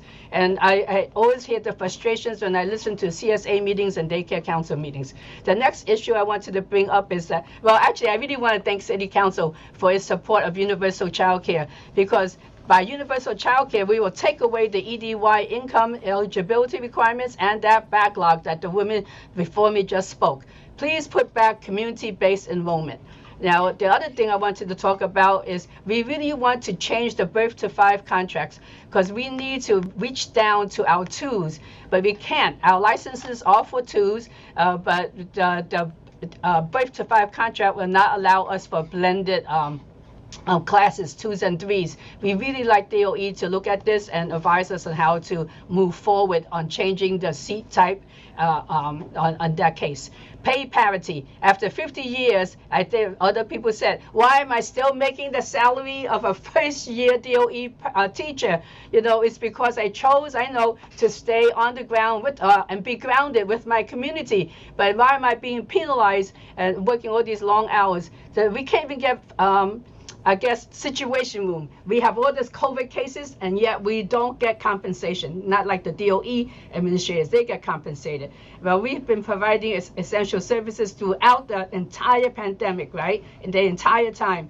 We can't even use our vacation times. We are shorthanded on staff. 12 of my people left to go to DOE. So we are shorthanded on staff. We have staff burnout. We have to increase number of children on disability spectrums. I just don't know what to do. I can't even go see my grandkids in Japan because I can't use my vacation days because I'm at the center. Expired. So why don't we just give back? This is the one last thing. You know what? Pay our difference. If we don't use our days, then make a direct payment to us, and so that way we don't feel that we are neglected, and that you will give the respect and dignity that we deserve. Thank you very much. Thank you, Lois. Next, we'll hear from Carol Flores. The time starts now. Hi, good afternoon, everyone. Good afternoon, Chairperson Joseph. My name is Carol Flores. I am the Early Literacy Coordinator at JCCA. I have been with JCCA for approximately 5 years. In my role, I serve families with children who are under 10 years old throughout New York City. JCCA is a child and family services agency that works with about 17,000 of New York State's children and families each year. We provide mental and behavioral health care services, preventive, foster, and residential care, and educational assistance and remediation to ensure that no child gets left behind. In our 200th year serving New Yorkers, JCCA has grown and evolved to serve a diverse population of children and families. Through our Leadership Education Achievement Pathways Division, LEAP, JCCA's education services provide youth with support to foster long-term academic success. Among these programs, one of them is Cities First Readers. And through Cities First Readers, we work with families to promote learning and literacy enrichment for children aged 0 to 5 years old. Now, as an early literacy coordinator, I work with families enrolled in Cities First Readers. I have seen the impact we have on our children when we encourage literacy at a young age and give the necessary tools to the family.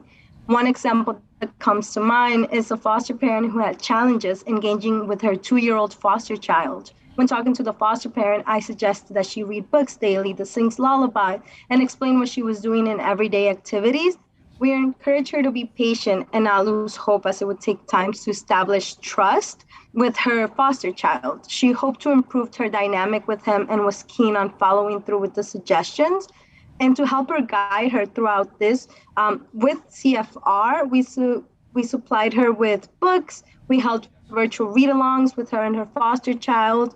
And we also had a training with her in collaboration with La Fuerza de Familias Latinas to provide tips on how to make reading with her foster child more interactive. After a few months, the foster parent reported improvements in communication with her child as he began to express that desire to read. This helped the child build confidence and self-esteem, and he had a stronger relationship with his foster parent. The foster parent was thrilled with the outcomes and enrolled him in daycare so that he could continue interacting with other children and adults. And today, her foster child is enrolled in pre-K and is meeting the expectations and milestones of reading at age level. Many families have expressed similar satisfaction with Cities First Readers. Just this past year, we sent out about approximately 1,000 books to families in preventive and 2,000 books in families in foster care. So we believe that reaching children before they enroll in school is the best way to ensure that they are prepared. We encourage the council to continue investing in Cities First Readers and other early childhood education programs so that our youth will be equipped with the tools needed to build relationship with their families and peers. Thank you. Thank you, Carol. Next up, we have Karethia Boyd. Forgive me if I butchered your name, Karethia. It's perfectly fine. Hi, good afternoon, everyone. My name is Karethia Boyd. I am a licensed child care provider in Crown Heights. I've been operating for 4 years, but I've been in the care of taking care of children for many years. I used to be a paraprofessional in the DOE. In July 2018, I opened Case Cup Family Daycare with knowledge and passion and passionate intentions. The opportunity was something that not only I needed, but my community needed as well. I knew that with opening a daycare, I would encourage young children to reach their far beyond what is expected of them. And the rewarding part for me is seeing the curiosity and the potential of each of such little bright stars. At the start of 2020, the Case Hub Family Daycare was fully enrolled and doing well. However, as the pandemic hit, all of my parents pulled their students out of the program. While I remained open to offer support to any family that needed it, income was not guaranteed, and I was struggling to stay afloat. I had one parent who called me to ask if I was open because even though she was working remotely, she was struggling to focus on her job with a young child. I offered that parent the care that they needed, but operating a business with one child is hard. I was able to access grants from SBA, Kaplan, New York City Housing, Stabilization Grant, EDIL for relief. Case Cub is a licensed family child care program. Family child care programs are the largest supply of child care to New York City infants and toddlers and serve working parents who need flexible, non-traditional options. In addition to care, family child care programs like mine offer school pickup and drop off for older children, provided healthy meals and snacks for kids, and teach them academics and social and emotional skills so they need to thrive. I also help parents access services and support they needed, including helping them apply for vouchers. And reviewing the mayor's blueprint and the plans for universal childcare, I want to see the modality of childcare put front and center. I am here to ask that family childcare programs like mine are made priority, not an afterthought. Thank you. Thank you very much for your testimony. Next, we'll call on Myrna Hughes from the Law Time Penn starts Academy. now.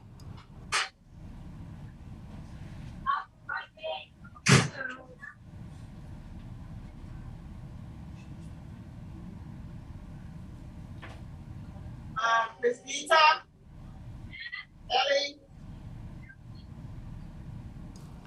Myrna, you're on.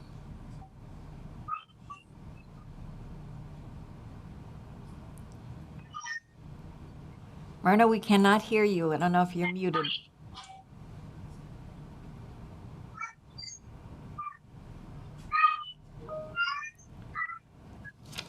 Okay, Myrna, if we'll go on and come back to you, and hopefully we'll be able to resolve the problem.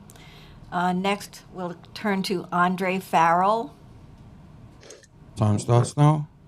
Yes, hi, good evening. I'll be brief. My name is Andre Farrell. I'm an early childhood school leader and executive director representing our program, the Catmint Learning Initiative in Bedside, Brooklyn.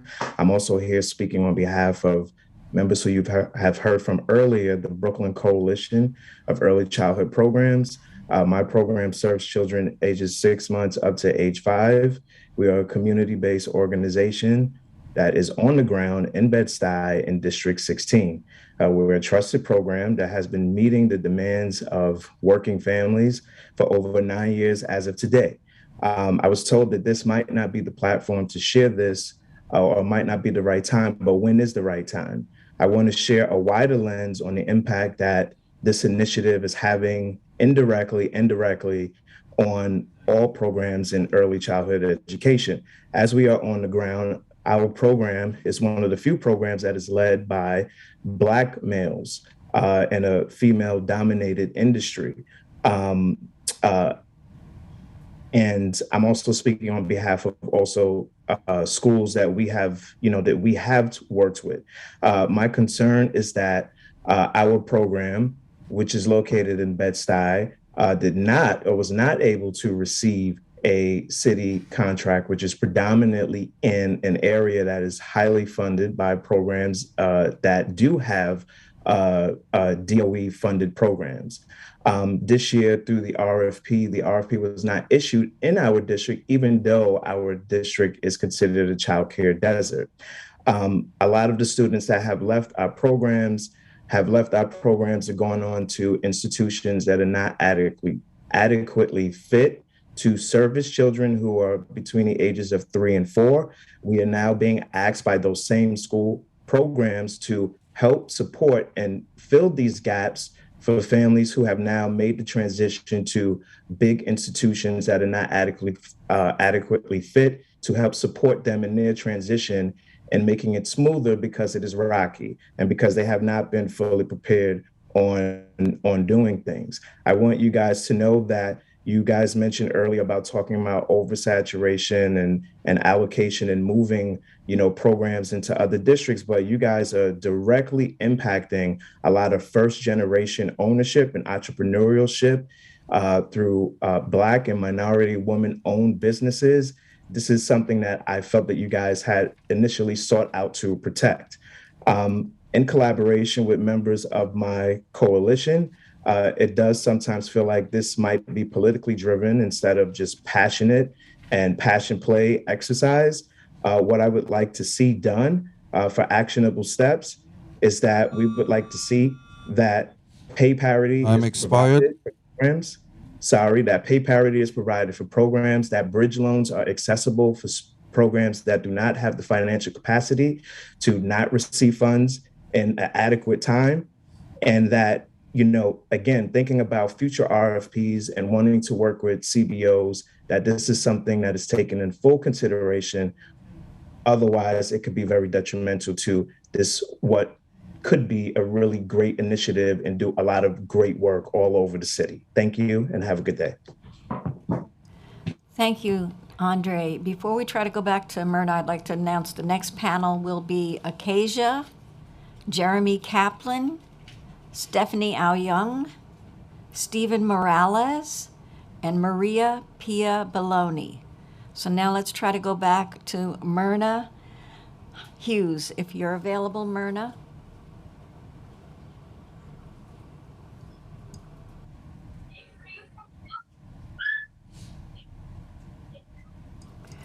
Myrna, we can't hear you. Can you speak into the microphone or turn it up?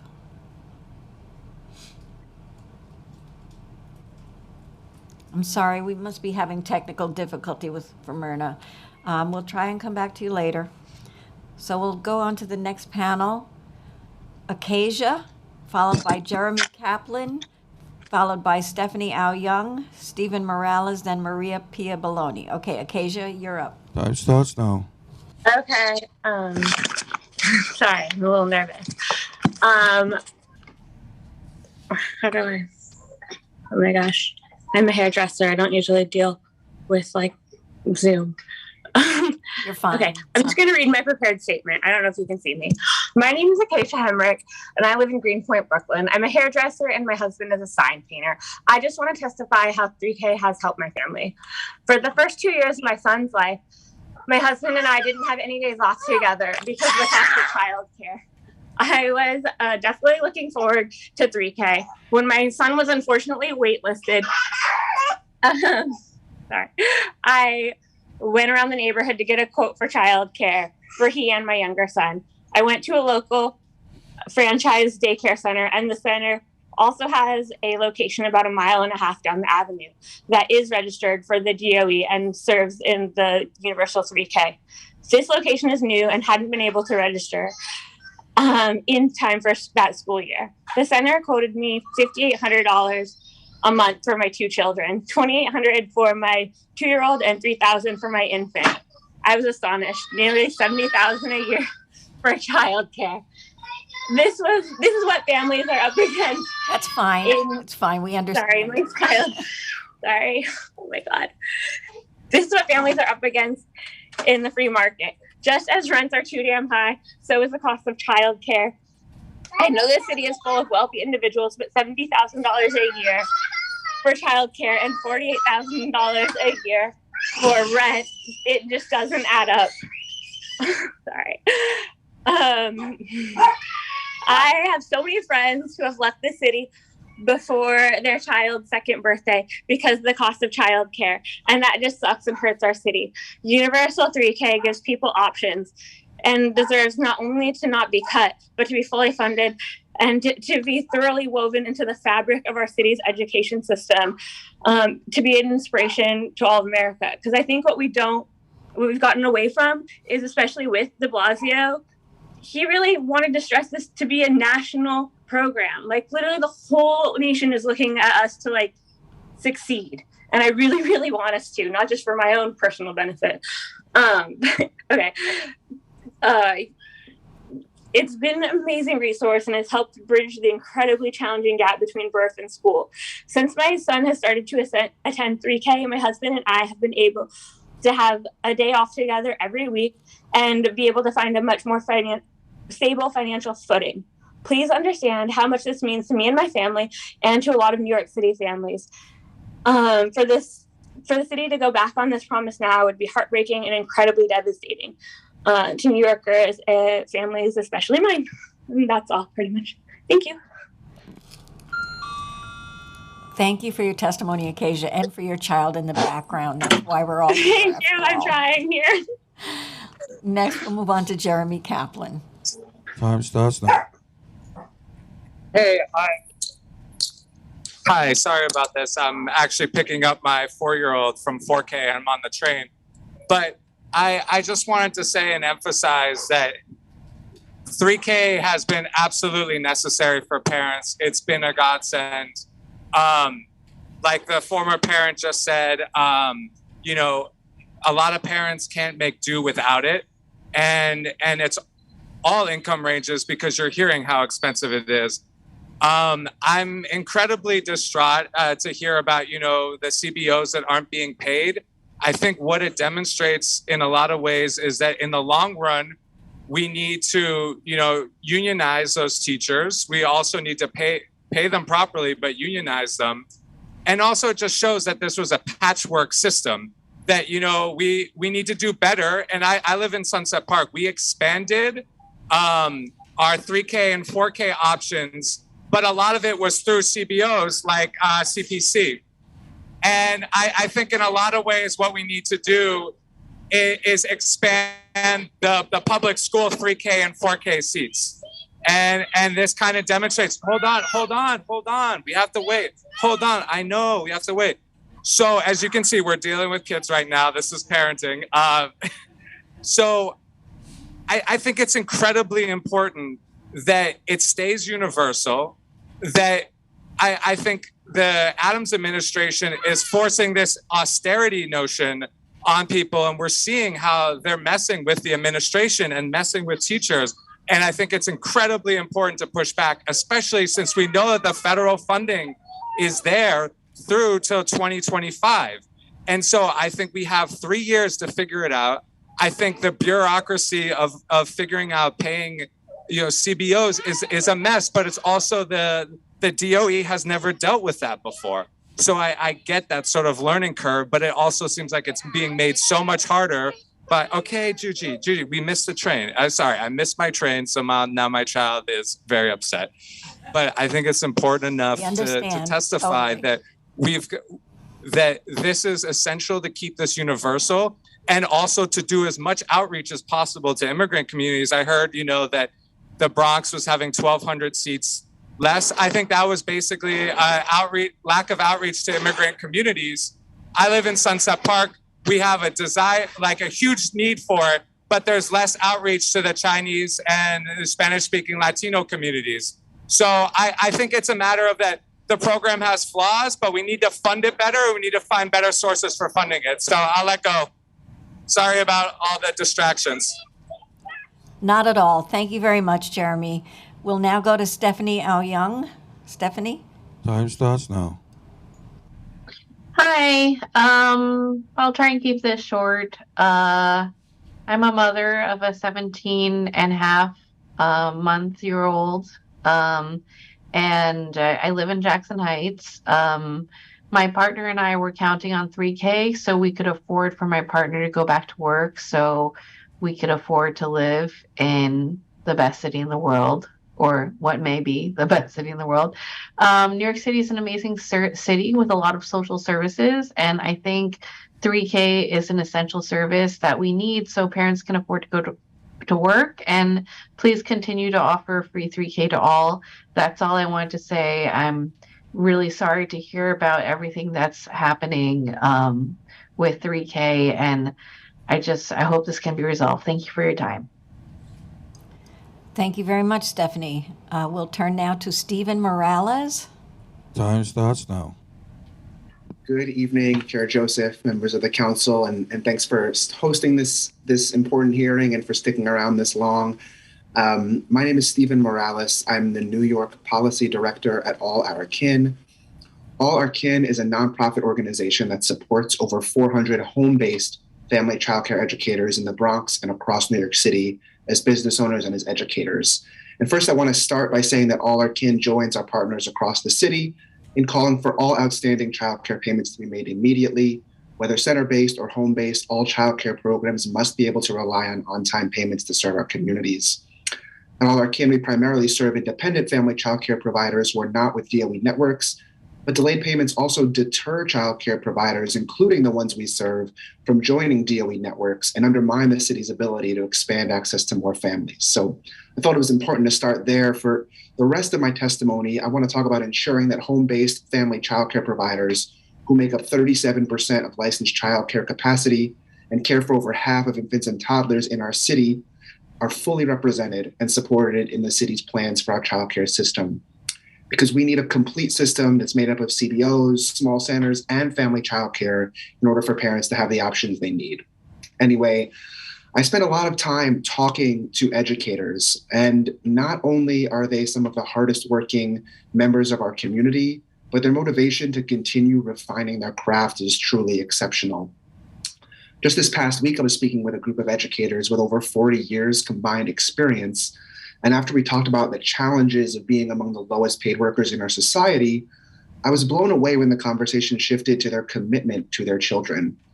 They each shared in different ways how they constantly seek out knowledge and new practices that will benefit the children in their programs.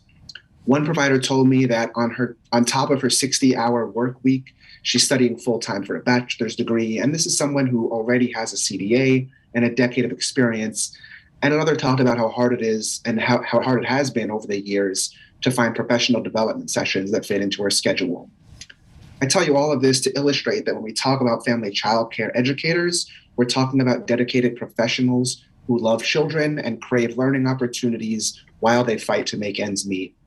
And that our city can take action to ensure that this workforce that cares for over half of infants and toddlers in our city can continue to serve our children and families. We urge the City Council to ensure that family childcare educators are always brought into planning and decision-making about our childcare system. In addition, the city must prioritize equitable pay and benefits for family childcare providers by incorporating family childcare into the city's pay parity work between early childhood educators and public school teachers. Third, the council should work with DOE to correct a long-standing inequity by ensuring that family childcare providers have equal access to contracts of all ages and seat types, and that means pre-K, 3K, and early learn and infant toddler contracts. And last but certainly not least, family childcare educators in our city must have access to professional learning with no out-of-pocket costs, tailored to their needs in their home language and that fits their busy schedules. Thank you for the opportunity to testify today, and All Our Kin looks forward to partnering with the council to support family childcare providers, children, and families across our city. Thank you. Thanks much, Stephen. Next, we'll hear from Maria Pia Belloni, followed by Devora Cafiero. Maria. Time starts now.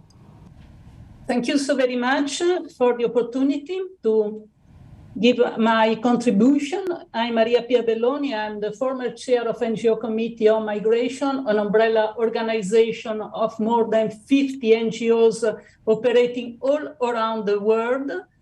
And I am co-chair of the subcommittee on children in migration, and I represent at UN the World Organization of Early Childhood Education, present in more than 60 countries. So we advocate for the protection of migrant and refugee children rights, in particular the right of early childhood education and care.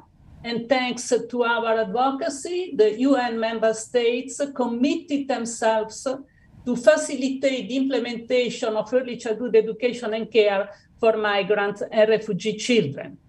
And I start with a direct personal testimony. One of my grandchildren, it's number 171 on the waiting list for the pre-K.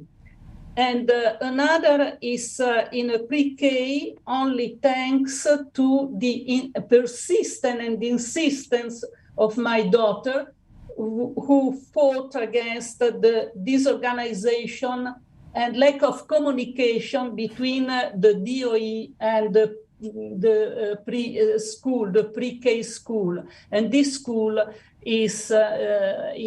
has not enough teachers. And my third grandkids has to study on photocopies because the school didn't provide until now the books. This is a reality in Manhattan. With the influx of thousands of migrants from Latin America, the situation in New York City has become critical and is urgent to take action right now to protect migrant, refugee, asylum seeker children rights, in particular the rights of the youngest one, and we are thinking 0-3 years old, because they are not only incredibly vulnerable to the impacts of forcibly displacement, but they also have the most to lose because the early years are such a critical time in their development. When their brain is developing faster than at any other time in their life. And I have to stress this really clear truth. Childhood doesn't last forever, but repeated exposure to traumatic events can inhibit brain development with long-term repercussion Your time for expired. the individual and the entire society. So, first of all, we need more disaggregated data: sex, age, language, country of origin, special needs regarding asylum seeker, migrant, and refugee children in New York City. Essential to put in place policy and program to meet their need. We are discussing future programs without knowing the reality we are facing right now. I think it's not a smart thing to do. We need a more efficient and less fragmented administrative system to save money and to serve in a better way the clients. And we are here to explore the possibility to work together in a whole of society and whole of government approach to share our knowledge, good practices, good policies to promote social cohesion, development, and more peaceful society using teaching strategies starting with the youngest children. Thank you so very much. Thank you, Maria.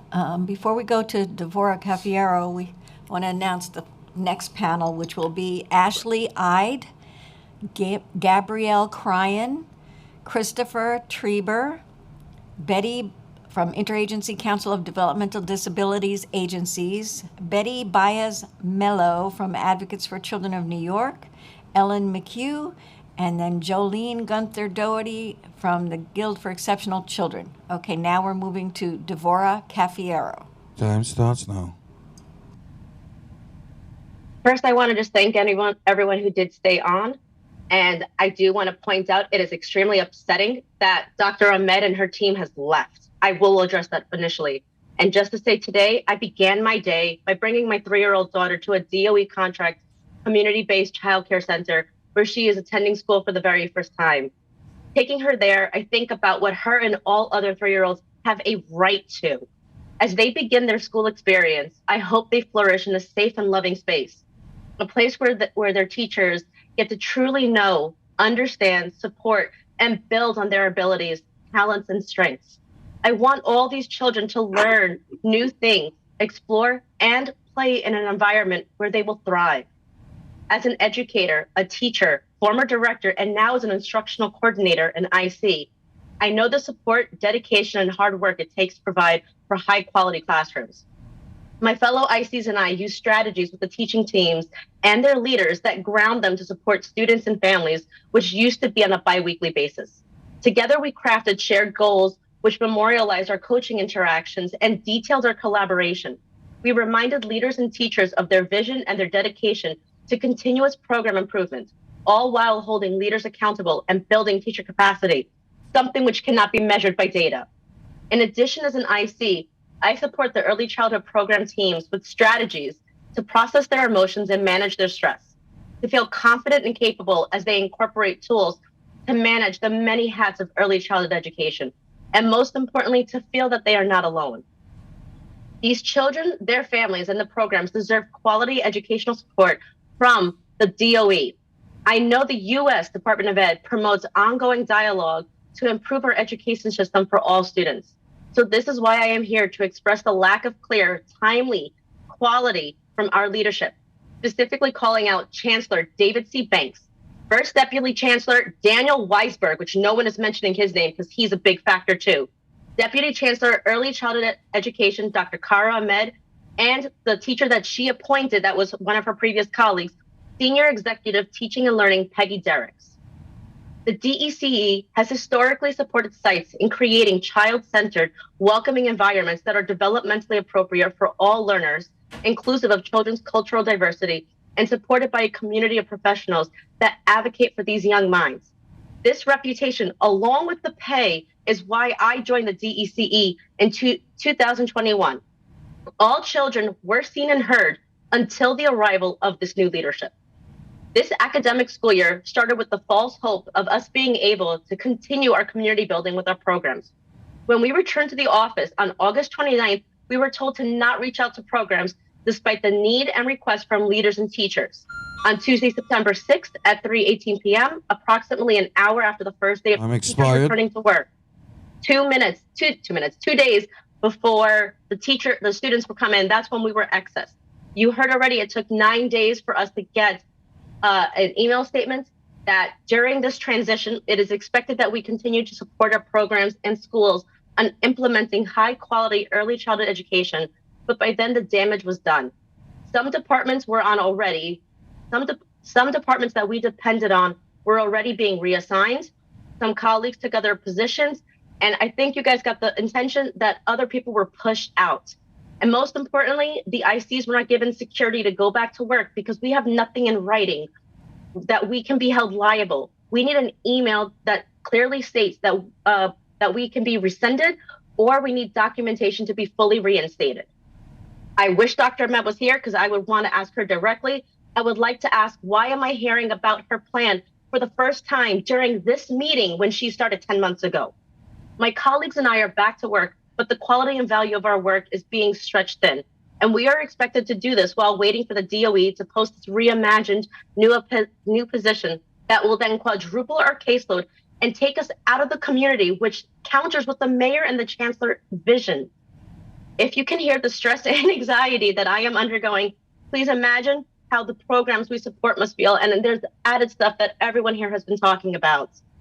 There's vague guidance from the new leadership, and we know this new leadership is working to outsource and privatize our job. That intent to support program leaders only, aiding to their workload and taking away the safe space for the staff, specifically the teachers, to reflect and process in a way that allows them to show up and to be truly present for our children. These programs rely on us, on our expertise, and they value our experience because they know that we are part of the Division of Early Childhood Education from the DOE, not being an outsourced contracted program that has a contract maybe for 1 year. Thank you. Thank you very much for your testimony, Devorah. I'd like to remind witnesses that you can submit your testimony in writing through the council's website if you haven't already done so. Thank you. We will now proceed to what is the last Zoom panel. Again, that's Ashley Ide, Gabrielle Cryan, Chris Trieber, Betty Baez-Mello, Ellen McHugh, and Jolene Gunther Doherty. We'll turn next to Ashley Ide. Time starts now. Hi, thank you. My name is Ashley Ide. I live in Brooklyn. My daughter attends a brand new 3K in a private center, and we pay for additional extended care. She has absolutely flourished, and 3K has allowed us to stop using our savings to pay for childcare. and allowed me to work more hours as a social worker and mental health professional, which has greatly improved our lives as a family. Now we don't know if 3K will be open next month. We don't know if her amazing teachers and helpers will have their jobs in another month. This incredibly complicated situation placed on early education centers that are trying to better serve their communities feels sadly indicative of a greater problem in US society, which is a demoralizing regard of families and the educators who give so much to their jobs. New York prides itself as and purports itself to be a city that values the quality of life of all its residents, which would of course include its smallest residents. How can we plan for the future of our kids' lives and our everyday lives feeling tossed around within a system that operates under head-spinning bureaucracy, making it so difficult for families, teachers, and small childcare businesses to nurture the city's children, thus the city's future?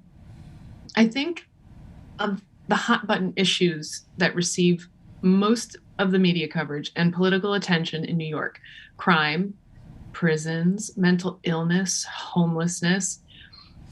As Chair Joseph and the DOE leadership panel mentioned, we know that a healthy start in life consisting of parents and guardians who feel supported, financial security, good education, equitable social conditions, and proper nutrition leads to greater outcomes and a better quality of life over the lifespan. City-funded early childcare education for all provides all of these things. I hope that the DOE will do all it can to pay these invoices, but also do what it can to reopen the 3K centers that have been forced to close, especially those that served families living in childcare deserts and under-resourced communities, as well as to the 3Ks that remain open, but only by a hair's breadth. Having to resume paying for childcare will mean that I can afford less care hours, and I will have to greatly cut back on my work serving clients to take care of my daughter. I'll always choose my daughter over my work, but to be forced to choose feels like a gut punch. To imagine her teachers, all women, Time expired. languishing under the uncertainty of their employment is heartbreaking. You know, we admire the DOE and the people who work there within that system, but we are all so outraged and pleading for relief from the uncertainty of this disastrous situation. Thank you so much for having this meeting. Thank you. Thank you for your testimony, Ashley. We will now hear from Gabrielle Cryan. Time starts now. Good afternoon. Thank you to all the amazing panelists who've already presented today. I am a parent of 2 children under the age of 3. I'm also a member of IATSE 764, New York City's Theatrical Wardrobe Union. Not one of the contracts that I work under provides any kind of childcare allowance, nor do any of the employers provide on-site daycare. My earnings are above the median income earnings for New York City, but I still can't afford daycare for my kids. So my elderly mom takes care of them. She lives an hour away from me. So that's an added 2 hours every day to my commute, dropping them off and picking them up. And even though she's a wonderfully loving grandmother, she doesn't have the capacity or the skills to provide the education that my kids would get in a professional childcare setting. I'm a 3rd-generation New Yorker. Many members of my family are in the NYPD, including my dad and grandfather. So I understand the sacrifices that police officers make for the city. However, New York City has a $5.53 billion police budget. That's more than the military budget of many countries.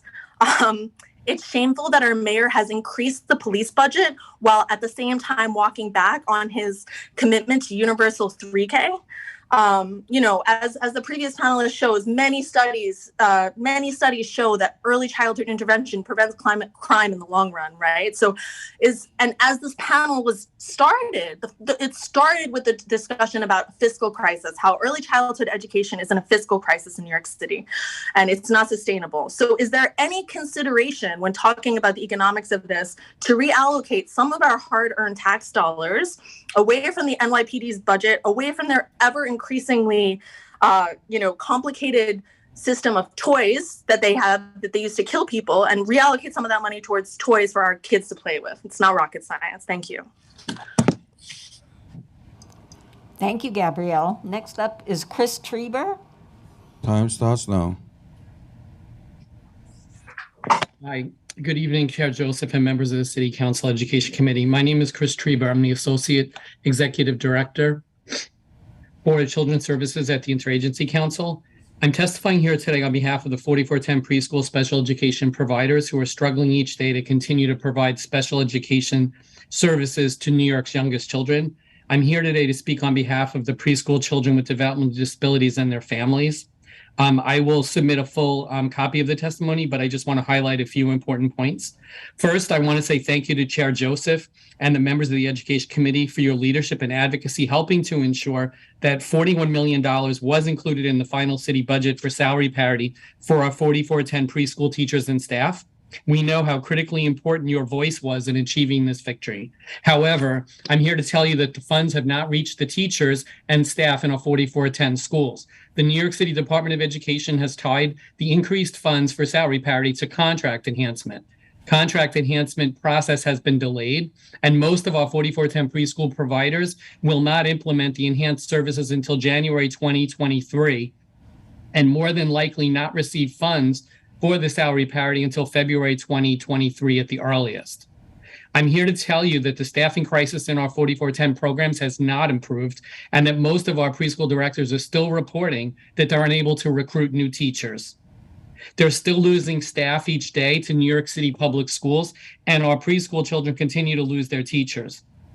The most recent mayor's management report from September 2022 documents that 4410 preschool providers educate 85% of the preschool students in New York City who need special education services. It's very clear based on the report that our 4410 preschools are the early childhood special education providers for New York City. You heard testimony before that last year at the school's year end, 800 preschool children still needed education placements. We believe that there are more children that need them now. IAC did a survey 2 weeks ago of our preschool providers, and we found out that there are currently 94 preschool approved classrooms that could be opened that are closed because our schools do not have staff to operate them. 87% of our New York City 4410 providers reported having at least one approved classroom closed. I have one more number to share with you from the mayor's management report, 26,590. This is the number of preschool children who are currently receiving special education services in 2022. That number is down by 5,742 preschool children who before the pandemic were receiving services. What happens when those numbers climb back up to pre-pandemic levels? We know they will. Our evaluation sites are overwhelmed with requests for evaluations. If New York City needs an additional 5,000 preschool special education seats instead of the 800 that they're planning to address, it will be a major crisis for every family who has a child with developmental disabilities in New York City. In conclusion, we ask the council to continue to advocate on behalf of early childhood special education providers and the children and families who depend on these critical services. Thank you. Thank you very much for your testimony, Chris. Next, we will hear from Betty Baez-Mello from Advocates for Children. Time starts now. Hi, good evening. Thank you for the opportunity to discuss early childhood education in New York City.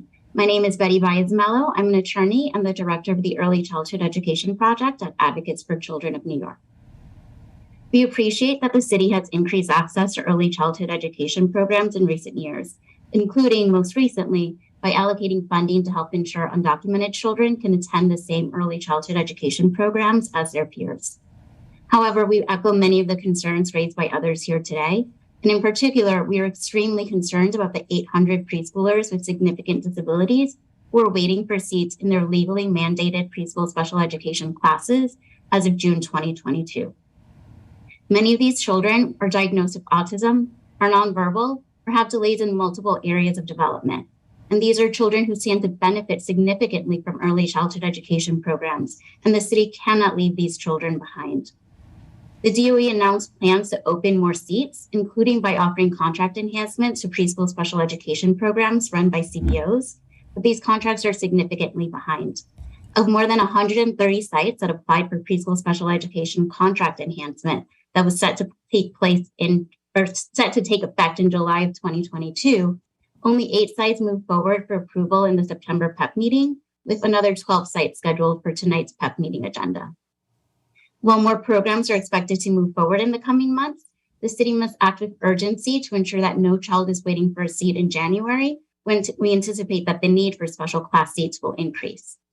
The city must ensure that there is a preschool special class seat for every child who needs one this school year, either by expediting the contract enhancement process and ensuring that CBOs open the needed classes, or by opening additional classrooms in DOE public schools and pre-K centers.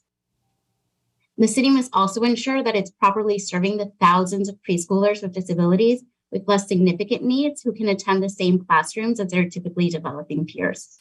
The city must build the capacity to promptly evaluate students, hold timely IEP meetings, and secure service providers who can work with students in their 3K and pre-K classrooms. Despite legally mandated timelines, we've heard from families who've had to wait months for an evaluation appointment, an IEP meeting, or the start of services, causing children to miss out on needed interventions. According to DOE data, 1 in 4 children with IEPs and 3K and pre-K for all programs did not receive their full mandated services by the end of the 2020-2021 school year, in violation of their legal rights. We're also concerned that while the DOE announced that it would hire 38 inclusion specialists to help programs support children with disabilities, the inclusion support team launched in the spring with only 17 individuals and is now down to 4 specialists for the entire city. We thank you for the opportunity to speak with you today. I'm happy to answer any questions that you may have. Thank you very much, Betty. We will now move to Ellen McHugh. Time starts now. Hi, good afternoon. Or should I say good evening? My name is Ellen McHugh, and I am one of 2 co-chairs of the Citywide Council on Special Education. As one of those co-chairs on the Citywide Council, we often hear from families who are begging for services for their disabled child. In the past few years of COVID, early childhood providers were called on to provide supports and services for our disabled children. It was not unknown for agencies who were both unaware of the number of disabled infants and toddlers who are here in New York City and not well staffed to address the child's needs, to send a child home. During the first summer of Summer Rising, children were sent home due to a lack of service providers, upsetting families and in some cases causing a parent to lose his or her job in order to stay home to care for the child. I am your warning. Essentially, my son was born well before it was mandated to have early childhood, or even before it was mandated to have 3-year-olds in schools getting services. At the time he was born, school was from 5 to 16 for him. We were left unaware, unprepared, and certainly without resources. We had to dig, scrape, scuffle for services and pay thousands and thousands of dollars despite having medical coverage to address his disability. Years later, now, it was a joy to see that families like ours wouldn't have to have the added burden of paying for preschool education, therapies, et cetera, as well as all of the other costs of raising children. We eagerly support your advocacy for the range of programs for our youngest and most vulnerable children and offer to help in any way.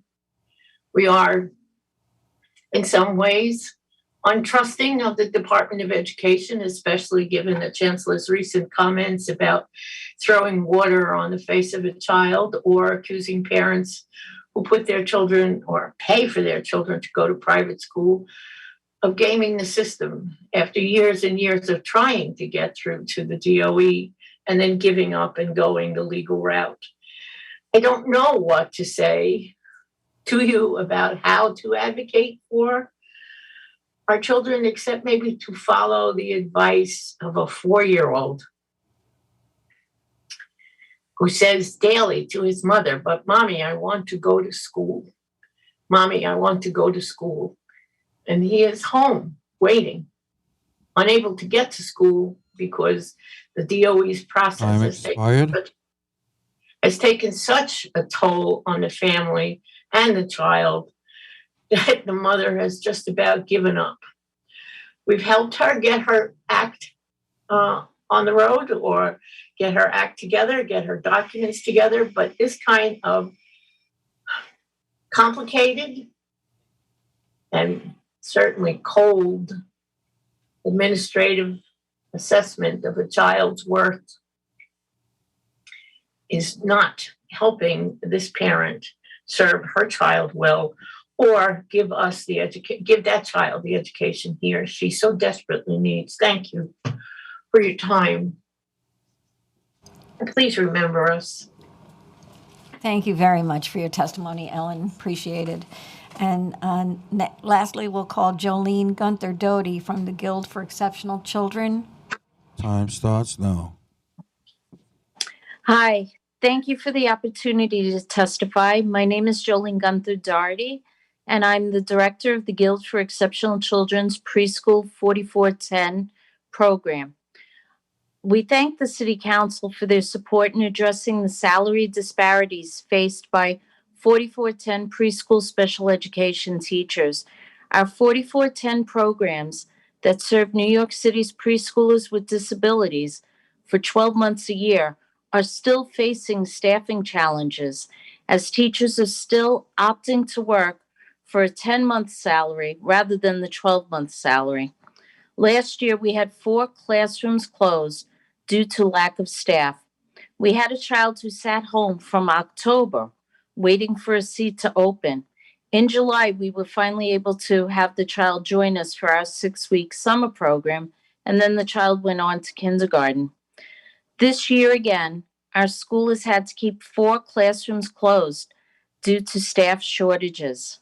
Children with autism are sitting home waiting for seats to open. The Lynn family has a child sitting at home right now with autism waiting to get into our school. They're just 10 blocks away from us. We can't take them. We have a classroom, but we don't have staff. Advocacy efforts are still needed to work towards full 12-month salary parity, or classrooms will continue to close and New York City's preschoolers will continue to sit home.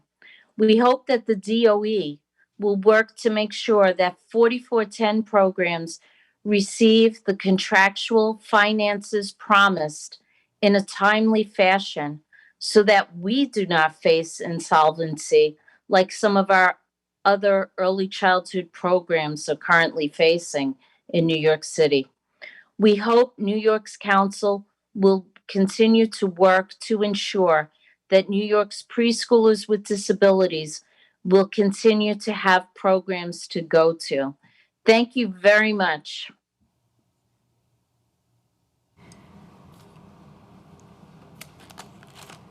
Thank you very much, Jolene. We appreciate your testimony. There were others who signed up and registered to testify who we have not heard from. We don't see them logged in, but we're going to call them to see if any of them are logged in and wish to testify. And if there's anyone else who is still on the Zoom and wishes to testify, please use the raise hand function at the bottom of the screen. These are the people who registered. Aaron Gonzalez. Aaron, are you there? Sare Mills. I may be butchering the name. S-A-R-E, Sare Mills. Krissa Corbett Kavoras.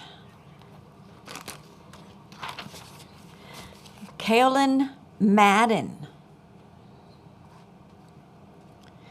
Daniel Valdez. Jamal Rivers. Lais Coelho. Paulette Healy. Runa Ray. Ruth Horry. Tanyoka Severino. Lani Cheuk, she did testify in person. Diana Diaz, the Committee for Hispanic Children and Families. Jane McCall Politi, Subcommittee on Children in Migration of the NGO Committee on Migration. Xiomara Dunning from Sheltering Arms. Maria Victoria Luzuriaga, WB's Forest School. We did have someone testify. Sonia Neal Turner, Brooklyn Sandbox. Sonia did testify in person. If any of you are here or there's anyone else on the Zoom who wishes to testify, please use the raise hand function at the bottom and we will call on you to testify.